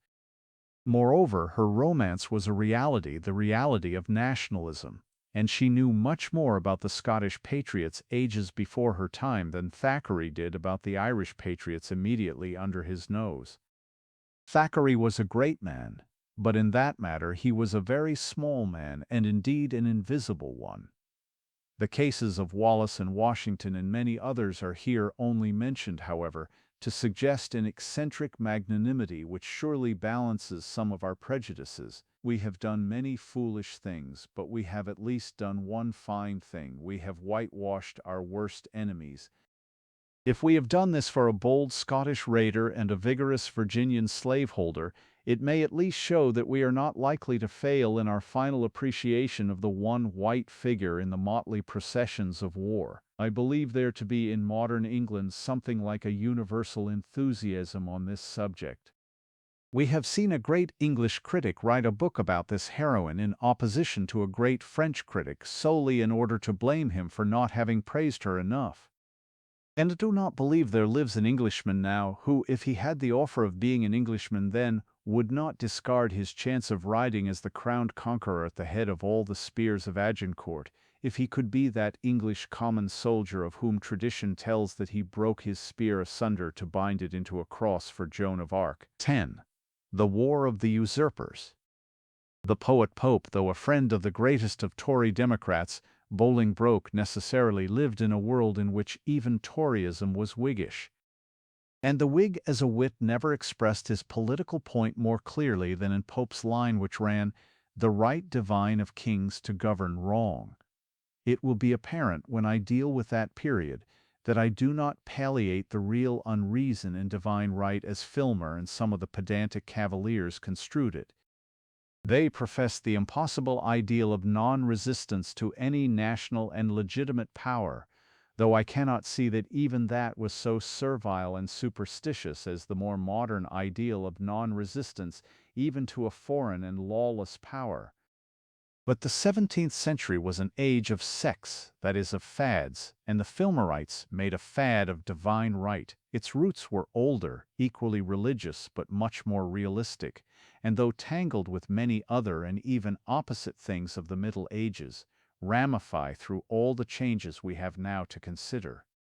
The connection can hardly be stated better than by taking Pope's easy epigram and pointing out that it is, after all, very weak in philosophy. The right divine of kings to govern wrong, considered as a sneer, really evades all that we mean by a right. To have a right to do a thing is not at all the same as to be right in doing it. What Pope says satirically about a divine right is what we all say quite seriously about a human right. If a man has a right to vote, has he not a right to vote wrong? If a man has a right to choose his wife, has he not a right to choose wrong? I have a right to express the opinion which I am now setting down, but I should hesitate to make the controversial claim that this proves the opinion to be right. Now, medieval monarchy, though only one aspect of medieval rule, was roughly represented in the idea that the ruler had a right to rule as a voter has a right to vote. He might govern wrong, but unless he governed horribly and extravagantly wrong, he retained his position of right, as a private man retains his right to marriage and locomotion unless he goes horribly and extravagantly off his head. It was not really even so simple as this, for the Middle Ages were not, as it is often the fashion to fancy, under a single and steely discipline. They were very controversial and therefore very complex, and it is easy, by isolating items whether about jus divinum or primus inter pares, to maintain that the medievals were almost anything. It has been seriously maintained that they were all Germans. But it is true that the influence of the Church, though by no means of all the great churchmen, encouraged the sense of a sort of sacrament of government, which was meant to make the monarch terrible and therefore often made the man tyrannical. The disadvantage of such despotism is obvious enough. The precise nature of its advantage must be better understood than it is, not for its own sake so much as for the story we have now to tell. The advantage of divine right, or irremovable legitimacy, is this, that there is a limit to the ambitions of the rich. Roi ne puis. The royal power, whether it was or was not the power of heaven, was in one respect like the power of heaven. It was not for sale. Constitutional moralists have often implied that a tyrant and a rabble have the same vices. It has perhaps been less noticed that a tyrant and a rabble most emphatically have the same virtues, and one virtue which they very markedly share is that neither tyrants nor rabbles are snobs. They do not care a button what they do to wealthy people. It is true that tyranny was sometimes treated as coming from the heavens, almost in the lesser and more literal sense of coming from the sky. A man no more expected to be the king than to be the west wind or the morning star. But at least no wicked miller can chain the wind to turn only his own mill. No pedantic scholar can trim the morning star to be his own reading lamp. Yet something very like this is what really happened to England in the later Middle Ages, and the first sign of it, I fancy, was the fall of Richard II. Shakespeare's historical plays are something truer than historical. They are traditional. The living memory of many things lingered, though the memory of others was lost. He is right in making Richard II incarnate the claim to divine right, and Bolingbroke the baronial ambition which ultimately broke up the old medieval order. But divine right had become at once drier and more fantastic by the time of the Tudors. Shakespeare could not recover the fresh and popular part of the thing, for he came at a later stage in a process of stiffening which is the main thing to be studied in later medievalism. Richard himself was possibly a wayward and exasperating prince. It might well be the weak link that snapped in the strong chain of the Plantagenets. There may have been a real case against the coup d'état which he effected in 1397, and his kinsman Henry of Bolingbroke may have had strong sections of disappointed opinion on his side when he effected in 1399 the first true usurpation in English history. But if we wish to understand that larger tradition which even Shakespeare had lost, we must glance back at something which befell Richard even in the first years of his reign. It was certainly the greatest event of his reign, and it was possibly the greatest event of all the reigns which are rapidly considered in this book. The real English people, the men who work with their hands, lifted their hands to strike their masters, probably for the first and certainly for the last time in history. Pagan slavery had slowly perished, not so much by decaying as by developing into something better. In one sense it did not die, but rather came to life.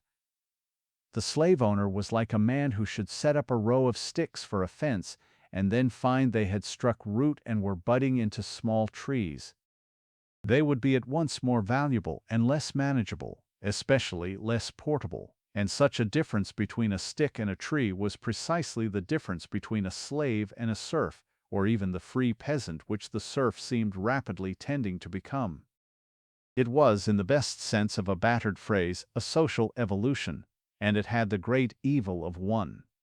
The evil was that while it was essentially orderly, it was still literally lawless. That is, the emancipation of the commons had already advanced very far, but it had not yet advanced far enough to be embodied in a law. The custom was unwritten, like the British Constitution, and, like that evolutionary, not to say evasive entity, could always be overridden by the rich who now drive their great coaches through Acts of Parliament. The new peasant was still legally a slave, and was to learn it by one of those turns of fortune which confound a foolish faith in the common sense of unwritten constitutions. The French wars gradually grew to be almost as much of a scourge to England as they were to France.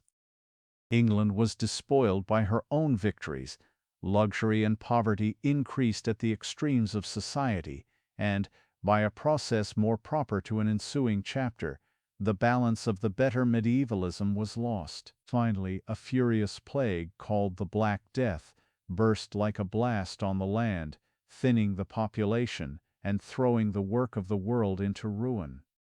There was a shortage of labor, a difficulty of getting luxuries, and the great lords did what one would expect them to do.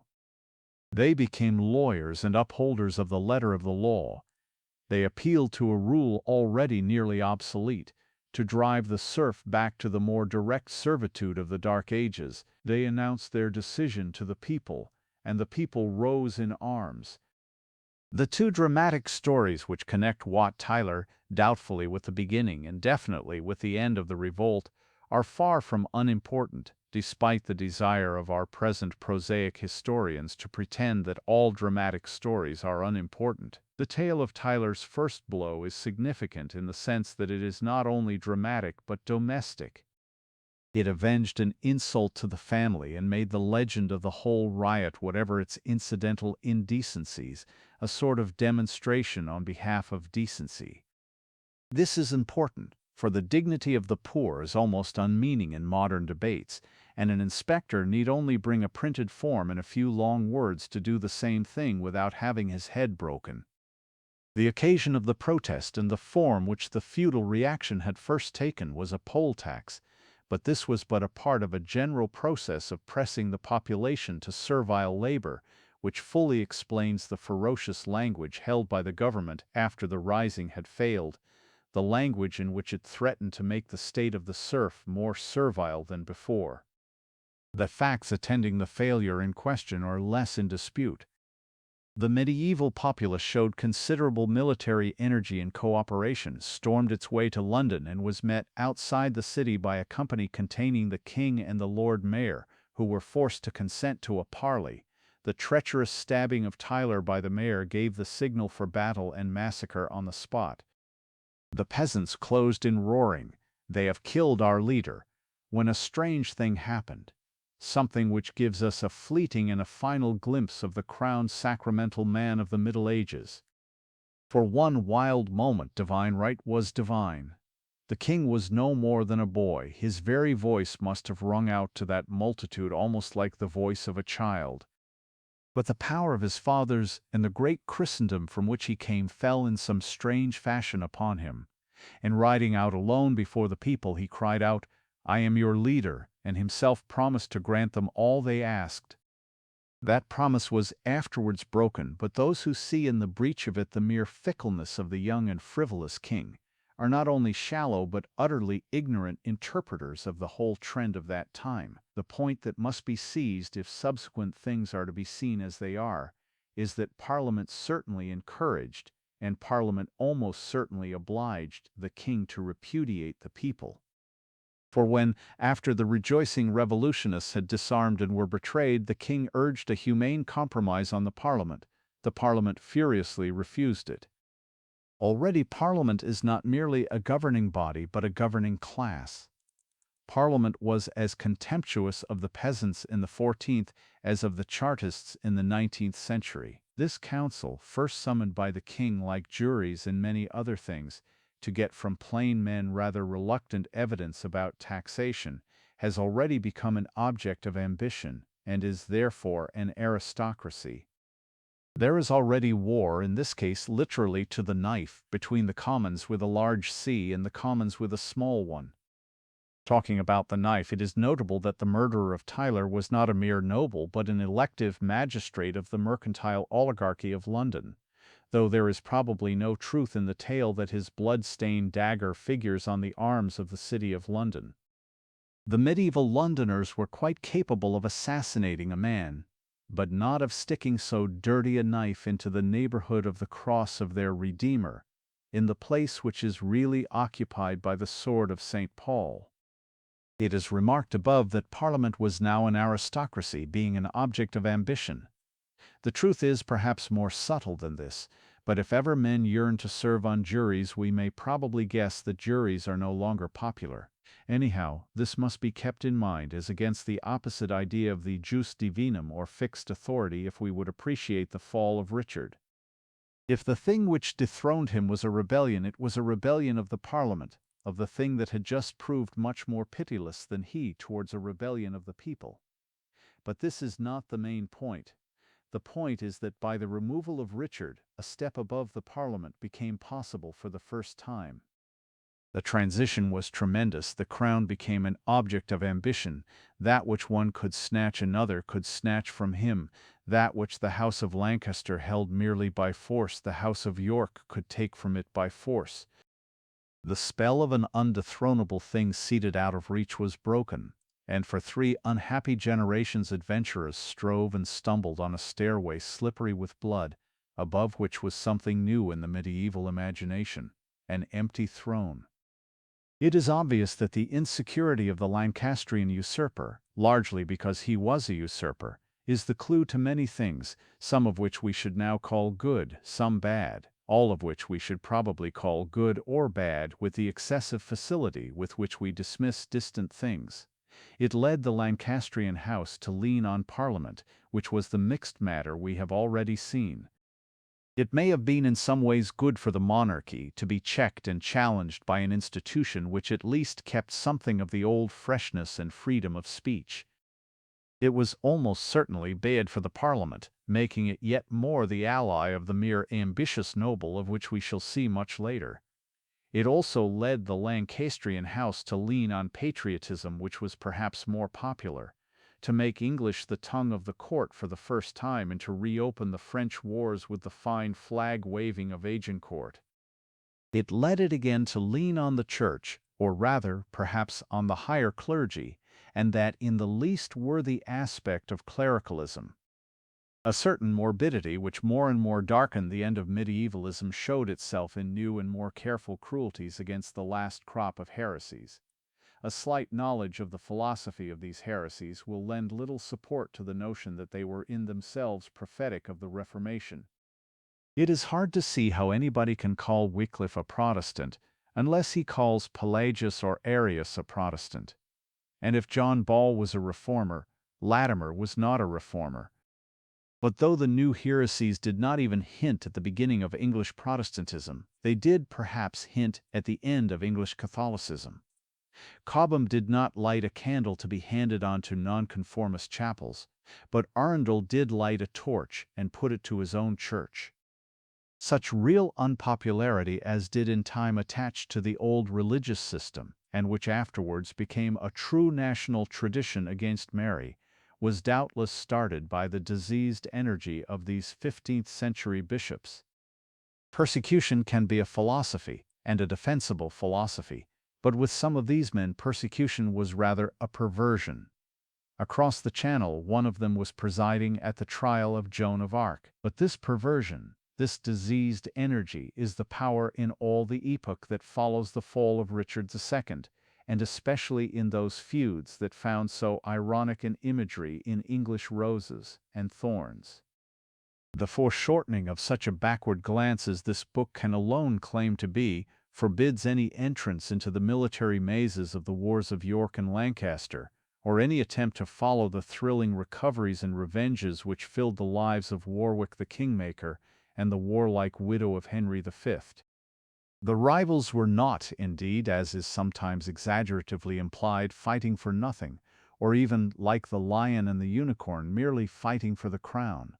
The shadow of a moral difference can still be traced even in that stormy twilight of a heroic time.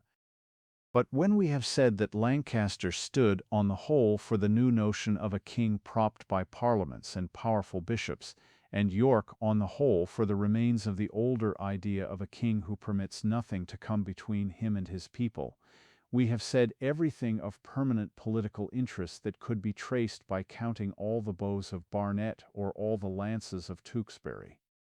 But this truth, that there was something which can only vaguely be called Tory about the Yorkists, has at least one interest, that it lends a justifiable romance to the last and most remarkable figure of the fighting House of York, with whose fall the Wars of the Roses ended. If we desire at all to catch the strange colors of the sunset of the Middle Ages, to see what had changed yet not wholly killed chivalry, there is no better study than the riddle of Richard III. Of course, scarcely a line of him was like the caricature with which his much meaner successor placarded the world when he was dead. He was not even hunchback. He had one shoulder slightly higher than the other, probably the effect of his furious swordsmanship on a naturally slender and sensitive frame. Yet his soul, if not his body, haunts us somehow as the crooked shadow of a straight knight of better days. He was not an ogre shedding rivers of blood. Some of the men he executed deserved it as much as any men of that wicked time, and even the tale of his murdered nephews is not certain, and is told by those who also tell us he was born with tusks, and was originally covered with hair. Yet a crimson cloud cannot be dispelled from his memory, and so tainted is the very air of that time with carnage, that we cannot say he was incapable even of the things of which he may have been innocent. Whether or no he was a good man, he was apparently a good king and even a popular one, yet we think of him vaguely and not, I fancy, untruly as on sufferance. He anticipated the Renaissance in an abnormal enthusiasm for art and music, and he seems to have held to the old paths of religion and charity. He did not pluck perpetually at his sword and dagger because his only pleasure was in cutting throats. He probably did it because he was nervous. It was the age of our first portrait painting, and a fine contemporary portrait of him throws a more plausible light on this particular detail, for it shows him touching and probably twisting a ring on his finger, the very act of a high-strung personality who would also fidget with a dagger. And in his face as there painted we can study all that has made it worthwhile to pause so long upon his name, an atmosphere very different from everything before and after. The face has a remarkable intellectual beauty, but there is something else on the face that is hardly in itself either good or evil, and that thing is death, the death of an epoch, the death of a great civilization, the death of something which once sang to the sun in the canticle of Saint Nicolas Sant. Francis and sailed to the ends of the earth in the ships of the first crusade, but which in peace wearied and turned its weapons inwards, wounded its own brethren, broke its own loyalties, gambled for the crown, and grew feverish even about the creed, and has this one grace among its dying virtues, that its valor is the last to die. But whatever else may have been bad or good about Richard of Gloucester, there was a touch about him which makes him truly the last of the medieval kings. It is expressed in the one word which he cried aloud as he struck down foe after foe in the last charge at Bosworth: treason. For him, as for the first Norman kings, treason was the same as treachery, and in this case at least it was the same as treachery. When his nobles deserted him before the battle, he did not regard it as a new political combination, but as the sin of false friends and faithless servants. Using his own voice like the trumpet of a herald, he challenged his rival to a fight as personal as that of two paladins of Charlemagne. His rival did not reply and was not likely to reply. The modern world had begun. The call echoed unanswered down the ages, for since that day no English king has fought after that fashion. Having slain many, he was himself slain and his diminished force destroyed. So ended the war of the usurpers, and the last and most doubtful of all the usurpers, a wanderer from the Welsh marches, a knight from nowhere, found the crown of England under a bush of thorn. 11. The Rebellion of the Rich.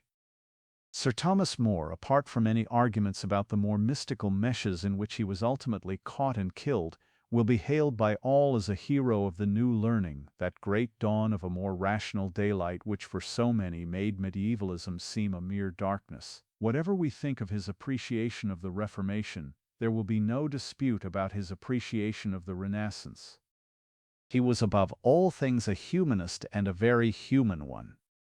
He was even in many ways very modern, which some rather erroneously suppose to be the same as being human. He was also humane in the sense of humanitarian. He sketched an ideal, or rather perhaps a fanciful social system, with something of the ingenuity of Mr. H.G. Wells, but essentially with much more than the flippancy attributed to Mr. Bernard Shaw. It is not fair to charge the utopian notions upon his morality, but their subjects and suggestions mark what, for want of a better word, we can only call his modernism. Thus, the immortality of animals is the sort of transcendentalism which savors of evolution, and the grosser jest about the preliminaries of marriage might be taken quite seriously by the students of eugenics. He suggested a sort of pacifism, though the utopians had a quaint way of achieving it. In short, while he was, with his friend Erasmus, a satirist of medieval abuses, few would now deny that Protestantism would be too narrow rather than too broad for him. If he was obviously not a Protestant, there are few Protestants who would deny him the name of a reformer. But he was an innovator in things more alluring to modern minds than theology. He was partly what we should call a neo-pagan. His friend Colet summed up that escape from medievalism which might be called the passage from bad Latin to good Greek.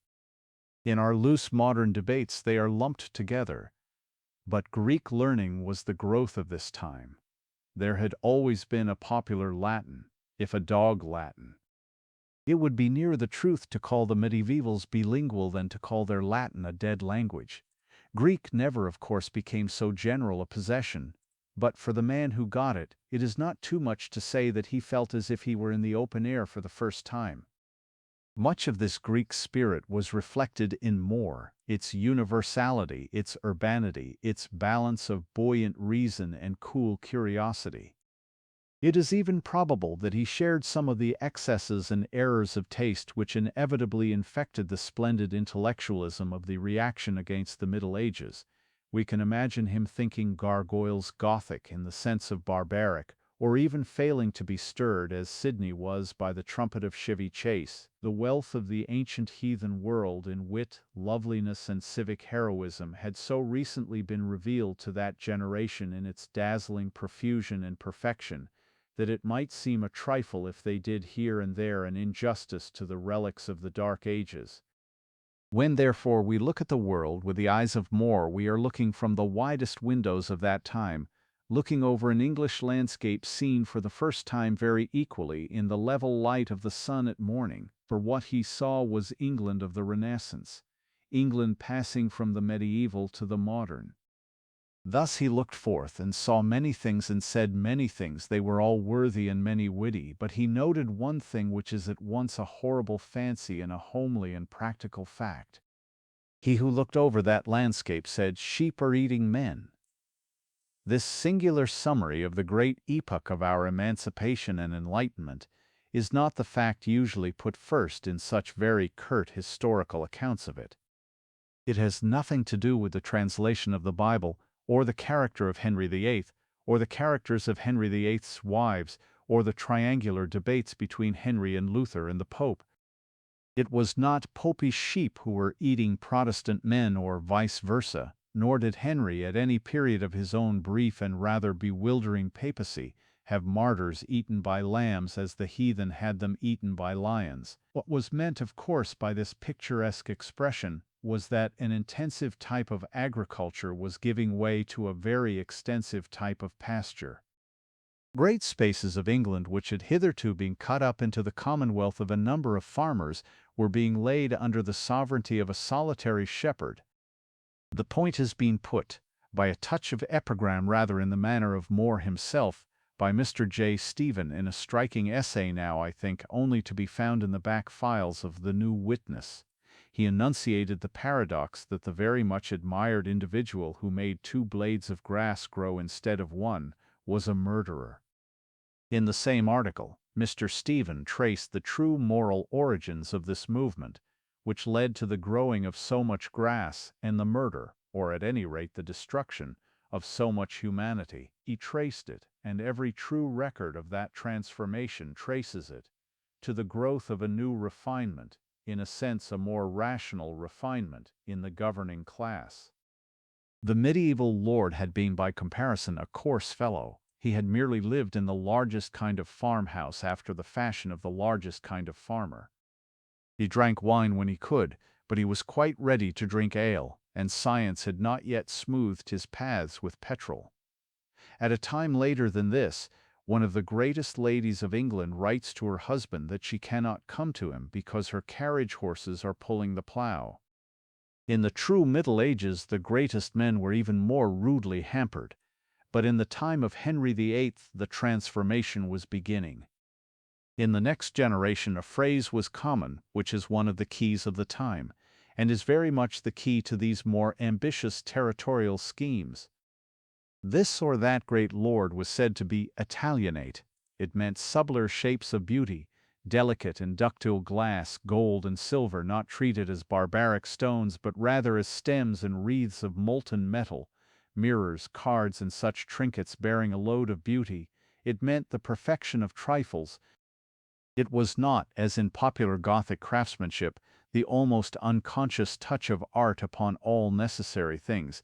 Rather, it was the pouring of the whole soul of passionately conscious art, especially into unnecessary things. Luxury was made alive with a soul. We must remember this real thirst for beauty, for it is an explanation and an excuse. The old barony had indeed been thinned by the civil wars that closed at Bosworth, and curtailed by the economical and crafty policy of that unkingly king Henry VII. He was himself a new man, and we shall see the barons largely give place to a whole nobility of new men. But even the older families already had their faces set in the newer direction.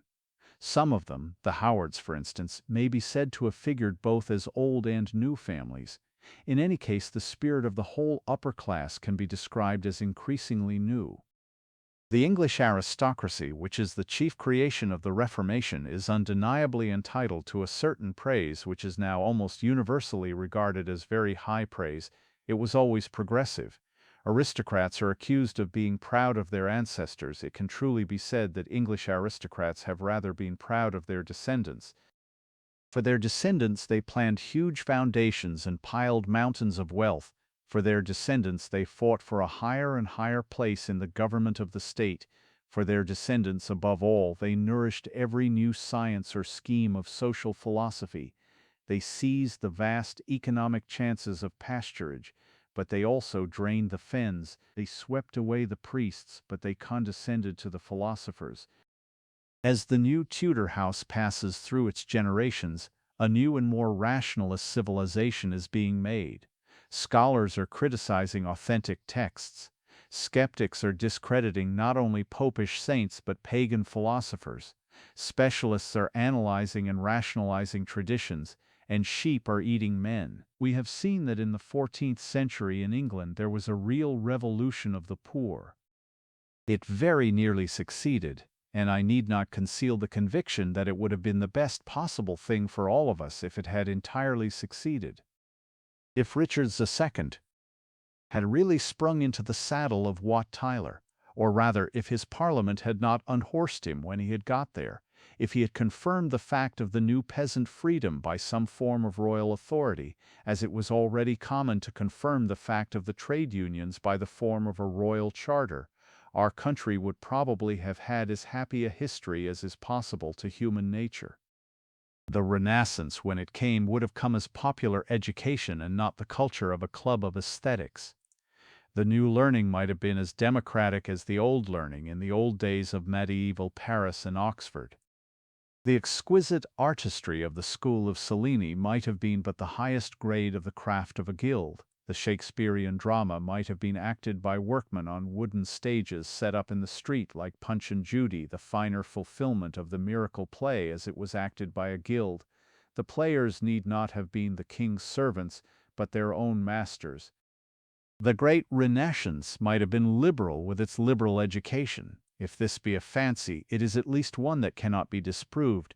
The medieval revolution was too unsuccessful at the beginning for anyone to show that it need have been unsuccessful in the end.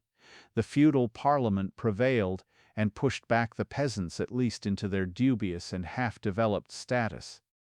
More than this, it would be exaggerative to say, and a mere anticipation of the really decisive events afterwards. When Henry VIII came to the throne, the guilds were perhaps checked but apparently unchanged, and even the peasants had probably regained ground. Many were still theoretically serfs, but largely under the easy landlordism of the abbots. The medieval system still stood. It might, for all we know, have begun to grow again, but all such speculations are swamped in new and very strange things. The failure of the revolution of the poor was ultimately followed by a counter-revolution, a successful revolution of the rich. The apparent pivot of it was in certain events, political and even personal. They roughly resolved themselves into two: the marriages of Henry VIII and the affair of the monasteries.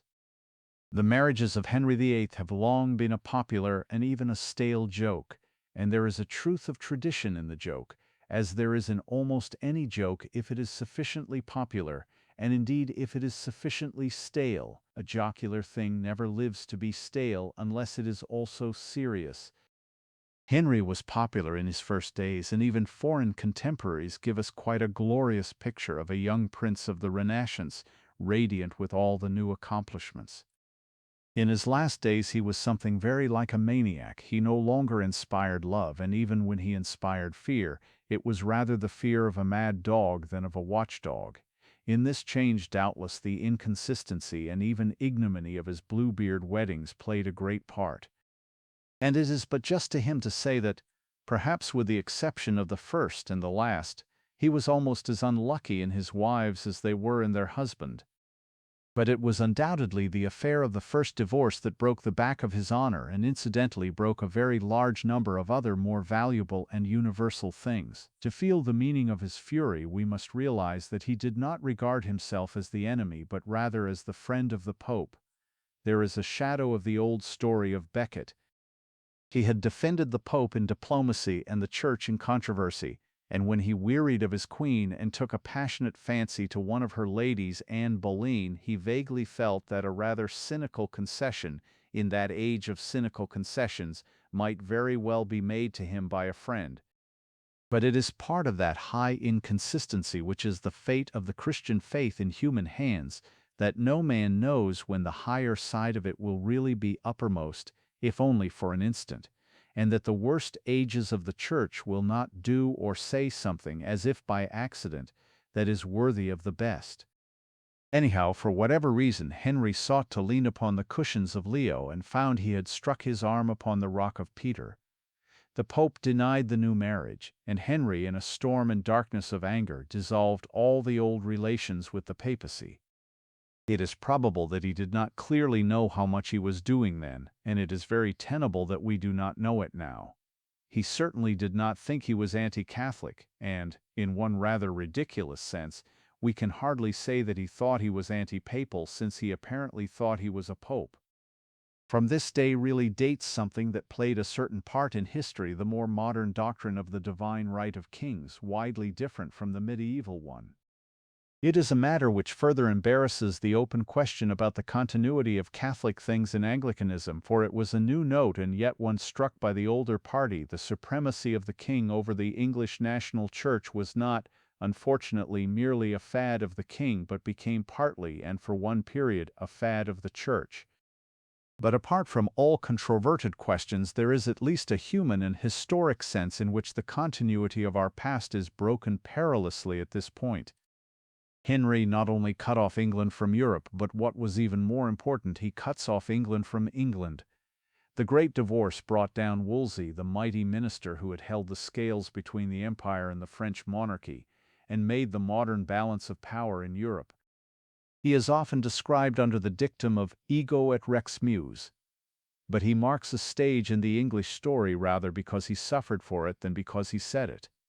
Ego et rex meus might be the motto of any modern prime minister, for we have forgotten the very fact that the word minister merely means servant. Wolsey was the last great servant who could be, and was, simply dismissed, the mark of a monarchy still absolute. The English were amazed at it in modern Germany. when Bismarck was turned away like a butler. A more awful act proved the new force was already inhuman. It struck down the noblest of the humanists. Thomas More, who seemed sometimes like an Epicurean under Augustus, died the death of a saint under Diocletian. He died gloriously jesting, and the death has naturally drawn out for us rather the sacred savors of his soul, his tenderness, and his trust in the truth of God. But for humanism it must have seemed a monstrous sacrifice. It was somehow as if Montaigne were a martyr. And that is indeed the note.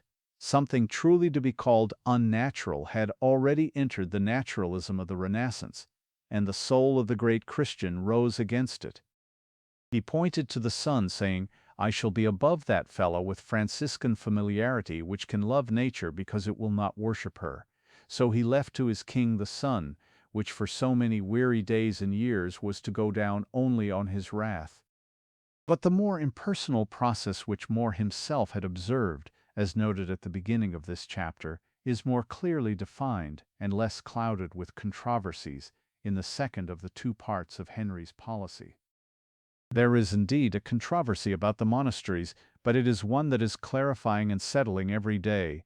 Now it is true that the Church by the Renaissance period had reached a considerable corruption, but the real proofs of it are utterly different both from the contemporary despotic pretense and from the common Protestant story. It is wildly unfair, for instance, to quote the letters of bishops and such authorities denouncing the sins of monastic life, violent as they often are. They cannot possibly be more violent than the letters of St. Paul to the purest and most primitive churches. The apostle was there writing to those early Christians whom all churches idealize, and he talks to them as to cutthroats and thieves. The explanation for those concerned for such subtleties may possibly be found in the fact that Christianity is not a creed for good men but for men. Such letters had been written in all centuries, and even in the 16th century they do not prove so much that there were bad abbots as that there were good bishops. Moreover, even those who profess that the monks were profligates dare not profess that they were oppressors. There is truth in Cobbett's point that where monks were landlords, they did not become rack-renting landlords and could not become absentee landlords. Nevertheless, there was a weakness in the good institutions as well as a mere strength in the bad ones, and that weakness partakes of the worst element of the time. In the fall of good things there is almost always a touch of betrayal from within, and the abbots were destroyed more easily because they did not stand together. They did not stand together because the spirit of the age, which is very often the worst enemy of the age, was the increasing division between rich and poor, and it had partly divided even the rich and poor clergy, and the betrayal came, as it nearly always comes, from that servant of Christ who holds the bag. To take a modern attack on liberty on a much lower plane, we are familiar with the picture of a politician going to the great brewers, or even the great hotel proprietors, and pointing out the uselessness of a litter of little public houses. That is what the Tudor politicians did first with the monasteries. They went to the heads of the great houses and proposed the extinction of the small ones. The great monastic lords did not resist, or at any rate did not resist enough, and the sack of the religious houses began. But if the Lord Abbots acted for a moment as lords, that could not excuse them, in the eyes of much greater lords, for having frequently acted as abbots. A momentary rally to the cause of the rich did not wipe out the disgrace of 1,000 petty interferences which had told only to the advantage of the poor, and they were soon to learn that it was no epoch for their easy rule and their careless hospitality. The great houses, now isolated, were themselves brought down one by one, and the beggar whom the monastery had served as a sort of sacred tavern came to it at evening and found it a ruin. For a new and wide philosophy was in the world which still rules our society. By this creed most of the mystical virtues of the old monks have simply been turned into great sins, and the greatest of these is charity. But the populace which had risen under Richard II was not yet disarmed. It was trained in the rude discipline of bow and bill and organized into local groups of town and guild and manor. Over half the counties of England the people rose, and fought one final battle for the vision of the Middle Ages. The chief tool of the new tyranny, a dirty fellow named Thomas Cromwell, was specially singled out as the tyrant, and he was indeed rapidly turning all government into a nightmare. The popular movement was put down partly by force, and there is the new note of modern militarism in the fact that it was put down by cynical professional troops actually brought in from foreign countries who destroyed English religion for hire. But, like the old popular rising, it was even more put down by fraud. Like the old rising, it was sufficiently triumphant to force the government to a parley, and the government had to resort to the simple expedient of calming the people with promises, and then proceeding to break first the promises and then the people, after the fashion made familiar to us by the modern politicians in their attitude towards the great strikes. The revolt bore the name of the Pilgrimage of Grace, and its program was practically the restoration of the old religion.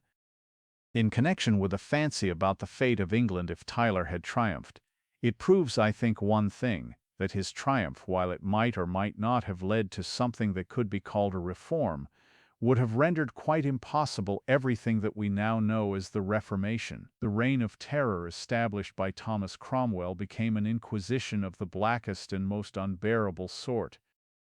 Historians who have no shadow of sympathy with the old religion are agreed that it was uprooted by means more horrible than have ever perhaps been employed in England before or since. It was a government by torturers rendered ubiquitous by spies. The spoliation of the monasteries especially was carried out, not only with a violence which recalled barbarism, but with a minuteness for which there is no other word but meanness. It was as if the Dane had returned in the character of a detective. The inconsistency of the king's personal attitude to Catholicism did indeed complicate the conspiracy with new brutalities towards Protestants, but such reaction as there was in this was wholly theological. Cromwell lost that fitful favor and was executed, but the terrorism went on the more terribly for being simplified to the single vision of the wrath of the king. It culminated in a strange act which rounds off symbolically the story told on an earlier page, for the despot revenged himself on a rebel whose defiance seemed to him to ring down 3 centuries. He laid waste the most popular shrine of the English, the shrine to which Chaucer had once ridden singing, because it was also the shrine where King Henry had knelt to repent. For 3 centuries the church and the people had called Becket a saint, when Henry Tudor arose and called him a traitor. This might well be thought the topmost point of autocracy, and yet it was not really so, for then rose to its supreme height of self-revelation that still stranger something of which we have, perhaps fancifully, found hints before in this history.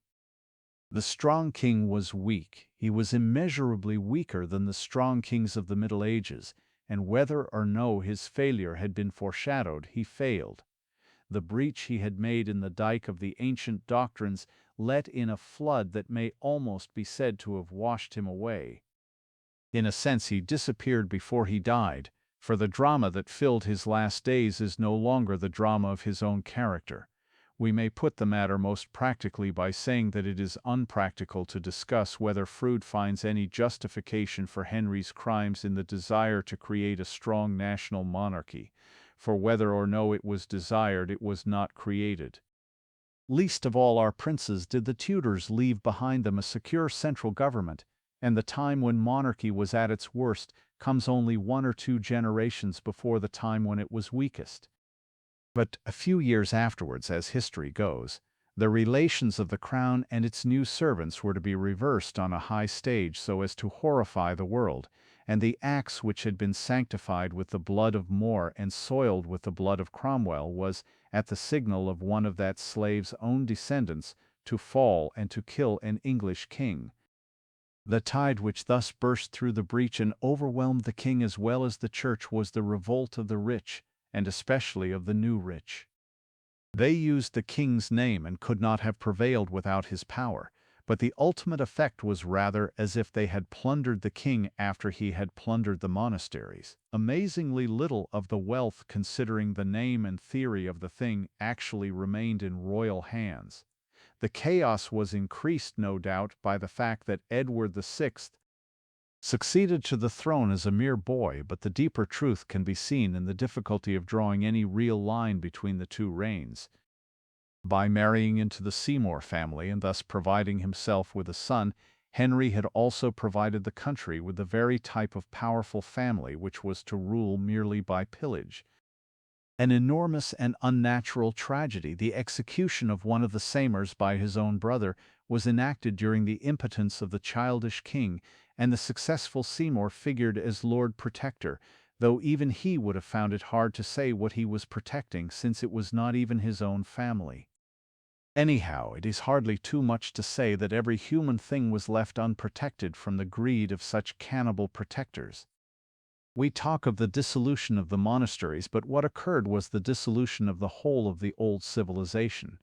Lawyers and lackeys and moneylenders, the meanest of lucky men, looted the art and economics of the Middle Ages like thieves robbing a church. Their names, when they did not change them, became the names of the great dukes and marquises of our own day. But if we look back and forth in our history, perhaps the most fundamental act of destruction occurred when the armed men of the Seymours and their sort passed from the sacking of the monasteries to the sacking of the guilds. The medieval trade unions were struck down, their buildings broken into by the soldiery, and their funds seized by the new nobility. And this simple incident takes all its common meaning out of the assertion, in itself plausible enough, that the guilds, like everything else at that time, were probably not at their best. Proportion is the only practical thing, and it may be true that Caesar was not feeling well on the morning of the Ides of March. But simply to say that the guilds declined is about as true as saying that Caesar quietly decayed from purely natural causes at the foot of the statue of Pompey. 12. Spain and the Schism of Nations. The revolution that arose out of what is called the Renaissance and ended in some countries in what is called the Reformation, did in the internal politics of England one drastic and definite thing. That thing was destroying the institutions of the poor. It was not the only thing it did, but it was much the most practical. It was the basis of all the problems now connected with capital and labor. How much the theological theories of the time had to do with it is a perfectly fair matter for difference of opinion. But neither party, if educated about the facts, will deny that the same time and temper which produced the religious schism also produced this new lawlessness in the rich. The most extreme Protestant will probably be content to say that Protestantism was not the motive but the mask. The most extreme Catholic will probably be content to admit that Protestantism was not the sin but rather the punishment. The most sweeping and shameless part of the process was not complete, indeed, until the end of the 18th century, when Protestantism was already passing into scepticism. Indeed, a very decent case could be made out for the paradox that Puritanism was first and last a veneer on paganism, that the thing began in the inordinate thirst for new things in the noblesse of the Renaissance and ended in the Hellfire Club. Anyhow, what was first founded at the Reformation was a new and abnormally powerful aristocracy, and what was destroyed in an ever-increasing degree was everything that could be held, directly or indirectly, by the people in spite of such an aristocracy. This fact has filled all the subsequent history of our country, but the next particular point in that history concerns the position of the crown. The king, in reality, had already been elbowed aside by the courtiers who had crowded behind him just before the bursting of the door. The king is left behind in the rush for wealth, and already can do nothing alone, and of this fact the next reign after the chaos of Edward VI affords a very arresting proof. Mary Tudor, daughter of the divorced Queen Catherine, has a bad name even in popular history, and popular prejudice is generally more worthy of study than scholarly sophistry. Her enemies were indeed largely wrong about her character, but they were not wrong about her effect. She was, in the limited sense, a good woman, convinced, conscientious, rather morbid. But it is true that she was a bad queen, bad for many things, but especially bad for her own most beloved cause. It is true, when all is said, that she set herself to burn out no popery and managed to burn it in. The concentration of her fanaticism into cruelty especially its concentration in particular places and in a short time, did remain like something red-hot in the public memory. It was the first of the series of great historical accidents that separated a real, if not universal, public opinion from the old regime. It has been summarized in the death by fire of the three famous martyrs at Oxford. For one of them, at least, Latimer, was a reformer of the more robust and human type, though another of them, Cranmer, had been so smooth a snob and coward in the councils of Henry VIII as to make Thomas Cromwell seem by comparison a man. But of what may be called the Latimer tradition, the saner and more genuine Protestantism, I shall speak later. At the time, even the Oxford martyrs probably produced less pity and revulsion than the massacre and the flames of many more obscure enthusiasts, whose very ignorance and poverty made their cause seem more popular than it really was. But this last ugly feature was brought into sharper relief and produced more conscious or unconscious bitterness because of that other great fact of which I spoke above, which is the determining test of this time of transition. What made all the difference was this, that even in this Catholic reign the property of the Catholic Church could not be restored. The very fact that Mary was a fanatic, and yet this act of justice was beyond the wildest dreams of fanaticism, that is the point. The very fact that she was angry enough to commit wrongs for the Church, and yet not bold enough to ask for the rights of the Church, that is the test of the time. She was allowed to deprive small men of their lives. She was not allowed to deprive great men of their property, or rather of other people's property. She could punish heresy, she could not punish sacrilege. She was forced into the false position of killing men who had not gone to church, and sparing men who had gone there to steal the church ornaments. What forced her into it? Not certainly her own religious attitude, which was almost maniacally sincere. Not public opinion, which had naturally much more sympathy for the religious humanities which she did not restore than for the religious inhumanities which she did. The force came, of course, from the new nobility and the new wealth they refused to surrender, and the success of this early pressure proves that the nobility was already stronger than the crown. The scepter had only been used as a crowbar to break open the door of a treasure house, and was itself broken, or at least bent, with the blow. There is a truth also in the popular insistence on the story of Mary having Calais written on her heart when the last relic of the medieval conquest reverted to France. Mary had the solitary and heroic half-virtue of the Tudors. She was a patriot, but patriots are often pathetically behind the times, for the very fact that they dwell on old enemies often blinds them to new ones. In a later generation, Cromwell exhibited the same error reversed and continued to keep a hostile eye on Spain when he should have kept it on France. In our own time, the Jingoes of Fashoda kept it on France when they ought already to have had it on Germany. With no particular anti-national intention, Mary nevertheless got herself into an anti-national position towards the most tremendous international problem of her people. It is the second of the coincidences that confirmed the 16th century change, and the name of it was Spain. The daughter of a Spanish queen, she married a Spanish prince, and probably saw no more in such an alliance than her father had done. But by the time she was succeeded by her sister Elizabeth, who was more cut off from the old religion, though very tenuously attached to the new one, and by the time the project of a similar Spanish marriage for Elizabeth herself had fallen through, something had matured which was wider and mightier than the plots of princes.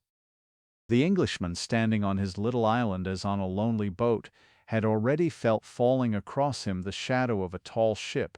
Wooden fortalices about the birth of the British Empire and the spacious days of Queen Elizabeth have not merely obscured but contradicted the crucial truth. From such phrases one would fancy that England, in some imperial fashion, now first realized that she was great. It would be far truer to say that she now first realized that she was small. The great poet of the spacious days does not praise her as spacious, but only as small, like a jewel. The vision of universal expansion was wholly veiled until the 18th century, and even when it came it was far less vivid and vital than what came in the 16th. What came then was not imperialism, it was anti-imperialism. England achieved at the beginning of her modern history that one thing human imagination will always find heroic: the story of a small nationality. The business of the Armada was to her what Bannockburn was to the Scots, or Majuba to the Boers, a victory that astonished even the victors. What was opposed to them was imperialism in its complete and colossal sense, a thing unthinkable since Rome. It was in no overstrained sense civilization itself. It was the greatness of Spain that was the glory of England. It is only when we realize that the English were by comparison as dingy, as undeveloped, as petty and provincial as Boers, that we can appreciate the height of their defiance or the splendor of their escape. We can only grasp it by grasping that for a great part of Europe the cause of the Armada had almost the cosmopolitan common sense of a crusade. The Pope had declared Elizabeth illegitimate. Logically, it is hard to see what else he could say, having declared her mother's marriage invalid, but the fact was another and perhaps a final stroke sundering England from the elder world. Meanwhile, those picturesque English privateers who had plagued the Spanish Empire of the New World were spoken of in the South simply as pirates, and technically the description was true. Only technical assaults by the weaker party are in retrospect rightly judged with some generous weakness. Then, as if to stamp the contrast in an imperishable image, Spain, or rather the Empire with Spain for its center, put forth all its strength, and seemed to cover the sea with a navy like the legendary navy of Xerxes. It bore down on the doomed island with the weight and solemnity of a day of judgment. Sailors or pirates struck at it with small ships staggering under large cannon, fought it with mere masses of flaming rubbish, and in that last hour of grapple a great storm arose out of the sea and swept round the island, and the gigantic fleet was seen no more. The uncanny completeness and abrupt silence that swallowed this prodigy touched a nerve that has never ceased to vibrate. The hope of England dates from that hopeless hour, for there is no real hope that has not once been a forlorn hope. The breaking of that vast naval net remained like a sign that the small thing which escaped would survive the greatness. And yet there is truly a sense in which we may never be so small or so great again, for the splendor of the Elizabethan age, which is always spoken of as a sunrise, was in many ways a sunset. Whether we regard it as the end of the Renaissance or the end of the old medieval civilization, no candid critic can deny that its chief glories ended with it. Let the reader ask himself what strikes him specially in the Elizabethan magnificence, and he will generally find it is something of which there were at least traces in medieval times, and far fewer traces in modern times. The Elizabethan drama is like one of its own tragedies. Its tempestuous torch was soon to be trodden out by the Puritans. It is needless to say that the chief tragedy was the cutting short of the comedy. For the comedy that came to England after the Restoration was by comparison both foreign and frigid. At the best it is comedy in the sense of being humorous, but not in the sense of being happy. It may be noted that the givers of good news and good luck in the Shakespearean love stories nearly all belong to a world which was passing, whether they are friars or fairies. It is the same with the chief Elizabethan ideals, often embodied in the Elizabethan drama. The national devotion to the Virgin Queen must not be wholly discredited by its incongruity with the coarse and crafty character of the historical Elizabeth. Her critics might indeed reasonably say that in replacing the Virgin Mary by the Virgin Queen, the English reformers merely exchanged a true virgin for a false one. But this truth does not dispose of a true, though limited, contemporary cult. Whatever we think of that particular Virgin Queen, the tragic heroines of the time offer us a whole procession of Virgin Queens, and it is certain that the medievals would have understood much better than the moderns the martyrdom of Measure for Measure, and as with the title of Virgin, so with the title of Queen. The mystical monarchy, glorified in Richard II, was soon to be dethroned much more ruinously than in Richard II. The same Puritans who tore off the pasteboard crowns of the stage players were also to tear off the real crowns of the kings whose parts they played. All mummery was to be forbidden, and all monarchy to be called mummery. Shakespeare died upon St. George's Day, and much of what St. George had meant died with him. I do not mean that the patriotism of Shakespeare or of England died. That remained and even rose steadily to be the noblest pride of the coming times, but much more than patriotism had been involved in that image of St. George to whom the lion heart had dedicated England long ago in the deserts of Palestine. The conception of a patron saint had carried from the Middle Ages one very unique and as yet unreplaced idea. It was the idea of variation without antagonism. The 7 champions of Christendom were multiplied by 70 times 7 in the patrons of towns, trades, and social types, but the very idea that they were all saints excluded the possibility of ultimate rivalry in the fact that they were all patrons, the Guild of the Shoemakers and the Guild of the Skinners, carrying the badges of St. Crispin and St. Perceval. Bartholomew might fight each other in the streets, but they did not believe that St. Crispin and St. Bartholomew were fighting each other in the skies. Similarly, the English would cry in battle on St. George and the French on St. Denis, but they did not seriously believe that St. George hated St. Denis, or even those who cried upon St. Denis. Joan of Arc, who was on the point of patriotism, what many modern people would call very fanatical, was yet upon this point what most modern people would call very enlightened. Now, with the religious schism, it cannot be denied a deeper and more inhuman division appeared. It was no longer a scrap between the followers of saints who were themselves at peace, but a war between the followers of gods who were themselves at war. That the great Spanish ships were named after St. Francis or St. Philip was already beginning to mean little to the New England. Soon it was to mean something almost cosmically conflicting, as if they were named after Baal or Thor.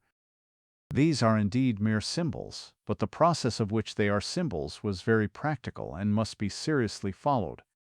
There entered with the religious wars the idea which modern science applies to racial wars, the idea of natural wars, not arising from a special quarrel but from the nature of the people quarreling. The shadow of racial fatalism first fell across our path, and far away in distance and darkness something moved that men had almost forgotten. Beyond the frontiers of the fading empire lay that outer land as loose and drifting as a sea which had boiled over in the barbarian wars. Most of it was now formally Christian but barely civilized. A faint awe of the culture of the South and West lay on its wild forces like a light frost. This semi-civilized world had long been asleep, but it had begun to dream. In the generation before Elizabeth, a great man who, with all his violence, was vitally a dreamer, Martin Luther, had cried out in his sleep in a voice like thunder, partly against the place of bad customs, but largely also against the place of good works in the Christian scheme.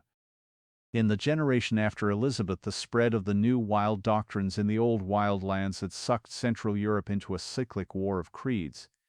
In this, the house which stood for the legend of the Holy Roman Empire, Austria, the Germanic partner of Spain, fought for the old religion against a league of other Germans fighting for the new. The continental conditions were indeed complicated, and grew more and more complicated as the dream of restoring religious unity receded. They were complicated by the firm determination of France to be a nation in the full modern sense, to stand free and foursquare from all combinations, a purpose which led her, while hating her own Protestants at home, to give diplomatic support to many Protestants abroad, simply because it preserved the balance of power against the gigantic confederation of Spaniards and Austrians. It is complicated by the rise of a Calvinistic and commercial power in the Netherlands, logical, defiant, defending its own independence valiantly against Spain. But on the whole, we shall be right if we see the first throes of the modern international problems in what is called the 30 Years' War, whether we call it the revolt of half-heathens against the Holy Roman Empire, or whether we call it the coming of new sciences, new philosophies, and new ethics from the north. Sweden took a hand in the struggle and sent a military hero to the help of the newer Germany. But the sort of military heroism everywhere exhibited offered a strange combination of more and more complex strategic science with the most naked and cannibal cruelty. Other forces besides Sweden found a career in the carnage. Far away to the northeast, in a sterile land of fens, a small ambitious family of moneylenders who had become squires, vigilant, thrifty, thoroughly selfish, rather thinly adopted the theories of Luther, and began to lend their almost savage hinds as soldiers on the Protestant side. They were well paid for it by step after step of promotion, but at this time their principality was only the old Mark of Brandenburg. Their own name was Hohenzollern. 13. The Age of the Puritans. We should be very much bored if we had to read an account of the most exciting argument or string of adventures in which unmeaning words such as snark or boojum were systematically substituted for the names of the chief characters or objects in dispute. If we were told that a king was given the alternative of becoming a snark or finally surrendering the boojum, or that a mob was roused to fury by the public exhibition of a boojum, which was inevitably regarded as a gross reflection on the snark.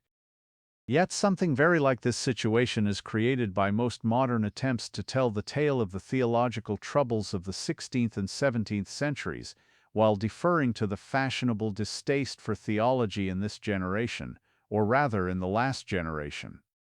Thus the Puritans, as their name implies, were primarily enthusiastic for what they thought was pure religion. Frequently they wanted to impose it on others, sometimes they only wanted to be free to practice it themselves, but in no case can justice be done to what was finest in their characters as well as first in their thoughts, if we never by any chance ask what it was that they wanted to impose or to practice. Now, there was a great deal that was very fine about many of the Puritans, which is almost entirely missed by the modern admirers of the Puritans.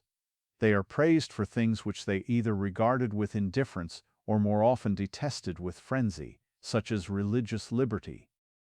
And yet they are quite insufficiently understood, and are even undervalued, in their logical case for the things they really did care about, such as Calvinism. We make the Puritans picturesque in a way they would violently repudiate, in novels and plays they would have publicly burnt. We are interested in everything about them except the only thing in which they were interested at all. We have seen that in the first instance the new doctrines in England were simply an excuse for a plutocratic pillage, and that is the only truth to be told about the matter. But it was far otherwise with the individuals a generation or two after, to whom the wreck of the Armada was already a legend of national deliverance from popery, as miraculous and almost as remote as the deliverances of which they read so realistically in the Hebrew books now laid open to them. The august accident of that Spanish defeat may perhaps have coincided only too well with their concentration on the non-Christian parts of Scripture. It may have satisfied a certain Old Testament sentiment of the election of the English being announced in the stormy oracles of air and sea, which was easily turned into that heresy of a tribal pride that took even heavier hold upon the Germans. It is by such things that a civilized state may fall from being a Christian nation to being a chosen people. But even if their nationalism was of a kind that has ultimately proved perilous to the comity of nations, it still was nationalism. From first to last the Puritans were patriots, a point in which they had a marked superiority over the French Huguenots. Politically, they were indeed at first but one wing of the new wealthy class which had despoiled the Church and were proceeding to despoil the Crown. But while they were all merely the creatures of the great spoliation, many of them were the unconscious creatures of it. They were strongly represented in the aristocracy, but a great number were of the middle classes, though almost wholly the middle classes of the towns.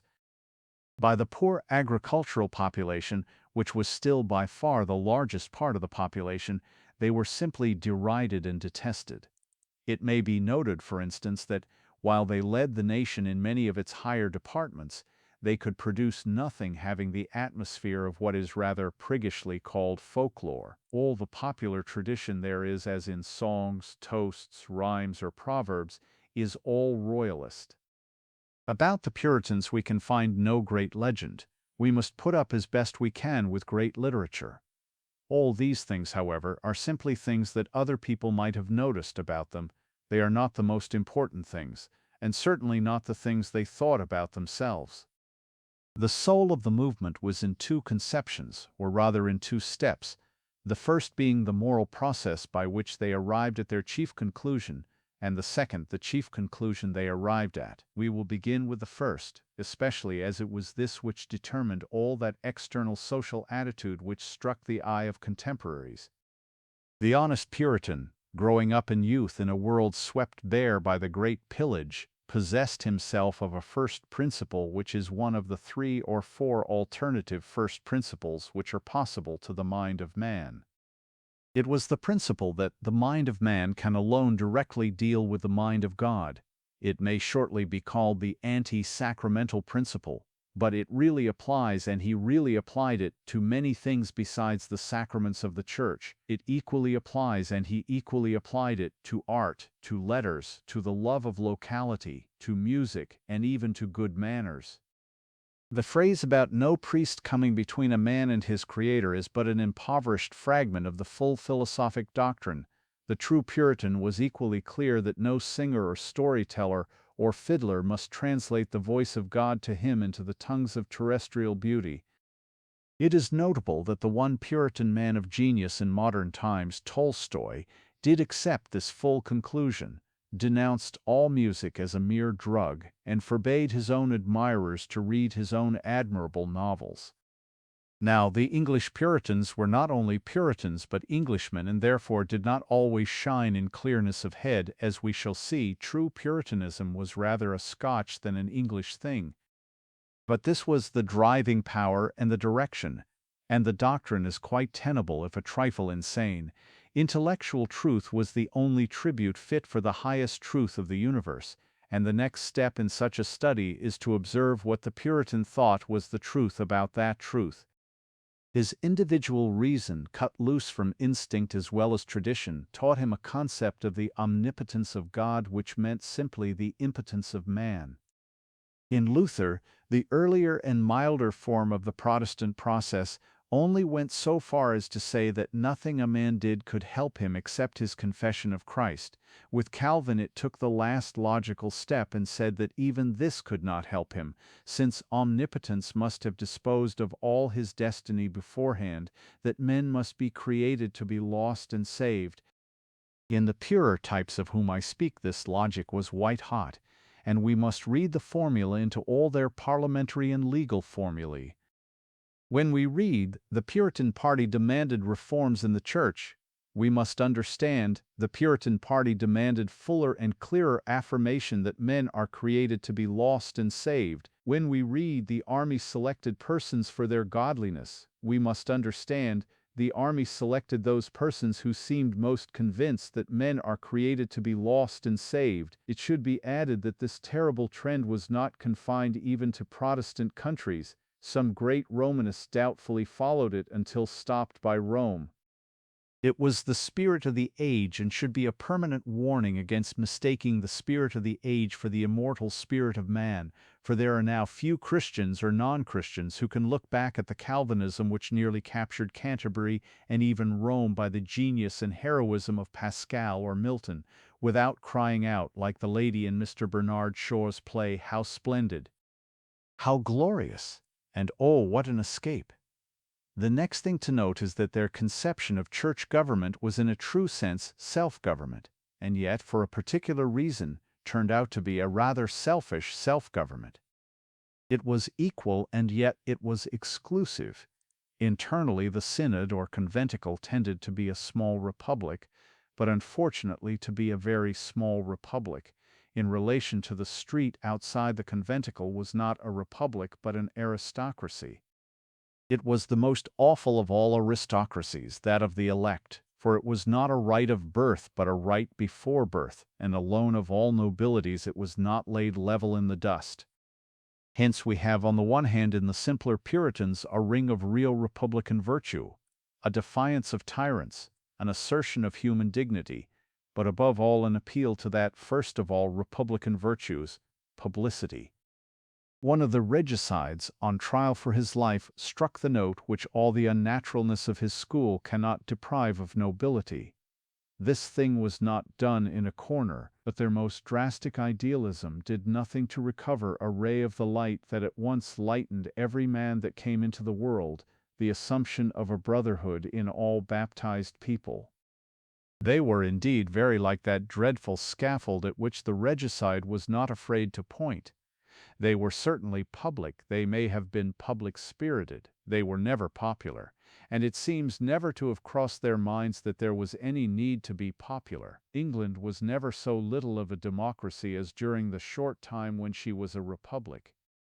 The struggle with the Stuarts, which is the next passage in our history, arose from an alliance, which some may think an accidental alliance, between two things. The first was this intellectual fashion of Calvinism which affected the cultured world as did our recent intellectual fashion of collectivism. The second was the older thing which had made that creed and perhaps that cultured world possible, the aristocratic revolt under the last Tudors. It was, we might say, the story of a father and a son dragging down the same golden image, but the younger really from hatred of idolatry, and the older solely from love of gold. It is at once the tragedy and the paradox of England that it was the eternal passion that passed, and the transient or terrestrial passion that remained. This was true of England, it was far less true of Scotland, and that is the meaning of the Scotch and English war that ended at Worcester. The first change had indeed been much the same materialist matter in both countries, a mere brigandage of barons, and even John Knox, though he has become a national hero, was an extremely anti-national politician. The Patriot party in Scotland was that of Cardinal Beaton and Mary Stuart. Nevertheless, the new creed did become popular in the lowlands in a positive sense, not even yet known in our own land. Hence in Scotland Puritanism was the main thing, and was mixed with parliamentary and other oligarchies. In England parliamentary oligarchy was the main thing and was mixed with Puritanism. When the storm began to rise against Charles I, after the more or less transitional time of his father, the Scotch successor of Elizabeth, the instances commonly cited mark all the difference between democratic religion and aristocratic politics. The Scotch legend is that of Jenny Geddes, the poor woman who threw a stool at the priest. The English legend is that of John Hampden, the great squire who raised a county against the king. The parliamentary movement in England was, indeed, almost wholly a thing of squires, with their new allies the merchants. They were squires who may well have regarded themselves as the real and natural leaders of the English, but they were leaders who allowed no mutiny among their followers. There was certainly no village Hampden in Hampden Village. The Stuarts, it may be suspected, brought from Scotland a more medieval and therefore more logical view of their own function, for the note of their nation was logic. It is a proverb that James of I was a Scot and a pedant. It is hardly sufficiently noted that Charles I also was not a little of a pedant, being very much of a Scot. He had also the virtues of a Scot, courage and a quite natural dignity, and an appetite for the things of the mind. Being somewhat Scottish, he was very un-English and could not manage a compromise. He tried instead to split hairs and seemed merely to break promises. Yet he might safely have been far more inconsistent if he had been a little hardy and hazy, but he was of the sort that sees everything in black and white, and it is therefore remembered, especially the black. From the first he fenced with his Parliament, as with a mere foe. Perhaps he almost felt it as a foreigner. The issue is familiar, and we need not be so careful as the gentleman who wished to finish the chapter in order to find out what happened to Charles I. His minister, the great Strafford, was foiled in an attempt to make him strong in the fashion of a French king, and perished on the scaffold, a frustrated Richelieu. The Parliament claiming the power of the purse, Charles appealed to the power of the sword, and at first carried all before him, but success passed to the wealth of the parliamentary class, the discipline of the new army, and the patience and genius of Cromwell, and Charles died the same death as his great servant. Historically, the quarrel resolved itself, through ramifications generally followed perhaps in more detail than they deserve, into the great modern query of whether a king can raise taxes without the consent of his parliament. The test case was that of Hampden, the great Buckinghamshire magnate, who challenged the legality of a tax which Charles imposed, professedly for a national navy. As even innovators always of necessity seek for sanctity in the past, the Puritan squires made a legend of the medieval Magna Carta, and they were so far in a true tradition that the concession of John had really been, as we have already noted, anti-despotic without being democratic. These two truths cover two parts of the problem of the Stuart fall which are of very different certainty and should be considered separately. For the first point about democracy, no candid person in face of the facts can really consider it at all. It is quite possible to hold that the 17th century Parliament was fighting for the truth. It is not possible to hold that it was fighting for the populace. After the autumn of the Middle Ages, Parliament was always actively aristocratic and actively anti-popular. The institution which forbade Charles I to raise ship money was the same institution which previously forbade Richard II to free the serfs. The group which claimed coal and minerals from Charles I was the same which afterward claimed the common lands from the village communities. It was the same institution which only 2 generations before had eagerly helped to destroy, not merely things of popular sentiment like the monasteries, but all the things of popular utility like the guilds and parishes, the local governments of towns and trades. The work of the great lords may have had, indeed it certainly had, another more patriotic and creative side, but it was exclusively the work of the great lords that was done by Parliament. The House of Commons has itself been a House of Lords, but when we turn to the other or anti-despotic aspect of the campaign against the Stuarts, we come to something much more difficult to dismiss and much more easy to justify. While the stupidest things are said against the Stuarts, the real contemporary case for their enemies is little realized, for it is connected with what our insular history most neglects, the condition of the continent. It should be remembered that though the Stuarts failed in England, they fought for things that succeeded in Europe. These were roughly first the effects of the Counter-Reformation, which made the sincere Protestants see Stuart Catholicism not at all as the last flicker of an old flame, but as the spread of a conflagration. Charles II, for instance, was a man of strong sceptical and almost irritably humorous intellect, and he was quite certainly and even reluctantly convinced of Catholicism as a philosophy. The other and more important matter here was the almost awful autocracy that was being built up in France like a Bastille. It was more logical and in many ways more equal and even equitable than the English oligarchy, but it really became a tyranny in case of rebellion or even resistance. There were none of the rough English safeguards of juries and good customs of the old common law. There was lettre de cachet as unanswerable as magic. The English who defied the law were better off than the French.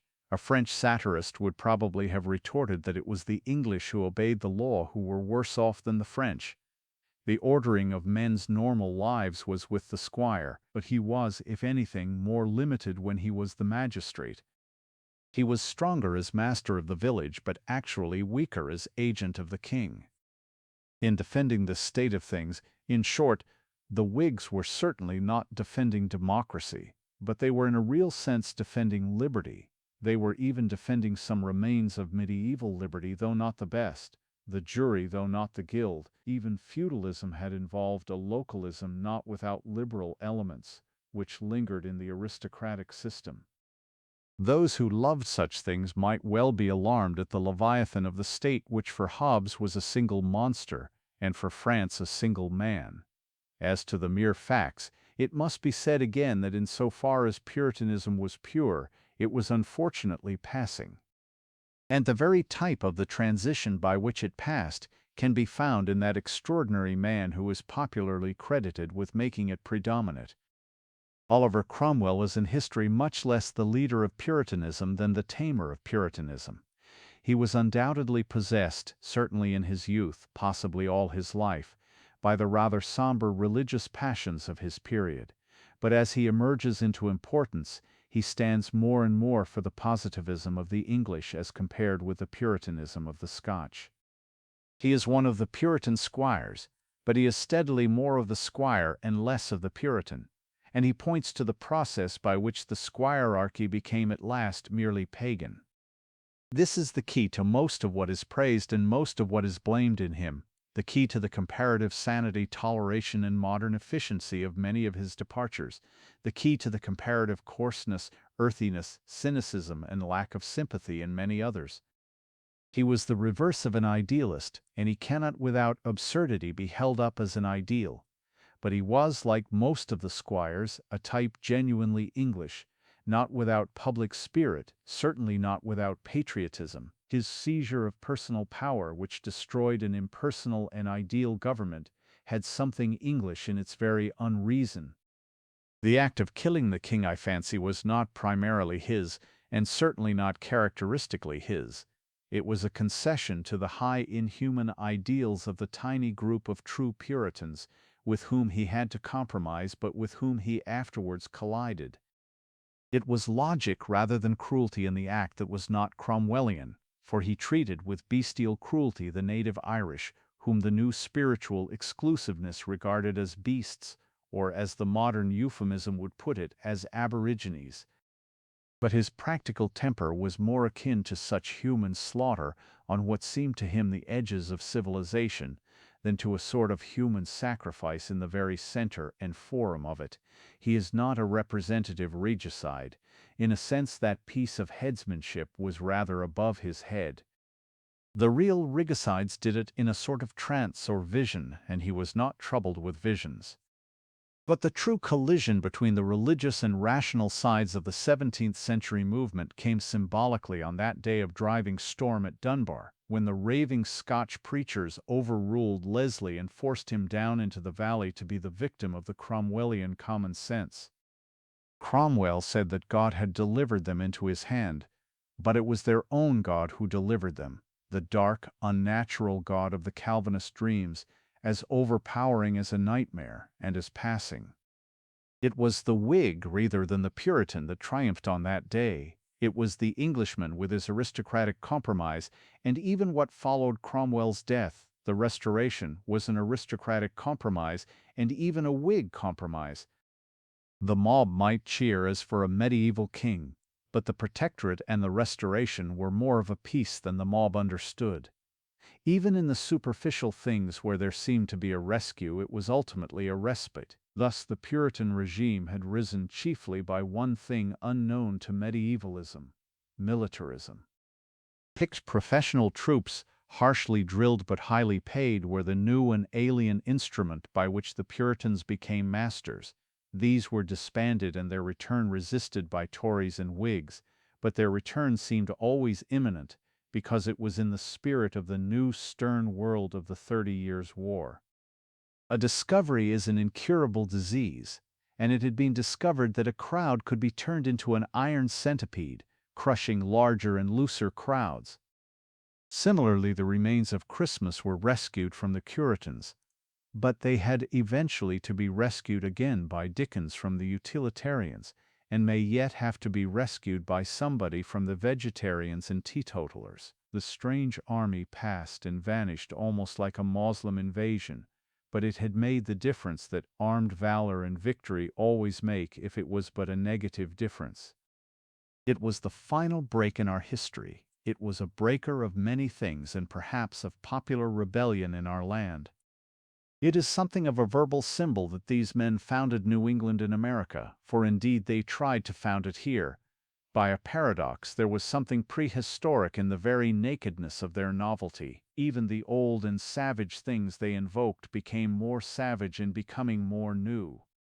In observing what is called their Jewish Sabbath, they would have had to stone the strictest Jew. And they, and indeed their age generally, turned witch-burning from an episode to an epidemic. The destroyers and the things destroyed disappeared together, but they remain as something nobler than the nibbling legalism of some of the Whig cynics who continued their work. They were above all things anti-historic, like the Futurists in Italy, and there was this unconscious greatness about them that their very sacrilege was public and solemn like a sacrament, and they were ritualists even as iconoclasts. It was, properly considered, but a very secondary example of their strange and violent simplicity that one of them, before a mighty mob at Whitehall, cut off the anointed head of the sacramental man of the Middle Ages, for another, far away in the western shires, cut down the thorn of Glastonbury from which had grown the whole story of Britain. 14. The triumph of the Whigs. Whether or no we believe that the Reformation really reformed, there can be little doubt that the Restoration did not really restore. Charles II was never in the old sense a king. He was a leader of the opposition to his own ministers. Because he was a clever politician, he kept his official post, and because his brother and successor was an incredibly stupid politician, he lost it. But the throne was already only one of the official posts. In some ways, indeed, Charles II was fitted for the more modern world then beginning. He was rather an 18th century than a 17th century man. He was as witty as a character in a comedy, and it was already the comedy of Sheridan and not of Shakespeare. He was more modern yet when he enjoyed the pure experimentalism of the Royal Society, and bent eagerly over the toys that were to grow into the terrible engines of science. He and his brother, however, had two links with what was in England the losing side, and by the strain on these their dynastic cause was lost. The first, which lessened in its practical pressure as time passed, was of course the hatred felt for their religion. The second, which grew as it neared the next century, was their tie with the French monarchy. We will deal with the religious quarrel before passing on to a much more irreligious age, but the truth about it is tangled and far from easy to trace. The Tudors had begun to persecute the old religion before they had ceased to belong to it. That is one of the transitional complexities that can only be conveyed by such contradictions. A person of the type and time of Elizabeth would feel fundamentally, and even fiercely, that priests should be celibate, while racking and rending anybody caught talking to the only celibate priests. This mystery, which may be very variously explained, covered the Church of England, and in a great degree the people of England. Whether it be called the Catholic continuity of Anglicanism or merely the slow extirpation of Catholicism, there can be no doubt that a parson like Herrick, for instance, as late as the Civil War, was stuffed with superstitions which were Catholic in the extreme sense we should now call continental. Yet many similar parsons had already a parallel and opposite passion, and thought of continental Catholicism not even as the errant Church of Christ, but as the consistent Church of Antichrist. It is therefore very hard now to guess the proportion of Protestantism. But there is no doubt about its presence, especially its presence in centers of importance like London. By the time of Charles II, after the purge of the Puritan terror, it had become something at least more inherent and human than the mere exclusiveness of Calvinist creeds or the craft of Tudor nobles. The Monmouth Rebellion showed that it had a popular, though an insufficiently popular, backing. The no-popery force became the crowd if it never became the people. It was perhaps increasingly an urban crowd, and was subject to those epidemics of detailed delusion with which sensational journalism plays on the urban crowds of today. One of these scares and scoops, not to add the less technical name of lies, was the Popish plot, a storm weathered warily by Charles II. Another was the tale of the warming pan or the bogus heir to the throne, a storm that finally swept away James II. The last blow, however, could hardly have fallen but for one of those illogical but almost lovable localisms to which the English temperament is prone. The debate about the Church of England then and now differs from most debates in one vital point. It is not a debate about what an institution ought to do or whether that institution ought to alter, but about what that institution actually is. One party then as now only cared for it because it was Catholic, and the other only cared for it because it was Protestant. Now, something had certainly happened to the English quite inconceivable to the Scotch or the Irish. Masses of common people loved the Church of England without having even decided what it was. It had a hold different indeed from that of the medieval Church, but also very different from the barren prestige of gentility which clung to it in the succeeding century. Macaulay, with a widely different purpose in mind, devotes some pages to proving that an Anglican clergyman was socially a mere upper servant in the 17th century. He is probably right, But he does not guess that this was but the degenerate continuity of the more democratic priesthood of the Middle Ages. A priest was not treated as a gentleman, but a peasant was treated as a priest, and in England then as in Europe now, many entertained the fancy that priesthood was a higher thing than gentility. In short, the national church was then at least really national, in a fashion that was emotionally vivid though intellectually vague. When, therefore, James II seemed to menace this practicing communion, he aroused something at least more popular than the mere priggishness of the Whig lords. To this must be added a fact generally forgotten. I mean the fact that the influence then called popish was then in a real sense regarded as revolutionary. The Jesuit seemed to the English not merely a conspirator but a sort of anarchist.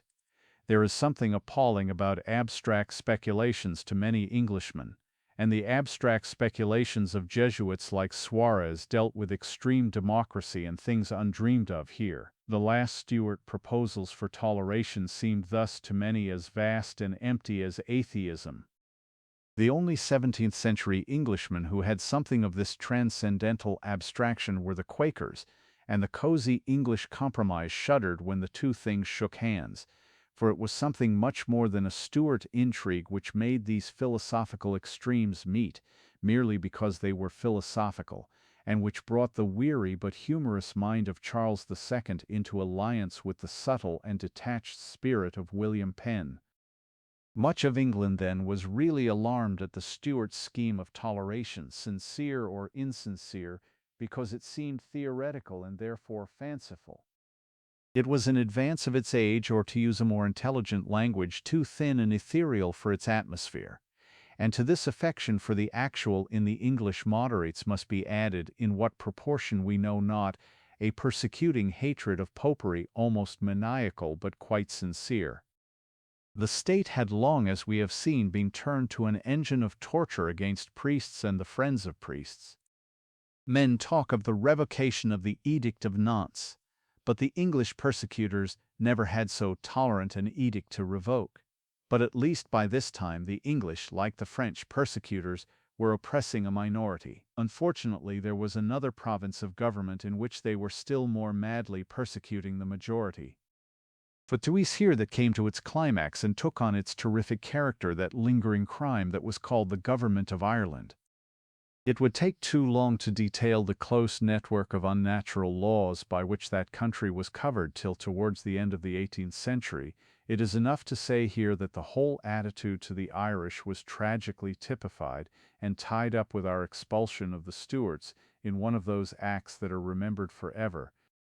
James II, fleeing from the opinion of London, perhaps of England, eventually found refuge in Ireland, which took arms in his favor. The Prince of Orange, whom the aristocracy had summoned to the throne, landed in that country with an English and Dutch army, won the Battle of the Boyne, but saw his army successfully arrested before Limerick by the military genius of Patrick Sarsfield. The check was so complete that peace could only be restored by promising complete religious liberty to the Irish in return for the surrender of Limerick. The new English government occupied the town and immediately broke the promise. It is not a matter on which there is much more to be said. It was a tragic necessity that the Irish should remember it, but it was far more tragic that the English forgot it, for he who has forgotten his sin is repeating it incessantly forever. But here again the Stuart position was much more vulnerable on the side of secular policy, and especially of foreign policy. The aristocrats to whom power passed finally at the Revolution were already ceasing to have any supernatural faith in Protestantism as against Catholicism, but they had a very natural faith in England as against France, and even, in a certain sense, in English institutions as against French institutions. And just as these men, the most unmedieval of mankind, could yet boast about some medieval liberties, Magna Carta, the Parliament and the jury, so they could appeal to a true medieval legend in the matter of a war with France. A typical 18th-century oligarch like Horace Walpole could complain that the cicerone in an old church troubled him with traces of an irrelevant person named Saint Somebody when he was looking for the remains of John of Gaunt. He could say it with all the naivete of scepticism, and never dream how far away from John of Gaunt he was really wandering in saying so. But though their notion of medieval history was a mere masquerade ball, it was one in which men fighting the French could still, in an ornamental way, put on the armor of the Black Prince or the crown of Henry of Monmouth. In this matter, in short, it is probable enough that the aristocrats were popular as patriots will always be popular. It is true that the last Stuarts were themselves far from unpatriotic, and James II in particular may well be called the founder of the British Navy. But their sympathies were with France among other foreign countries. They took refuge in France, the elder before and the younger after his period of rule, and France aided the later Jacobite efforts to restore their line. And for the New England, especially the New English nobility, France was the enemy. The transformation through which the external relations of England passed at the end of the 17th century is symbolized by two very separate and definite steps. The first, the accession of a Dutch king, and the second, the accession of a German king. In the first were present all the features that can partially make an unnatural thing natural. In the second we have the condition in which even those affecting it can hardly call it natural, but only call it necessary. William of Orange was like a gun dragged into the breach of a wall, a foreign gun indeed, and one fired in a quarrel more foreign than English, but still a quarrel in which the English, and especially the English aristocrats, could play a great part. George of Hanover was simply something stuffed into a hole in the wall by English aristocrats, who practically admitted that they were simply stopping it with rubbish. In many ways William, cynical as he was, carried on the legend of the greater and grimmer Puritanism. He was in private conviction a Calvinist, and nobody knew or cared what George was except that he was not a Catholic. He was at home the partly Republican magistrate of what had once been a purely Republican experiment, and among the cleaner if colder ideals of the 17th century. George was, when he was at home, pretty much what the King of the Cannibal Islands was when he was at home. A savage, personal ruler scarcely logical enough to be called a despot. William was a man of acute, if narrow, intelligence. George was a man of no intelligence. Above all, touching the immediate effect produced, William was married to a Stuart, and ascended the throne hand in hand with a Stuart. He was a familiar figure and already a part of our royal family. With George there entered England something that had scarcely been seen there before, something hardly mentioned in medieval or Renaissance writing, except as one mentions a Hottentot, the barbarian from beyond the Rhine. The reign of Queen Anne, which covers the period between these two foreign kings, is therefore the true time of transition. It is the bridge between the time when the aristocrats were at least weak enough to call in a strong man to help them, and the time when they were strong enough deliberately to call in a weak man who would allow them to help themselves.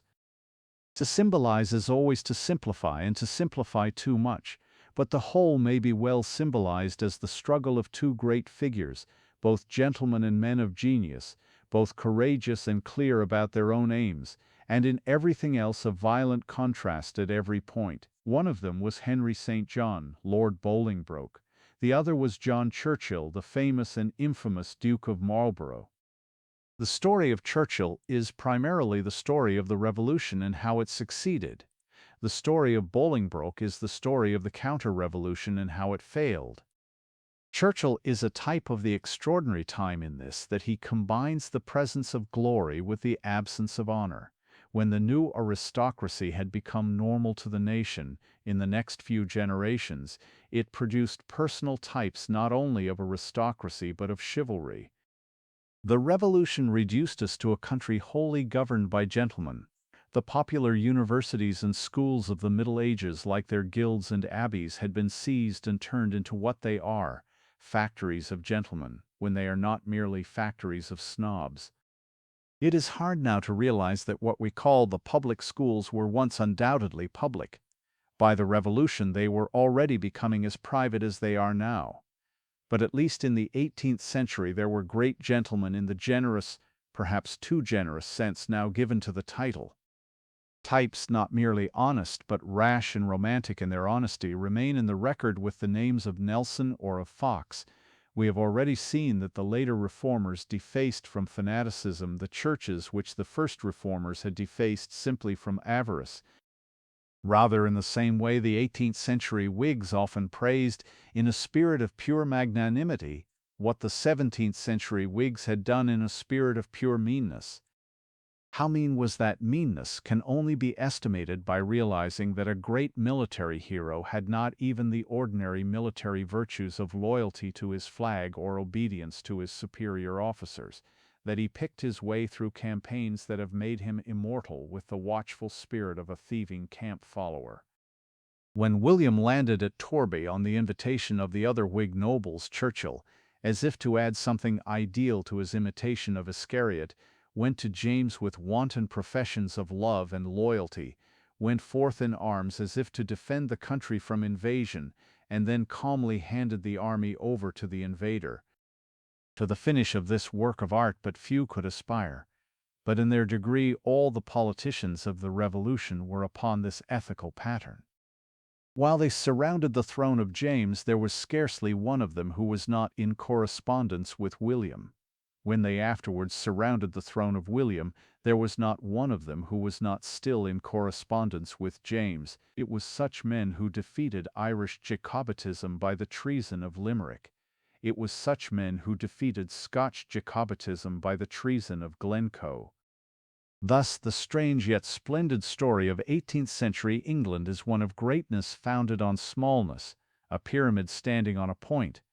Or, to vary the metaphor, the new mercantile oligarchy might be symbolized even in the externals of its great sister, the mercantile oligarchy of Venice. The solidity was all in the superstructure, the fluctuation had been all in the foundations.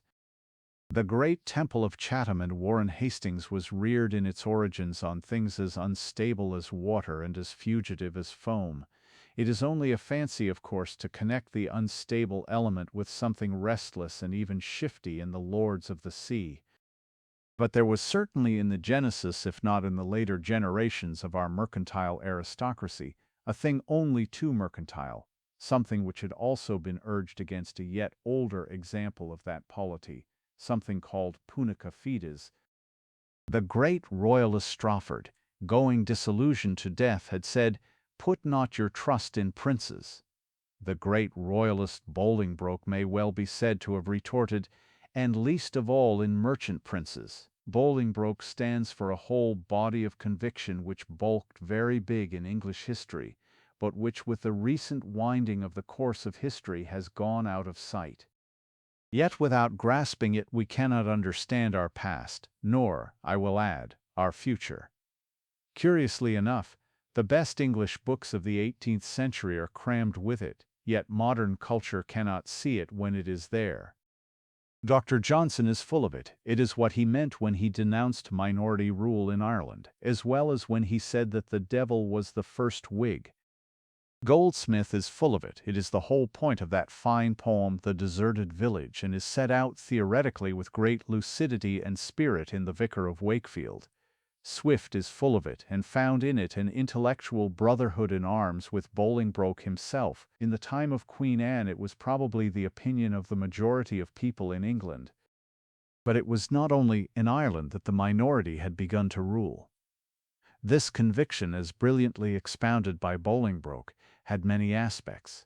Perhaps the most practical was the point that one of the virtues of a despot is distance. It is the little tyrant of the fields that poisons human life.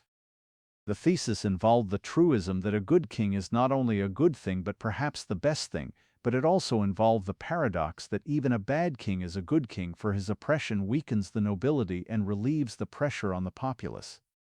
If he is a tyrant, he chiefly tortures the torturers, and though Nero's murder of his own mother was hardly perhaps a gain to his soul, it was no great loss to his empire. Bolingbroke had thus a wholly rationalistic theory of Jacobitism. He was in other respects a fine and typical 18th century intellect, a free-thinking deist, a clear and classic writer of English, but he was also a man of adventurous spirit and splendid political courage, and he made one last throw for the Stuarts.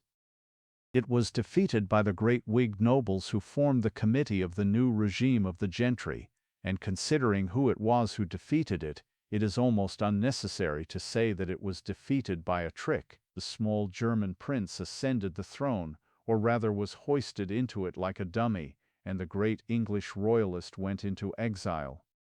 20 years afterwards, he reappears and reasserts his living and logical faith in a popular monarchy. But it is typical of the whole detachment and distinction of his mind that for this abstract ideal he was willing to strengthen the heir of the king whom he had tried to exclude. He was always a royalist, but never a Jacobite. What he cared for was not a royal family, but a royal office. He celebrated it in his great book, The Patriot King, written in exile. And when he thought that George's great-grandson was enough of a patriot, he only wished that he might be more of a king. He made in his old age yet another attempt, with such unpromising instruments as George III and Lord Bute, and when these broke in his hand he died with all the dignity of the sed victa Catoni. The great commercial aristocracy grew on to its full stature. But if we wish to realize the good and ill of its growth, there is no better summary than this section from the first to the last of the foiled coups d'état of Bolingbroke. In the first, his policy made peace with France and broke the connection with Austria. In the second, his policy again made peace with France and broke the connection with Prussia. For in that interval the seed of the money-lending squires of Brandenburg had waxed mighty, and had already become that prodigy which has become so enormous a problem in Europe. By the end of this epoch Chatham, who incarnated and even created, at least in a representative sense, all that we call the British Empire, was at the height of his own and his country's glory. He summarized the New England of the Revolution in everything, especially in everything in which that movement seems to many to be intrinsically contradictory, and yet was most corporately consistent.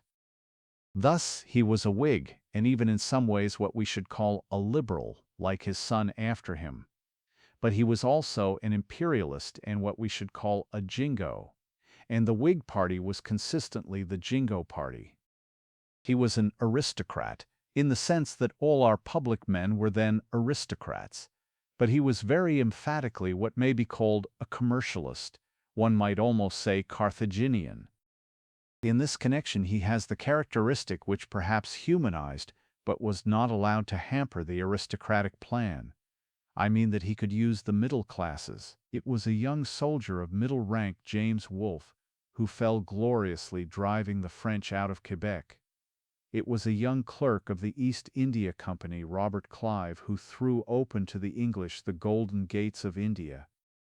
But it was precisely one of the strong points of this 18th-century aristocracy that it wielded without friction the wealthier bourgeoisie.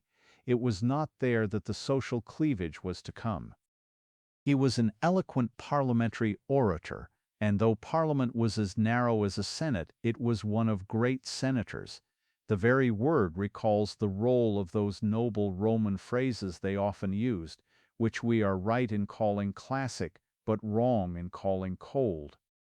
In some ways nothing could be further from all this fine if florid scholarship, all this princely and patrician geniality, all this air of freedom and adventure on the sea, than the little inland state of the stingy drill sergeants of Potsdam, hammering mere savages into mere soldiers. And yet the great chief of these was in some ways like a shadow of Chatham flung across the world, the sort of shadow that is at once an enlargement and a caricature. The English lords, whose paganism was ennobled by patriotism, saw here something drawn out long and thin out of their own theories. What was paganism in Chatham was atheism in Frederick the Great. And what was in the first patriotism was in the second something with no name but Prussianism. The cannibal theory of a commonwealth, that it can of its nature eat other commonwealths, had entered Christendom. Its autocracy and our own aristocracy drew indirectly nearer together, and seemed for a time to be wedded. But not before the great Bolingbroke had made a dying gesture as if to forbid the bands. 15. The war with the great republics. We cannot understand the 18th century so long as we suppose that rhetoric is artificial because it is artistic. We do not fall into this folly about any of the other arts. We talk of a man picking out notes arranged in ivory on a wooden piano with much feeling, or of his pouring out his soul by scraping on catgut after a training as careful as an acrobat's. But we are still haunted with a prejudice that verbal form and verbal effect must somehow be hypocritical when they are the link between things so living as a man and a mob. We doubt the feeling of the old-fashioned orator because his periods are so rounded and pointed as to convey his feeling. Now, before any criticism of the 18th century worthies must be put the proviso of their perfect artistic sincerity. Their oratory was unrhymed poetry, and it had the humanity of poetry. It was not even unmetrical poetry. That century is full of great phrases, often spoken on the spur of great moments, which have in them the throb and recurrence of song, as of a man thinking to a tune. Nelson's "In honor I gained them, in honor I will die with them" has more rhythm than much that is called vers libres. Patrick Henry's "Give me liberty or give me death" might be a great line in Walt Whitman. It is one of the many quaint perversities of the English to pretend to be bad speakers, but in fact the most English 18th century epoch blazed with brilliant speakers. There may have been finer writing in France, there was no such fine speaking as in England. The Parliament had faults enough, but it was sincere enough to be rhetorical. The Parliament was corrupt as it is now, though the examples of corruption were then often really made examples, in the sense of warnings, where they are now examples only in the sense of patterns. The Parliament was indifferent to the constituencies as it is now, though perhaps the constituencies were less indifferent to the Parliament. The Parliament was snobbish as it is now, though perhaps more respectful to mere rank and less to mere wealth. But the Parliament was a Parliament. It did fulfill its name and duty by talking and trying to talk well. It did not merely do things because they do not bear talking about as it does now. It was then, to the eternal glory of our country, a great talking shop, not a mere buying and selling shop for financial tips and official places. And as with any other artist, the care the 18th century man expended on oratory is a proof of his sincerity, not a disproof of it. An enthusiastic eulogium by Burke is as rich and elaborate as a lover's sonnet, but it is because Burke is really enthusiastic, like the lover. An angry sentence by Junius is as carefully compounded as a Renaissance poison, but it is because Junius is really angry, like the poisoner. Now, nobody who has realized this psychological truth can doubt for a moment that many of the English aristocrats of the 18th century had a real enthusiasm for liberty. Their voices lift like trumpets upon the very word. Whatever their immediate forebears may have meant, these men meant what they said when they talked of the high memory of Hampden or the majesty of Magna Carta. Those patriots whom Walpole called the boys included many who really were patriots, or better still, who really were boys. If we prefer to put it so, among the Whig aristocrats were many who really were Whigs, Whigs by all the ideal definitions which identified the party with a defense of law against tyrants and courtiers. But if anybody deduces from the fact that the Whig aristocrats were Whigs any doubt about whether the Whig aristocrats were aristocrats, there is one practical test in reply.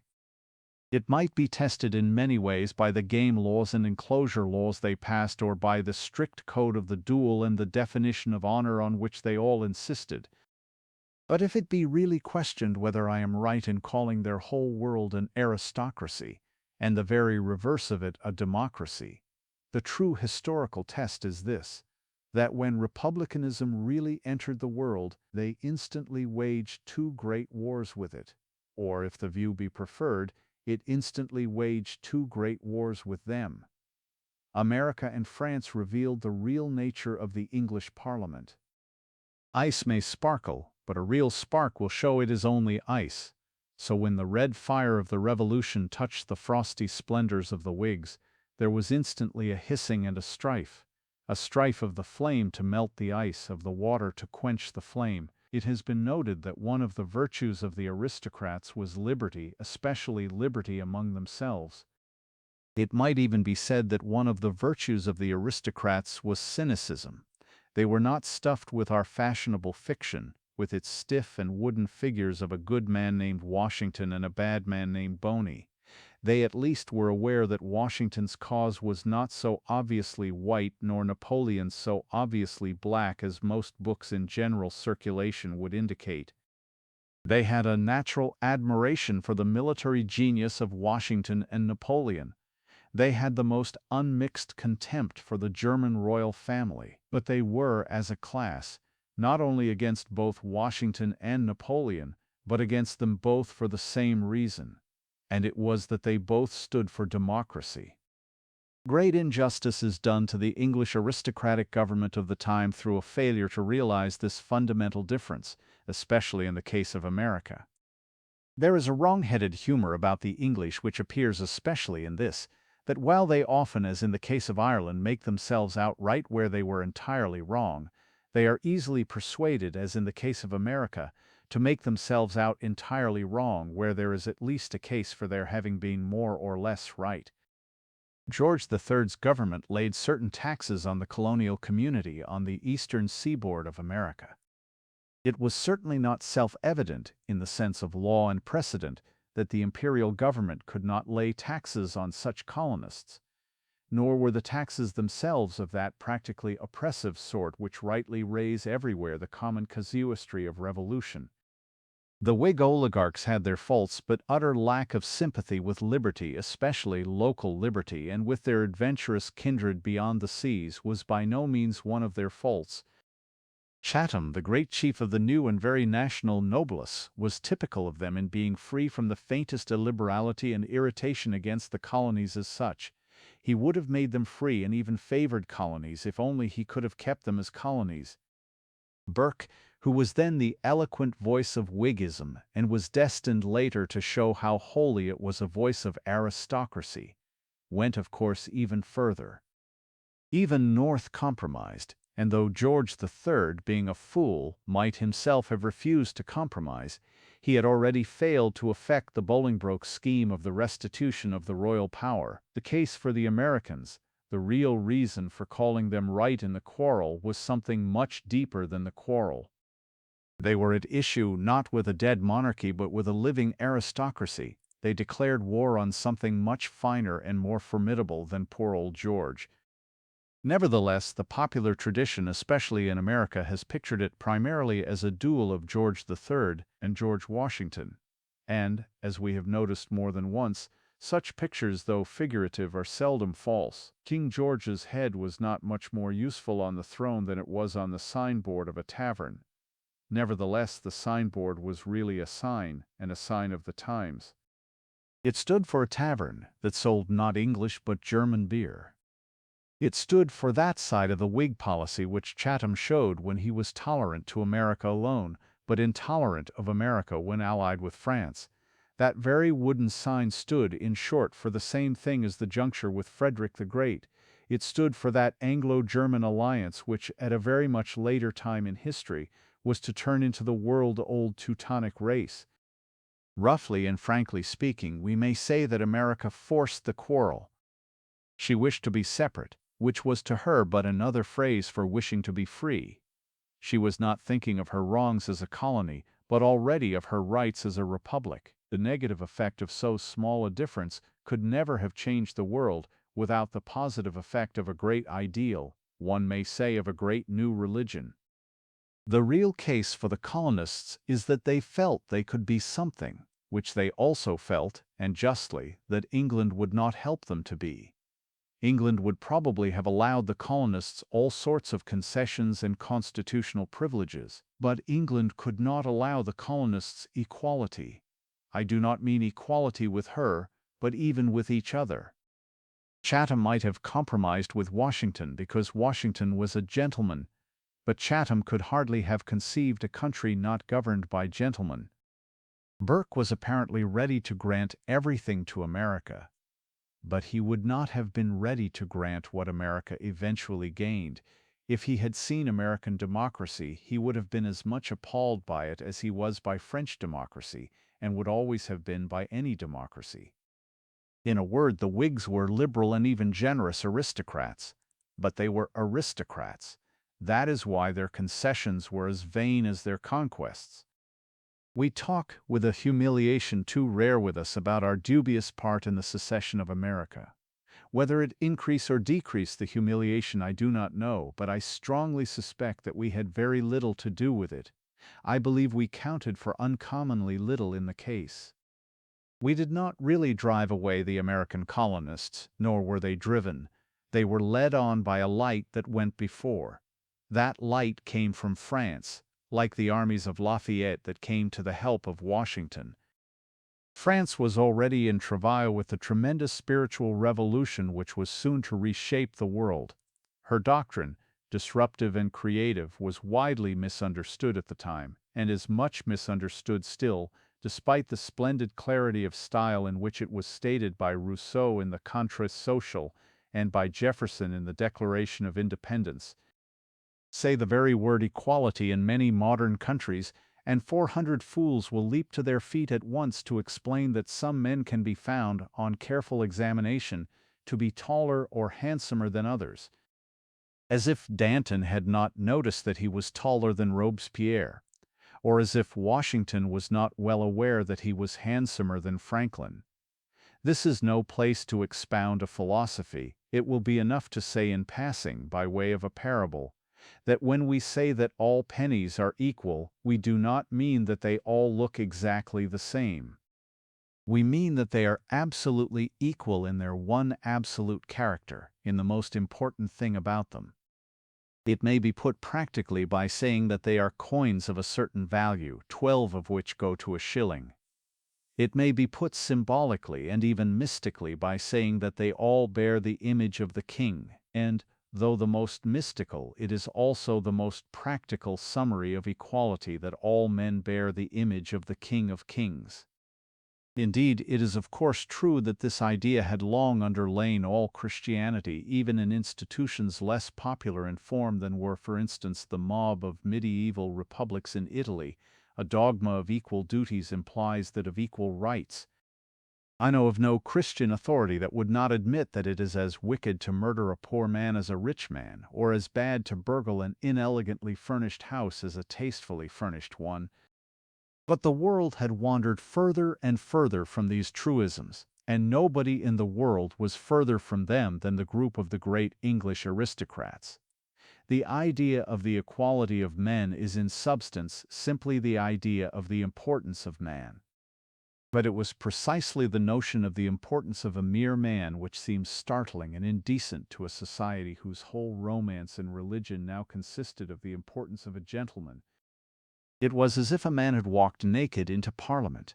There is not space here to develop the moral issue in full, but this will suffice to show that the critics concerned about the difference in human types or talents are considerably wasting their time.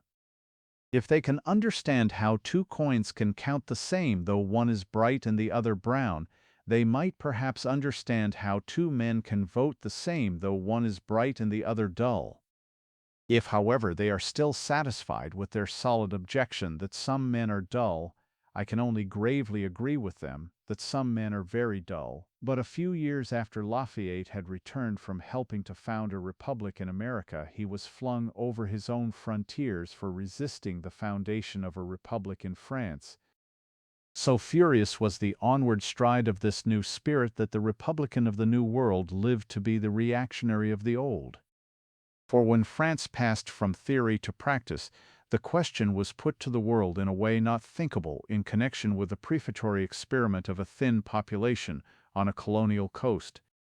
The mightiest of human monarchies, like some monstrous immeasurable idol of iron, was melted down in a furnace barely bigger than itself, and recast in a size equally colossal, but in a shape men could not understand.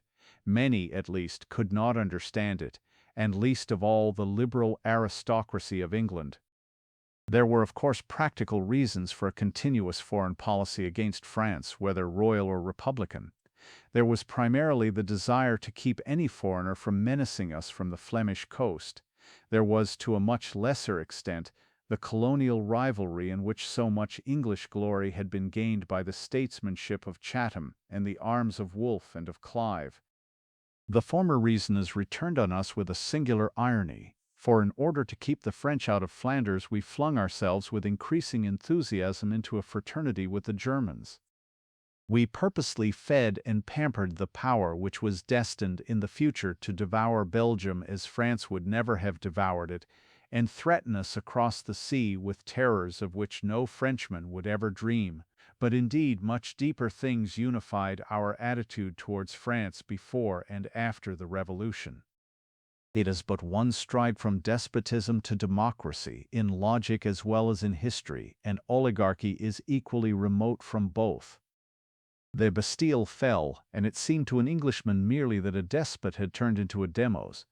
The young Bonaparte rose, and it seemed to an Englishman merely that a demos had once more turned into a despot. He was not wrong in thinking these allotropic forms of the same alien thing, and that thing was equality. For when millions are equally subject to one law, it makes little difference if they are also subject to one lawgiver. The general social life is a level. The one thing that the English have never understood about Napoleon in all their myriad studies of his mysterious personality is how impersonal he was. I had almost said how unimportant he was. He said himself, "I shall go down to history with my code in my hand," but in practical effects, as distinct from mere name and renown, it would be even truer to say that his code will go down to history with his hand set to it in signature, somewhat illegibly. Thus his testamentary law has broken up big estates and encouraged contented peasants in places where his name is cursed, in places where his name is almost unknown. In his lifetime, of course, it was natural that the annihilating splendor of his military strokes should rivet the eye like flashes of lightning. But his reign fell more silently, and its refreshment remained. It is needless to repeat here that after bursting one world coalition after another by battles that are the masterpieces of the military art, he was finally worn down by two comparatively popular causes, the resistance of Russia and the resistance of Spain. The former was largely, like so much that is Russian, religious, but in the latter appeared most conspicuously that which concerns us here, the valor, vigilance, and high national spirit of England in the 18th century. The long Spanish campaign tried and made triumphant the great Irish soldier, afterwards known as Wellington, who has become all the more symbolic since he was finally confronted with Napoleon in the last defeat of the latter at Waterloo. Wellington, though too logical to be at all English, was in many ways typical of the aristocracy. He had irony and independence of mind. But if we wish to realize how rigidly such men remained limited by their class, how little they really knew what was happening in their time, it is enough to note that Wellington seems to have thought he had dismissed Napoleon by saying he was not really a gentleman. If an acute and experienced Chinaman were to say of Chinese Gordon, "He is not actually a Mandarin," we should think that the Chinese system deserved its reputation for being both rigid and remote. But the very name of Wellington is enough to suggest another, and with it the reminder that this, though true, is inadequate. There was some truth in the idea that the Englishman was never so English as when he was outside England, and never smacked so much of the soil as when he was on the sea. There has run through the national psychology something that has never had a name except the eccentric and indeed extraordinary name of Robinson Crusoe, which is all the more English for being quite undiscoverable in England.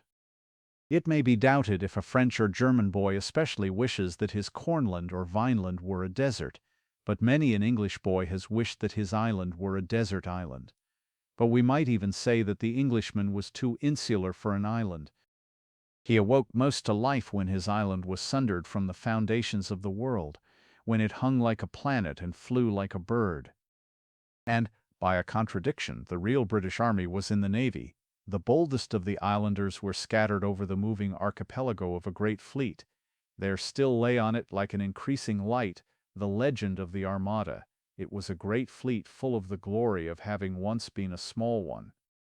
Long before Wellington ever saw Waterloo, the ships had done their work, and shattered the French navy in the Spanish seas, leaving like a light upon the sea the life and death of Nelson, who died with his stars on his bosom and his heart upon his sleeve. There is no word for the memory of Nelson except to call him mythical. The very hour of his death, the very name of his ship, are touched with that epic completeness which critics call the long arm of coincidence and prophets the hand of God. His very faults and failures were heroic, not in a loose but in a classic sense, in that he fell only like the legendary heroes, weakened by a woman, not foiled by any foe among men. And he remains the incarnation of a spirit in the English that is purely poetic, so poetic that it fancies itself 1,000 things and sometimes even fancies itself prosaic. At a recent date in an age of reason in a country already calling itself dull and businesslike, with top hats and factory chimneys already beginning to rise like towers of funereal efficiency, this country clergyman's son moved to the last in a luminous cloud and acted a fairy tale. He shall remain as a lesson to those who do not understand England, and a mystery to those who think they do. In outward action he led his ships to victory and died upon a foreign sea, but symbolically he established something indescribable and intimate, something that sounds like a native proverb. He was the man who burnt his ships and who forever set the Thames on fire. 16. Aristocracy and the Discontents.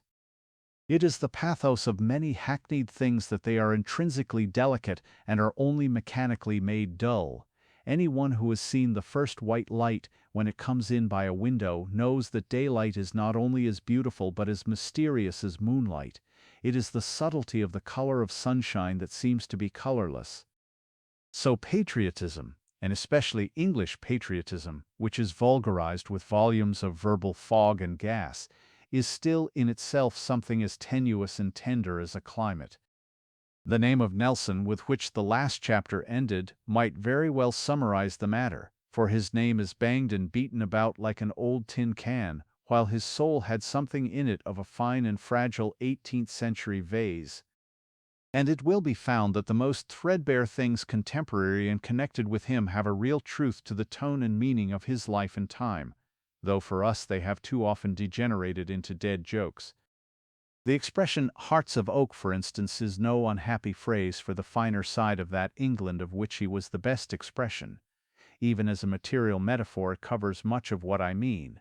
Oak was by no means only made into bludgeons, nor even only into battleships, and the English gentry did not think it businesslike to pretend to be mere brutes. The mere name of oak calls back like a dream those dark but genial interiors of colleges and country houses, in which great gentlemen, not degenerate, almost made Latin an English language and port an English wine.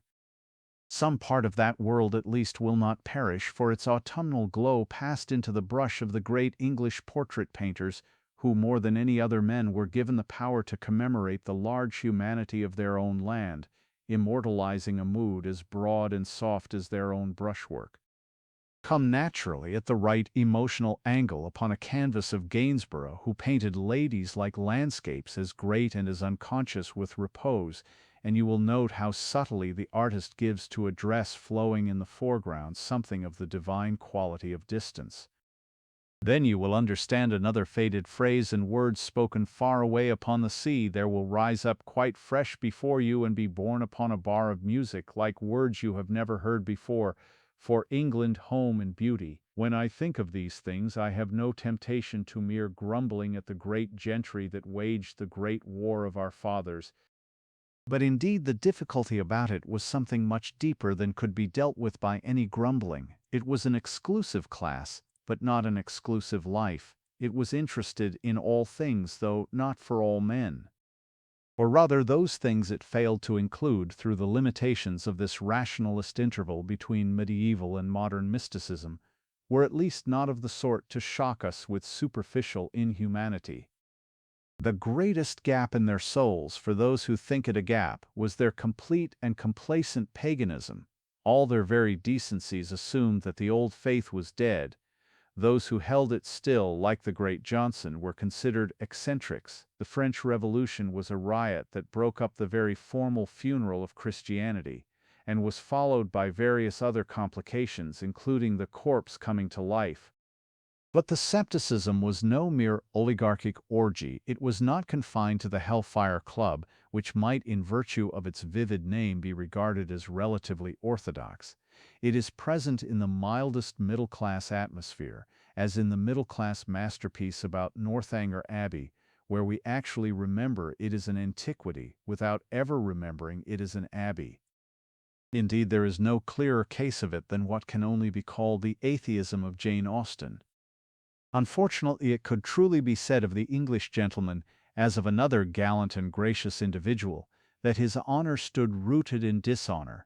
He was, indeed, somewhat in the position of such an aristocrat in a romance, whose splendor has the dark spot of a secret and a sort of blackmail. There was, to begin with, an uncomfortable paradox in the tale of his pedigree. Many heroes have claimed to be descended from the gods, from beings greater than themselves, but he himself was far more heroic than his ancestors.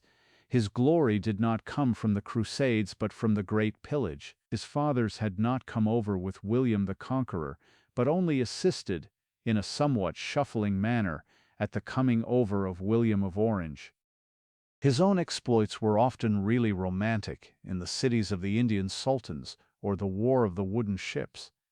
It was the exploits of the far-off founders of his family that were painfully realistic. In this the great gentry were more in the position of Napoleonic marshals than of Norman knights, but their position was worse, for the marshals might be descended from peasants and shopkeepers, but the oligarchs were descended from usurers and thieves. That, for good or evil, was the paradox of England. The typical aristocrat was the typical upstart. But the secret was worse. Not only was such a family founded on stealing, but the family was stealing still. It is a grim truth that all through the 18th century, all through the great Whig speeches about liberty, all through the great Tory speeches about patriotism, through the period of Wandewash and Plassey, through the period of Trafalgar and Waterloo, one process was steadily going on in the central Senate of the nation.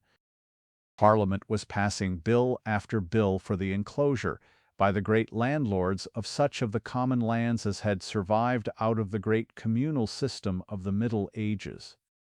It is much more than a pun, it is the prime political irony of our history that the commons were destroying the commons.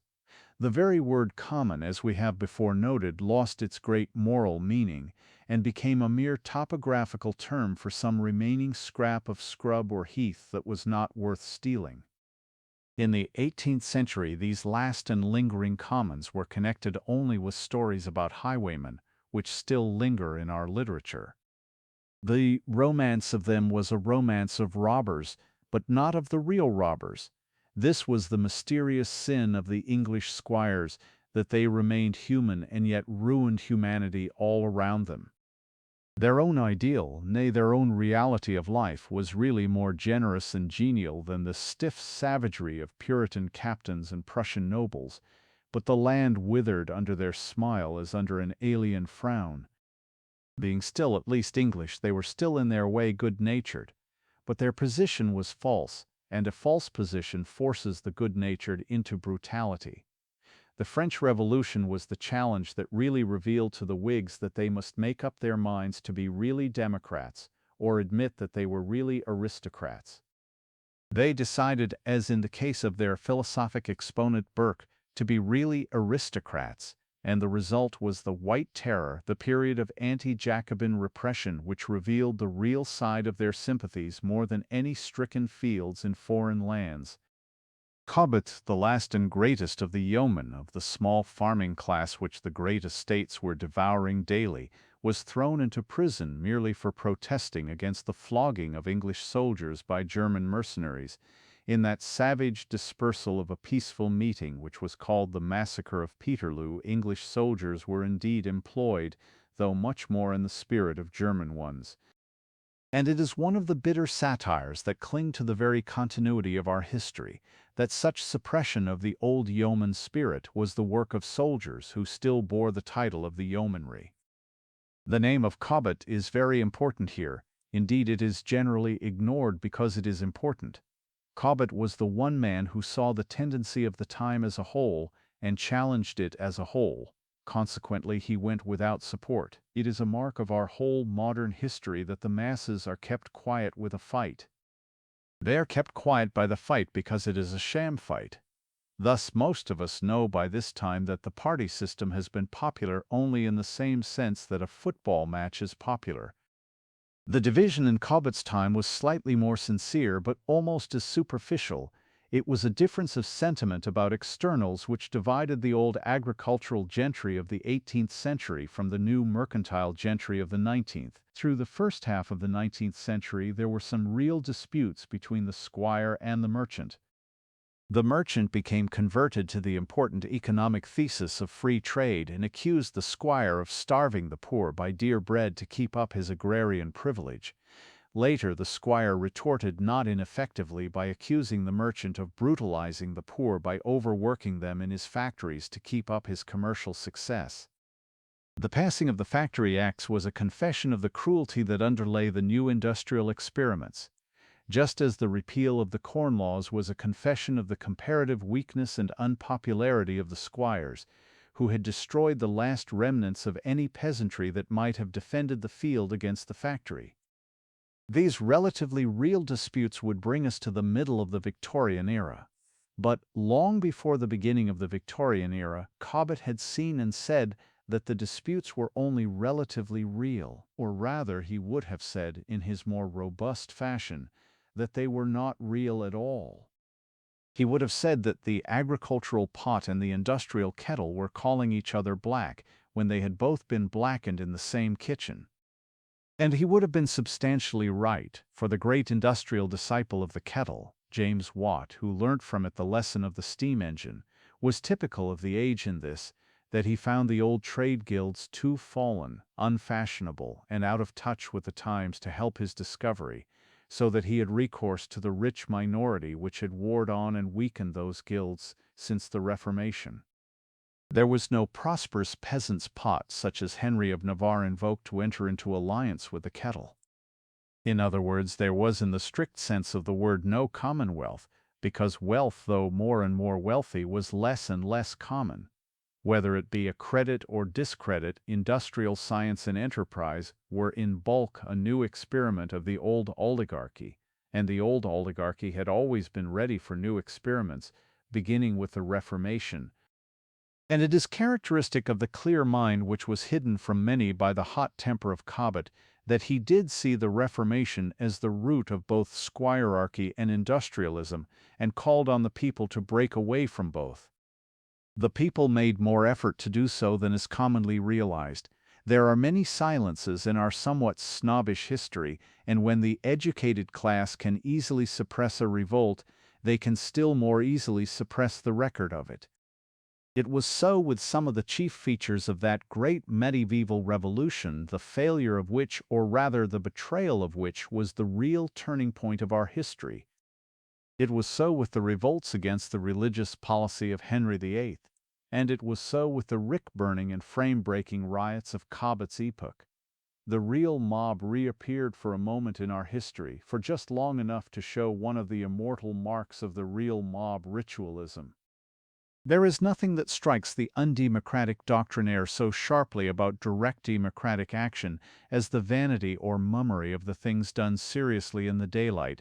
They astonish him by being as unpractical as a poem or a prayer. The French revolutionists stormed an empty prison merely because it was large and solid and difficult to storm, and therefore symbolic of the mighty monarchical machinery of which it had been but the shed. The English rioters laboriously broke in pieces a parish grindstone merely because it was large and solid and difficult to break, and therefore symbolic of the mighty oligarchical machinery which perpetually ground the faces of the poor. They also put the oppressive agent of some landlord in a cart and escorted him round the county merely to exhibit his horrible personality to heaven and earth. Afterwards they let him go, which marks perhaps, for good or evil, a certain national modification of the movement. There is something very typical of an English revolution in having the tumbril without the guillotine. Anyhow, these embers of the revolutionary epoch were trodden out very brutally. The grindstone continued and continues to grind in the scriptural fashion above referred to, and, in most political crises since, it is the crowd that has found itself in the cart. But of course both the riot and repression in England were but shadows of the awful revolt and vengeance which crowned the parallel process in Ireland. Here the terrorism which was but a temporary and desperate tool of the aristocrats in England, not being, to do them justice, at all consonant to their temperament, which had neither the cruelty and morbidity nor the logic and fixity of terrorism, became in a more spiritual atmosphere a flaming sword of religious and racial insanity. Pitt, the son of Chatham, was quite unfit to fill his father's place, unfit indeed, I cannot but think, to fill the place commonly given him in history. But if he was wholly worthy of his immortality, his Irish expedients, even if considered as immediately defensible, have not been worthy of their immortality. He was sincerely convinced of the national need to raise coalition after coalition against Napoleon, by pouring the commercial wealth then rather peculiar to England upon her poorer allies, and he did this with indubitable talent and pertinacity. He was at the same time faced with a hostile Irish rebellion and a partly or potentially hostile Irish Parliament. He broke the latter by the most indecent bribery and the former by the most indecent brutality. But he may well have thought himself entitled to the tyrant's plea. But not only were his expedients those of panic, or at any rate of peril, but, what is less clearly realized, it is the only real defense of them, that they were those of panic and peril. He was ready to emancipate Catholics as such, for religious bigotry was not the vice of the oligarchy, but he was not ready to emancipate Irishmen as such. He did not really want to enlist Ireland like a recruit, but simply to disarm Ireland like an enemy. Hence his settlement was from the first in a false position for settling anything. The union may have been a necessity, but the union was not a union. It was not intended to be one, and nobody has ever treated it as one. We have not only never succeeded in making Ireland English as Burgundy has been made French, but we have never tried. Burgundy could boast of Corneille, though Corneille was a Norman, but we should smile if Ireland boasted of Shakespeare. Our vanity has involved us in a mere contradiction. We have tried to combine identification with superiority. It is simply weak-minded to sneer at an Irishman if he figures as an Englishman, and rail at him if he figures as an Irishman. So the Union has never even applied English laws to Ireland, but only coercions and concessions, both specially designed for Ireland. From Pitt's time to our own this tottering alternation has continued, from the time when the great O'Connell with his monster meetings forced our government to listen to Catholic emancipation, to the time when the great Parnell with his obstruction forced it to listen to Home Rule. Our staggering equilibrium has been maintained by blows from without. In the later 19th century, the better sort of special treatment began on the whole to increase. Gladstone, an idealistic though inconsistent liberal, rather belatedly realized that the freedom he loved in Greece and Italy had its rights nearer home, and may be said to have found a second youth in the gateway of the grave, in the eloquence and emphasis of his conversion. And a statesman wearing the opposite label, for what that is worth, had the spiritual insight to see that Ireland, if resolved to be a nation, was even more resolved to be a peasantry. George Wyndham, generous, imaginative, a man among politicians, insisted that the agrarian agony of evictions, shootings, and rack-rentings should end with the individual Irish getting, as Parnell had put it, a grip on their farms. In more ways than one, his work rounds off almost romantically the tragedy of the rebellion against Pitt, for Wyndham himself was of the blood of the leader of the rebels, and he wrought the only reparation yet made for all the blood shamefully shed that flowed around the fall of Fitzgerald. The effect on England was less tragic, indeed, in a sense it was comic. Wellington, himself an Irishman though of the narrower party, was preeminently a realist and, like many Irishmen, was especially a realist about Englishmen. He said the army he commanded was the scum of the earth, and the remark is none the less valuable because that army proved itself useful enough to be called the salt of the earth. But in truth it was in this something of a national symbol, and the guardian, as it were, of a national secret. There is a paradox about the English, even as distinct from the Irish or the Scotch, which makes any formal version of their plans and principles inevitably unjust to them. England not only makes her ramparts out of rubbish, but she finds ramparts in what she has herself cast away as rubbish. If it be a tribute to a thing to say that even its failures have been successes, there is truth in that tribute.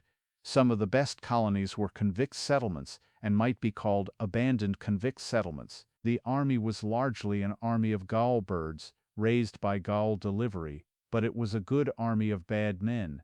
Nay, it was a gay army of unfortunate men. This is the color and the character that is run through the realities of English history, and it can hardly be put in a book, least of all a historical book. It has its flashes in our fantastic fiction and in the songs of the street, but its true medium is conversation. It has no name but incongruity.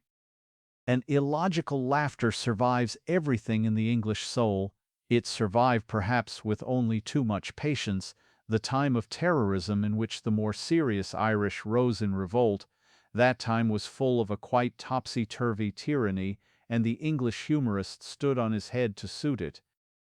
Indeed, he often receives a quite irrational sentence in a police court by saying he will do it on his head.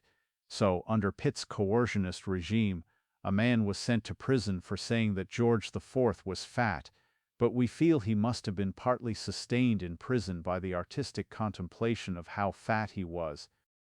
That sort of liberty, that sort of humanity, and it is no mean sort, did indeed survive all the drift and downward eddy of an evil economic system, as well as the dragooning of a reactionary epoch and the drearier menace of materialistic social science, as embodied in the new Puritans, who have purified themselves even of religion.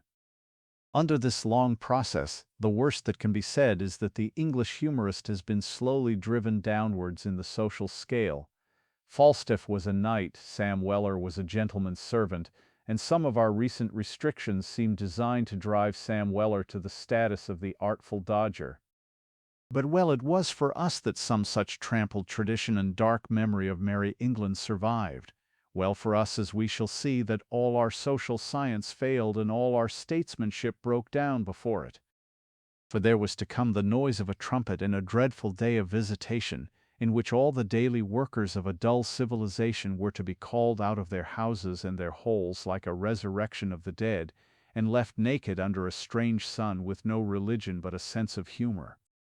And men might know of what nation Shakespeare was, who broke into puns and practical jokes in the darkest passion of his tragedies, if they had only heard those boys in France and Flanders, who called out early doors themselves in a theatrical memory, as they went so early in their youth to break down the doors of death. 17. The Return of the Barbarian. The only way to write a popular history, as we have already remarked, would be to write it backwards. It would be to take common objects of our own street and tell the tale of how each of them came to be in the street at all. And for my immediate purpose it is really convenient to take two objects we have known all our lives as features of fashion or respectability. One, which has grown rarer recently, is what we call a top hat. The other, which is still a customary formality, is a pair of trousers. The history of these humorous objects really does give a clue to what has happened in England for the last 100 years. It is not necessary to be an aesthete in order to regard both objects as the reverse of beautiful, as tested by what may be called the rational side of beauty. The lines of human limbs can be beautiful, and so can the lines of loose drapery, but not cylinders too loose to be the first and too tight to be the second. Nor is a subtle sense of harmony needed to see that while there are hundreds of differently proportioned hats, a hat that actually grows larger towards the top is somewhat top-heavy. But what is largely forgotten is this, that these two fantastic objects which now strike the eye as unconscious freaks were originally conscious freaks. Our ancestors, to do them justice, did not think them casual or commonplace. They thought them, if not ridiculous, at least rococo. The top hat was the topmost point of a riot of Regency dandyism, and bucks wore trousers while businessmen were still wearing knee breeches. It will not be fanciful to see a certain Oriental touch in trousers, which the later Romans also regarded as effeminately Oriental. It was an Oriental touch found in many florid things of the time, in Byron's poems or Brighton Pavilion. Now, the interesting point is that for a whole serious century these instantaneous fantasies have remained like fossils. In the Carnival of the Regency a few fools got into fancy dress, and we have all remained in fancy dress. At least, we have remained in the dress, though we have lost the fancy. I say this is typical of the most important thing that happened in the Victorian time. For the most important thing was that nothing happened. The very fuss that was made about minor modifications brings into relief the rigidity with which the main lines of social life were left as they were at the French Revolution. We talk of the French Revolution as something that changed the world, but its most important relation to England is that it did not change England. A student of our history is concerned rather with the effect it did not have than the effect it did. If it be a splendid fate to have survived the flood, the English oligarchy had that added splendor. But even for the countries in which the Revolution was a convulsion, it was the last convulsion, until that which shakes the world today. It gave their character to all the commonwealths which all talked about progress and were occupied in marking time. Frenchmen, under all superficial reactions, remained republican in spirit, as they had been when they first wore top hats. Englishmen, under all superficial reforms, remained oligarchical in spirit, as they had been when they first wore trousers. Only one power might be said to be growing, and that in a plodding and prosaic fashion, the power in the northeast whose name was Prussia. And the English were more and more learning that this growth need cause them no alarm, since the North Germans were their cousins in blood and their brothers in spirit. The first thing to note then about the 19th century is that Europe remained herself as compared with the Europe of the Great War, and that England especially remained herself as compared even with the rest of Europe. Granted this, we may give their proper importance to the cautious internal changes in this country, the small conscious and the large unconscious changes. Most of the conscious ones were much upon the model of an early one, the great Reform Bill of 1832, and can be considered in the light of it. First, from the standpoint of most real reformers, the chief thing about the Reform Bill was that it did not reform. It had a huge tide of popular enthusiasm behind it, which wholly disappeared when the people found themselves in front of it. It enfranchised large masses of the middle classes. It disfranchised very definite bodies of the working classes, and it so struck the balance between the conservative and the dangerous elements in the Commonwealth that the governing class was rather stronger than before. The date, however, is important, not at all because it was the beginning of democracy, but because it was the beginning of the best way ever discovered of evading and postponing democracy. Here enters the homeopathic treatment of revolution, since so often successful. Well into the next generation, Disraeli, the brilliant Jewish adventurer who was the symbol of the English aristocracy, being no longer genuine, extended the franchise to the artisans, partly, indeed, as a party move against his great rival Gladstone, but more as the method by which the old popular pressure was first tired out and then toned down. The politicians said the working class was now strong enough to be allowed votes. It would be truer to say it was now weak enough to be allowed votes. So in more recent times, payment of members, which would once have been regarded and resisted as an inrush of popular forces, was passed quietly and without resistance, and regarded merely as an extension of parliamentary privileges. The truth is that the old parliamentary oligarchy abandoned their first line of trenches because they had by that time constructed a second line of defense. It consisted in the concentration of colossal political funds in the private and irresponsible power of the politicians, collected by the sale of peerages and more important things, and expended on the gerrymandering of the enormously expensive elections. In the presence of this inner obstacle, a vote became about as valuable as a railway ticket when there is a permanent block on the line. The facade and outward form of this new secret government is the merely mechanical application of what is called the party system.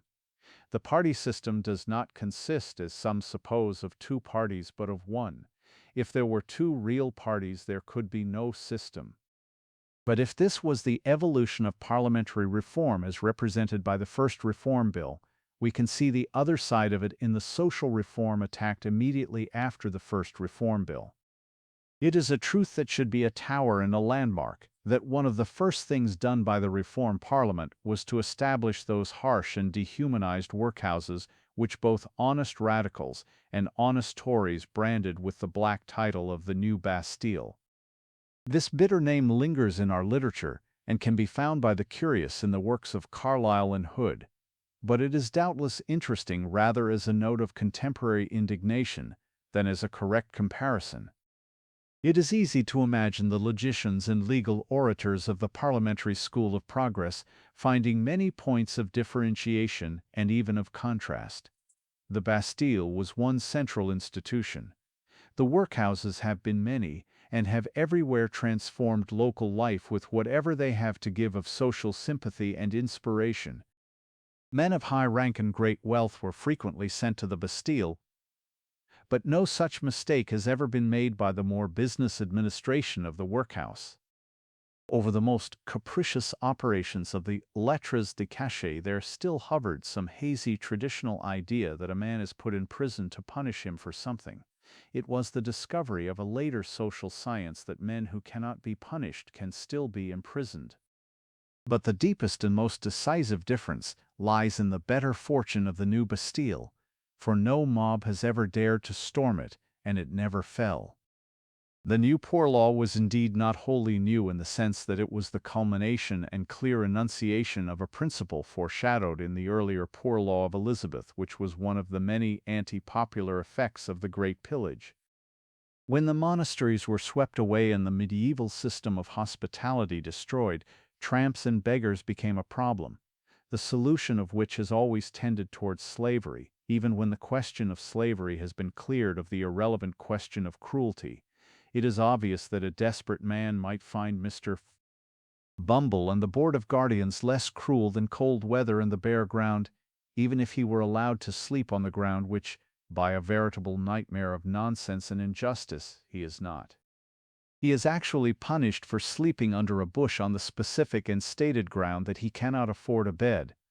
It is obvious, however, that he may find his best physical good by going into the workhouse, as he often found it in pagan times by selling himself into slavery. The point is that the solution remains servile even when Mr. Bumble and the Board of Guardians cease to be in a common sense cruel. The pagan might have the luck to sell himself to a kind master. The principle of the new Poor Law, which has so far proved permanent in our society, is that the man lost all his civic rights and lost them solely through poverty. There is a touch of irony, though hardly of mere hypocrisy, in the fact that the Parliament which effected this reform had just been abolishing black slavery by buying out the slave owners in the British colonies. The slave owners were bought out at a price big enough to be called blackmail, but it would be misunderstanding the national mentality to deny the sincerity of the sentiment. Wilberforce represented in this the real wave of Wesleyan religion which had made a humane reaction against Calvinism, and was in no mean sense philanthropic. But there is something romantic in the English mind which can always see what is remote. It is the strongest example of what men lose by being long-sighted. It is fair to say that they gain many things also: the poems that are like adventures, and the adventures that are like poems. It is a national savor, and therefore in itself neither good nor evil, and it depends on the application whether we find a scriptural text for it in the wish to take the wings of the morning and abide in the uttermost parts of the sea, or merely in the saying that the eyes of a fool are in the ends of the earth. Anyhow, the unconscious 19th century movement, so slow that it seems stationary, was altogether in this direction, of which workhouse philanthropy is the type. Nevertheless, it had one national institution to combat and overcome, one institution all the more intensely national because it was not official, and in a sense not even political. The modern trade union was the inspiration and creation of the English. It is still largely known throughout Europe by its English name. It was the English expression of the European effort to resist the tendency of capitalism to reach its natural culmination in slavery. In this it has an almost weird psychological interest, for it is a return to the past by men ignorant of the past, like the subconscious action of some man who has lost his memory. We say that history repeats itself, and it is even more interesting when it unconsciously repeats itself. No man on earth is kept so ignorant of the Middle Ages as the British workman, except perhaps the British businessman who employs him. Yet all who know even a little of the Middle Ages can see that the modern trade union is a groping for the ancient guild. It is true that those who look to the trade union, and even those clear-sighted enough to call it the guild, are often without the faintest tinge of medieval mysticism or even of medieval morality. But this fact is itself the most striking and even staggering tribute to medieval morality. It has all the clinching logic of coincidence. If large numbers of the most hard-headed atheists had evolved out of their own inner consciousness, the notion that a number of bachelors or spinsters ought to live together in celibate groups for the good of the poor, or the observation of certain hours and offices, it would be a very strong point in favor of the monasteries. It would be all the stronger if the atheists had never heard of monasteries. It would be strongest of all if they hated the very name of monasteries, and it is all the stronger because the man who puts his trust in trades unions does not call himself a Catholic or even a Christian, if he does call himself a guild socialist. The trade union movement passed through many perils, including a ludicrous attempt of certain lawyers to condemn as a criminal conspiracy the trade union solidarity, of which their own profession is the strongest and most startling example in the world. The struggle culminated in gigantic strikes which split the country in every direction in the earlier part of the 20th century. But another process, with much more power at its back, was also in operation. The principle represented by the new Poor Law proceeded on its course, and in one important respect altered its course, though it can hardly be said to have altered its object. It can most correctly be stated by saying that the employers themselves, who already organized business, began to organize social reform. It was more picturesquely expressed by a cynical aristocrat in Parliament who said, "We are all socialists now." The socialists, a body of completely sincere men led by several conspicuously brilliant men, had long hammered into men's heads the hopeless sterility of mere non-interference in exchange. The socialists proposed that the state should not merely interfere in business, but should take over the business and pay all men as equal wage earners, or at any rate as wage earners. The employers were not willing to surrender their own position to the state, and this project has largely faded from politics, but the wiser of them were willing to pay better wages, and they were specially willing to bestow various other benefits so long as they were bestowed after the manner of wages. Thus we had a series of social reforms which, for good or evil, all tended in the same direction: the permission to employees to claim certain advantages as employees and as something permanently different from employers. Of these, the obvious examples were employers' liability, old age pensions, and, as marking another and more decisive stride in the process, the Insurance Act. The latter, in particular, and the whole plan of the social reform in general, were modeled upon Germany. Indeed, the whole English life of this period was overshadowed by Germany. We had now reached, for good or evil, the final fulfillment of that gathering influence which began to grow on us in the 17th century, which was solidified by the military alliances of the 18th century, and which in the 19th century had been turned into a philosophy, not to say a mythology. German metaphysics had thinned our theology so that many a man's most solemn conviction about Good Friday was that Friday was named after Freya.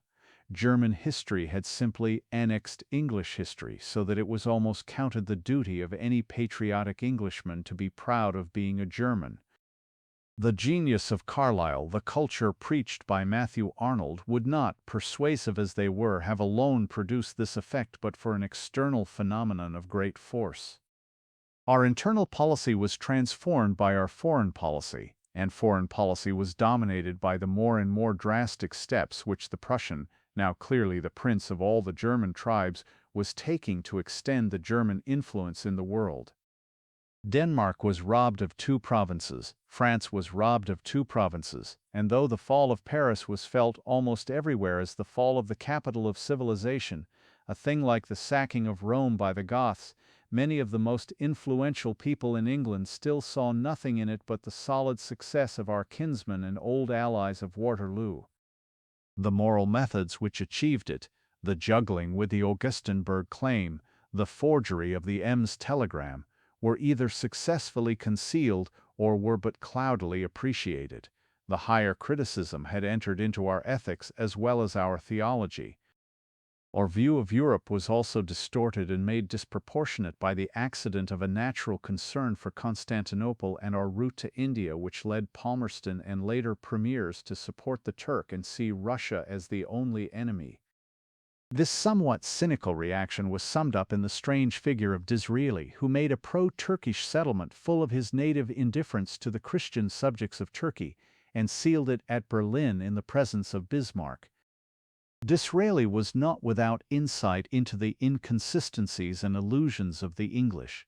He said many sagacious things about them, and one especially when he told the Manchester School that their motto was peace and plenty amid a starving people, and with the world in arms. But what he said about peace and plenty might well be parodied as a comment on what he himself said about peace with honor. Returning from that Berlin conference, he should have said, "I bring you peace with honor, peace with the seeds of the most horrible war of history, and honor as the dupes and victims of the old bully in Berlin." But it was, as we have seen, especially in social reform, that Germany was believed to be leading the way, and to have found the secret of dealing with the economic evil. In the case of insurance, which was the test case, she was applauded for obliging all her workmen to set apart a portion of their wages for any time of sickness, and numerous other provisions, both in Germany and England, pursued the same ideal, which was that of protecting the poor against themselves. It everywhere involved an external power having a finger in the family pie, but little attention was paid to any friction thus caused, for all prejudices against the process were supposed to be the growth of ignorance, and that ignorance was already being attacked by what was called education, an enterprise also inspired largely by the example, and partly by the commercial competition of Germany. It was pointed out that in Germany governments and great employers thought it well worth their while to apply the grandest scale of organization and the minutest inquisition of detail to the instruction of the whole German race. The government was the stronger for training its scholars as it trained its soldiers. The big businesses were the stronger for manufacturing mind as they manufactured material. English education was made compulsory, it was made free. Many good, earnest, and enthusiastic men labored to create a ladder of standards and examinations, which would connect the cleverest of the poor with the culture of the English universities and the current teaching in history or philosophy. But it cannot be said that the connection was very complete, or the achievement so thorough as the German achievement.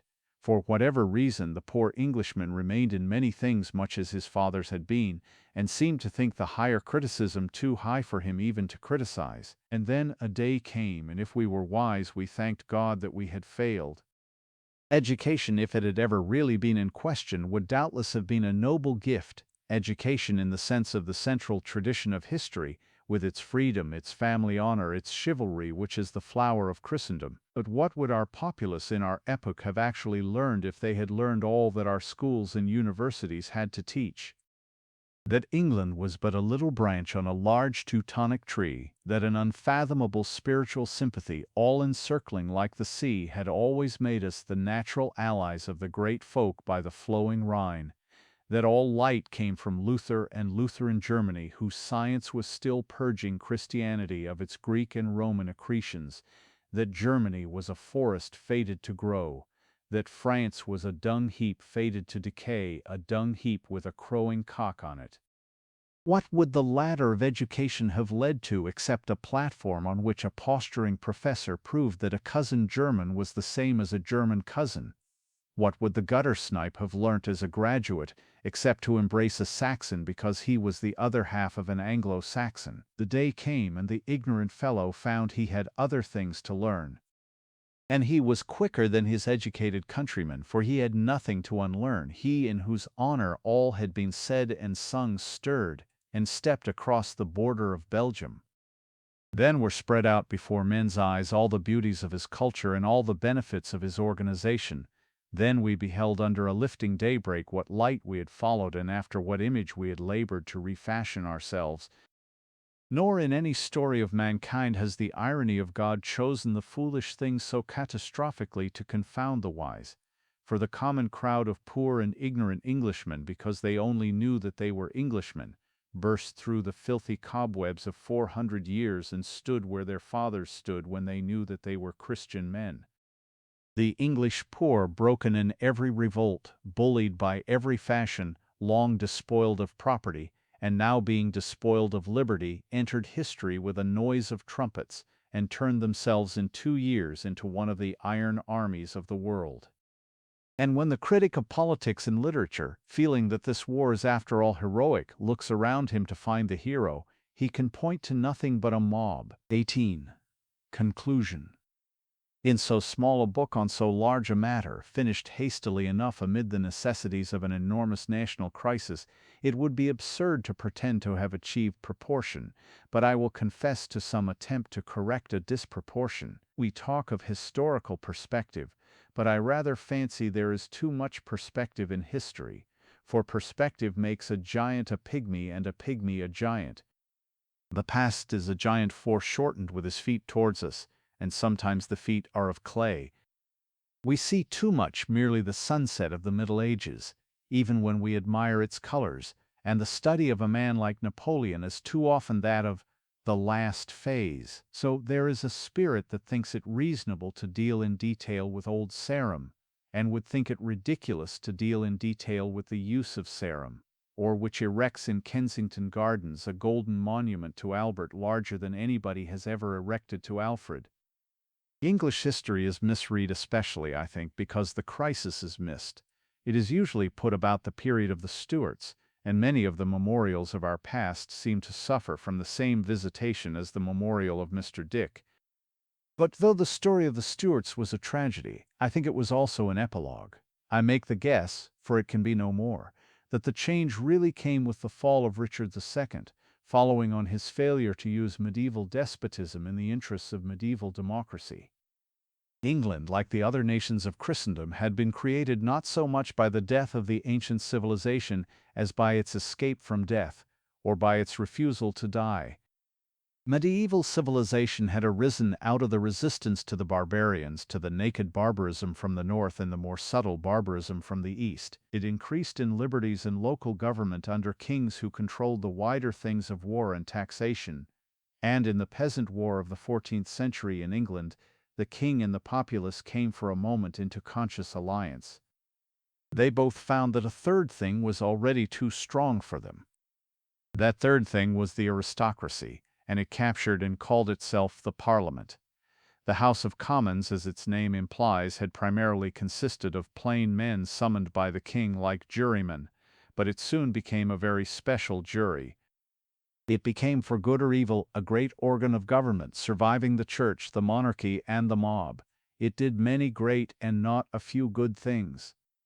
It created what we call the British Empire. It created something which was really far more valuable, a new and natural sort of aristocracy, more humane and even humanitarian than most of the aristocracies of the world. It had sufficient sense of the instincts of the people, at least until lately, to respect the liberty and especially the laughter that had become almost the religion of the race. But in doing all this, it deliberately did two other things which it thought a natural part of its policy.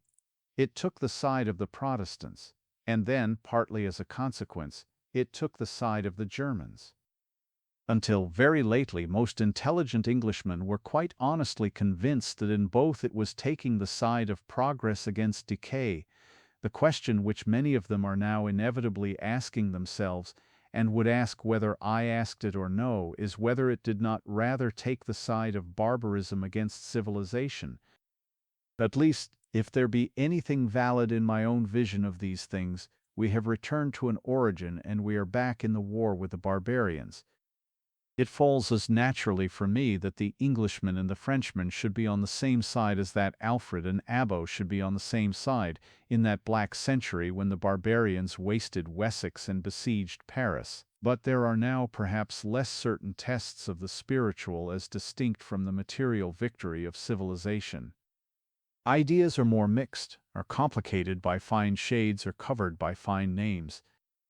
And whether the retreating savage leaves behind him the soul of savagery, like a sickness in the air, I myself should judge primarily by one political and moral test.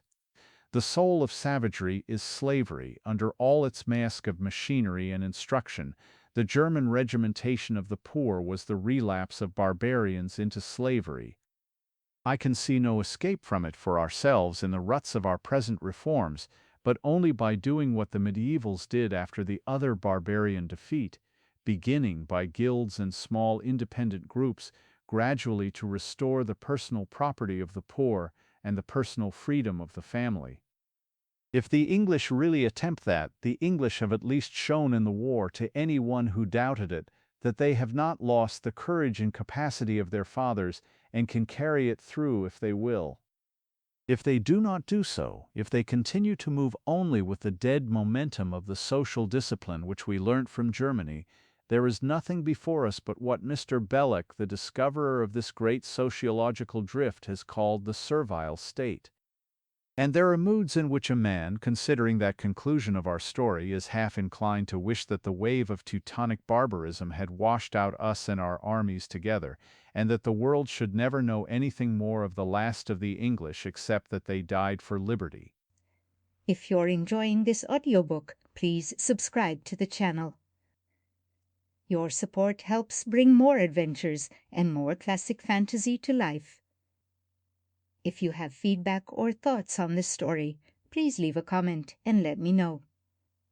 Thanks for listening.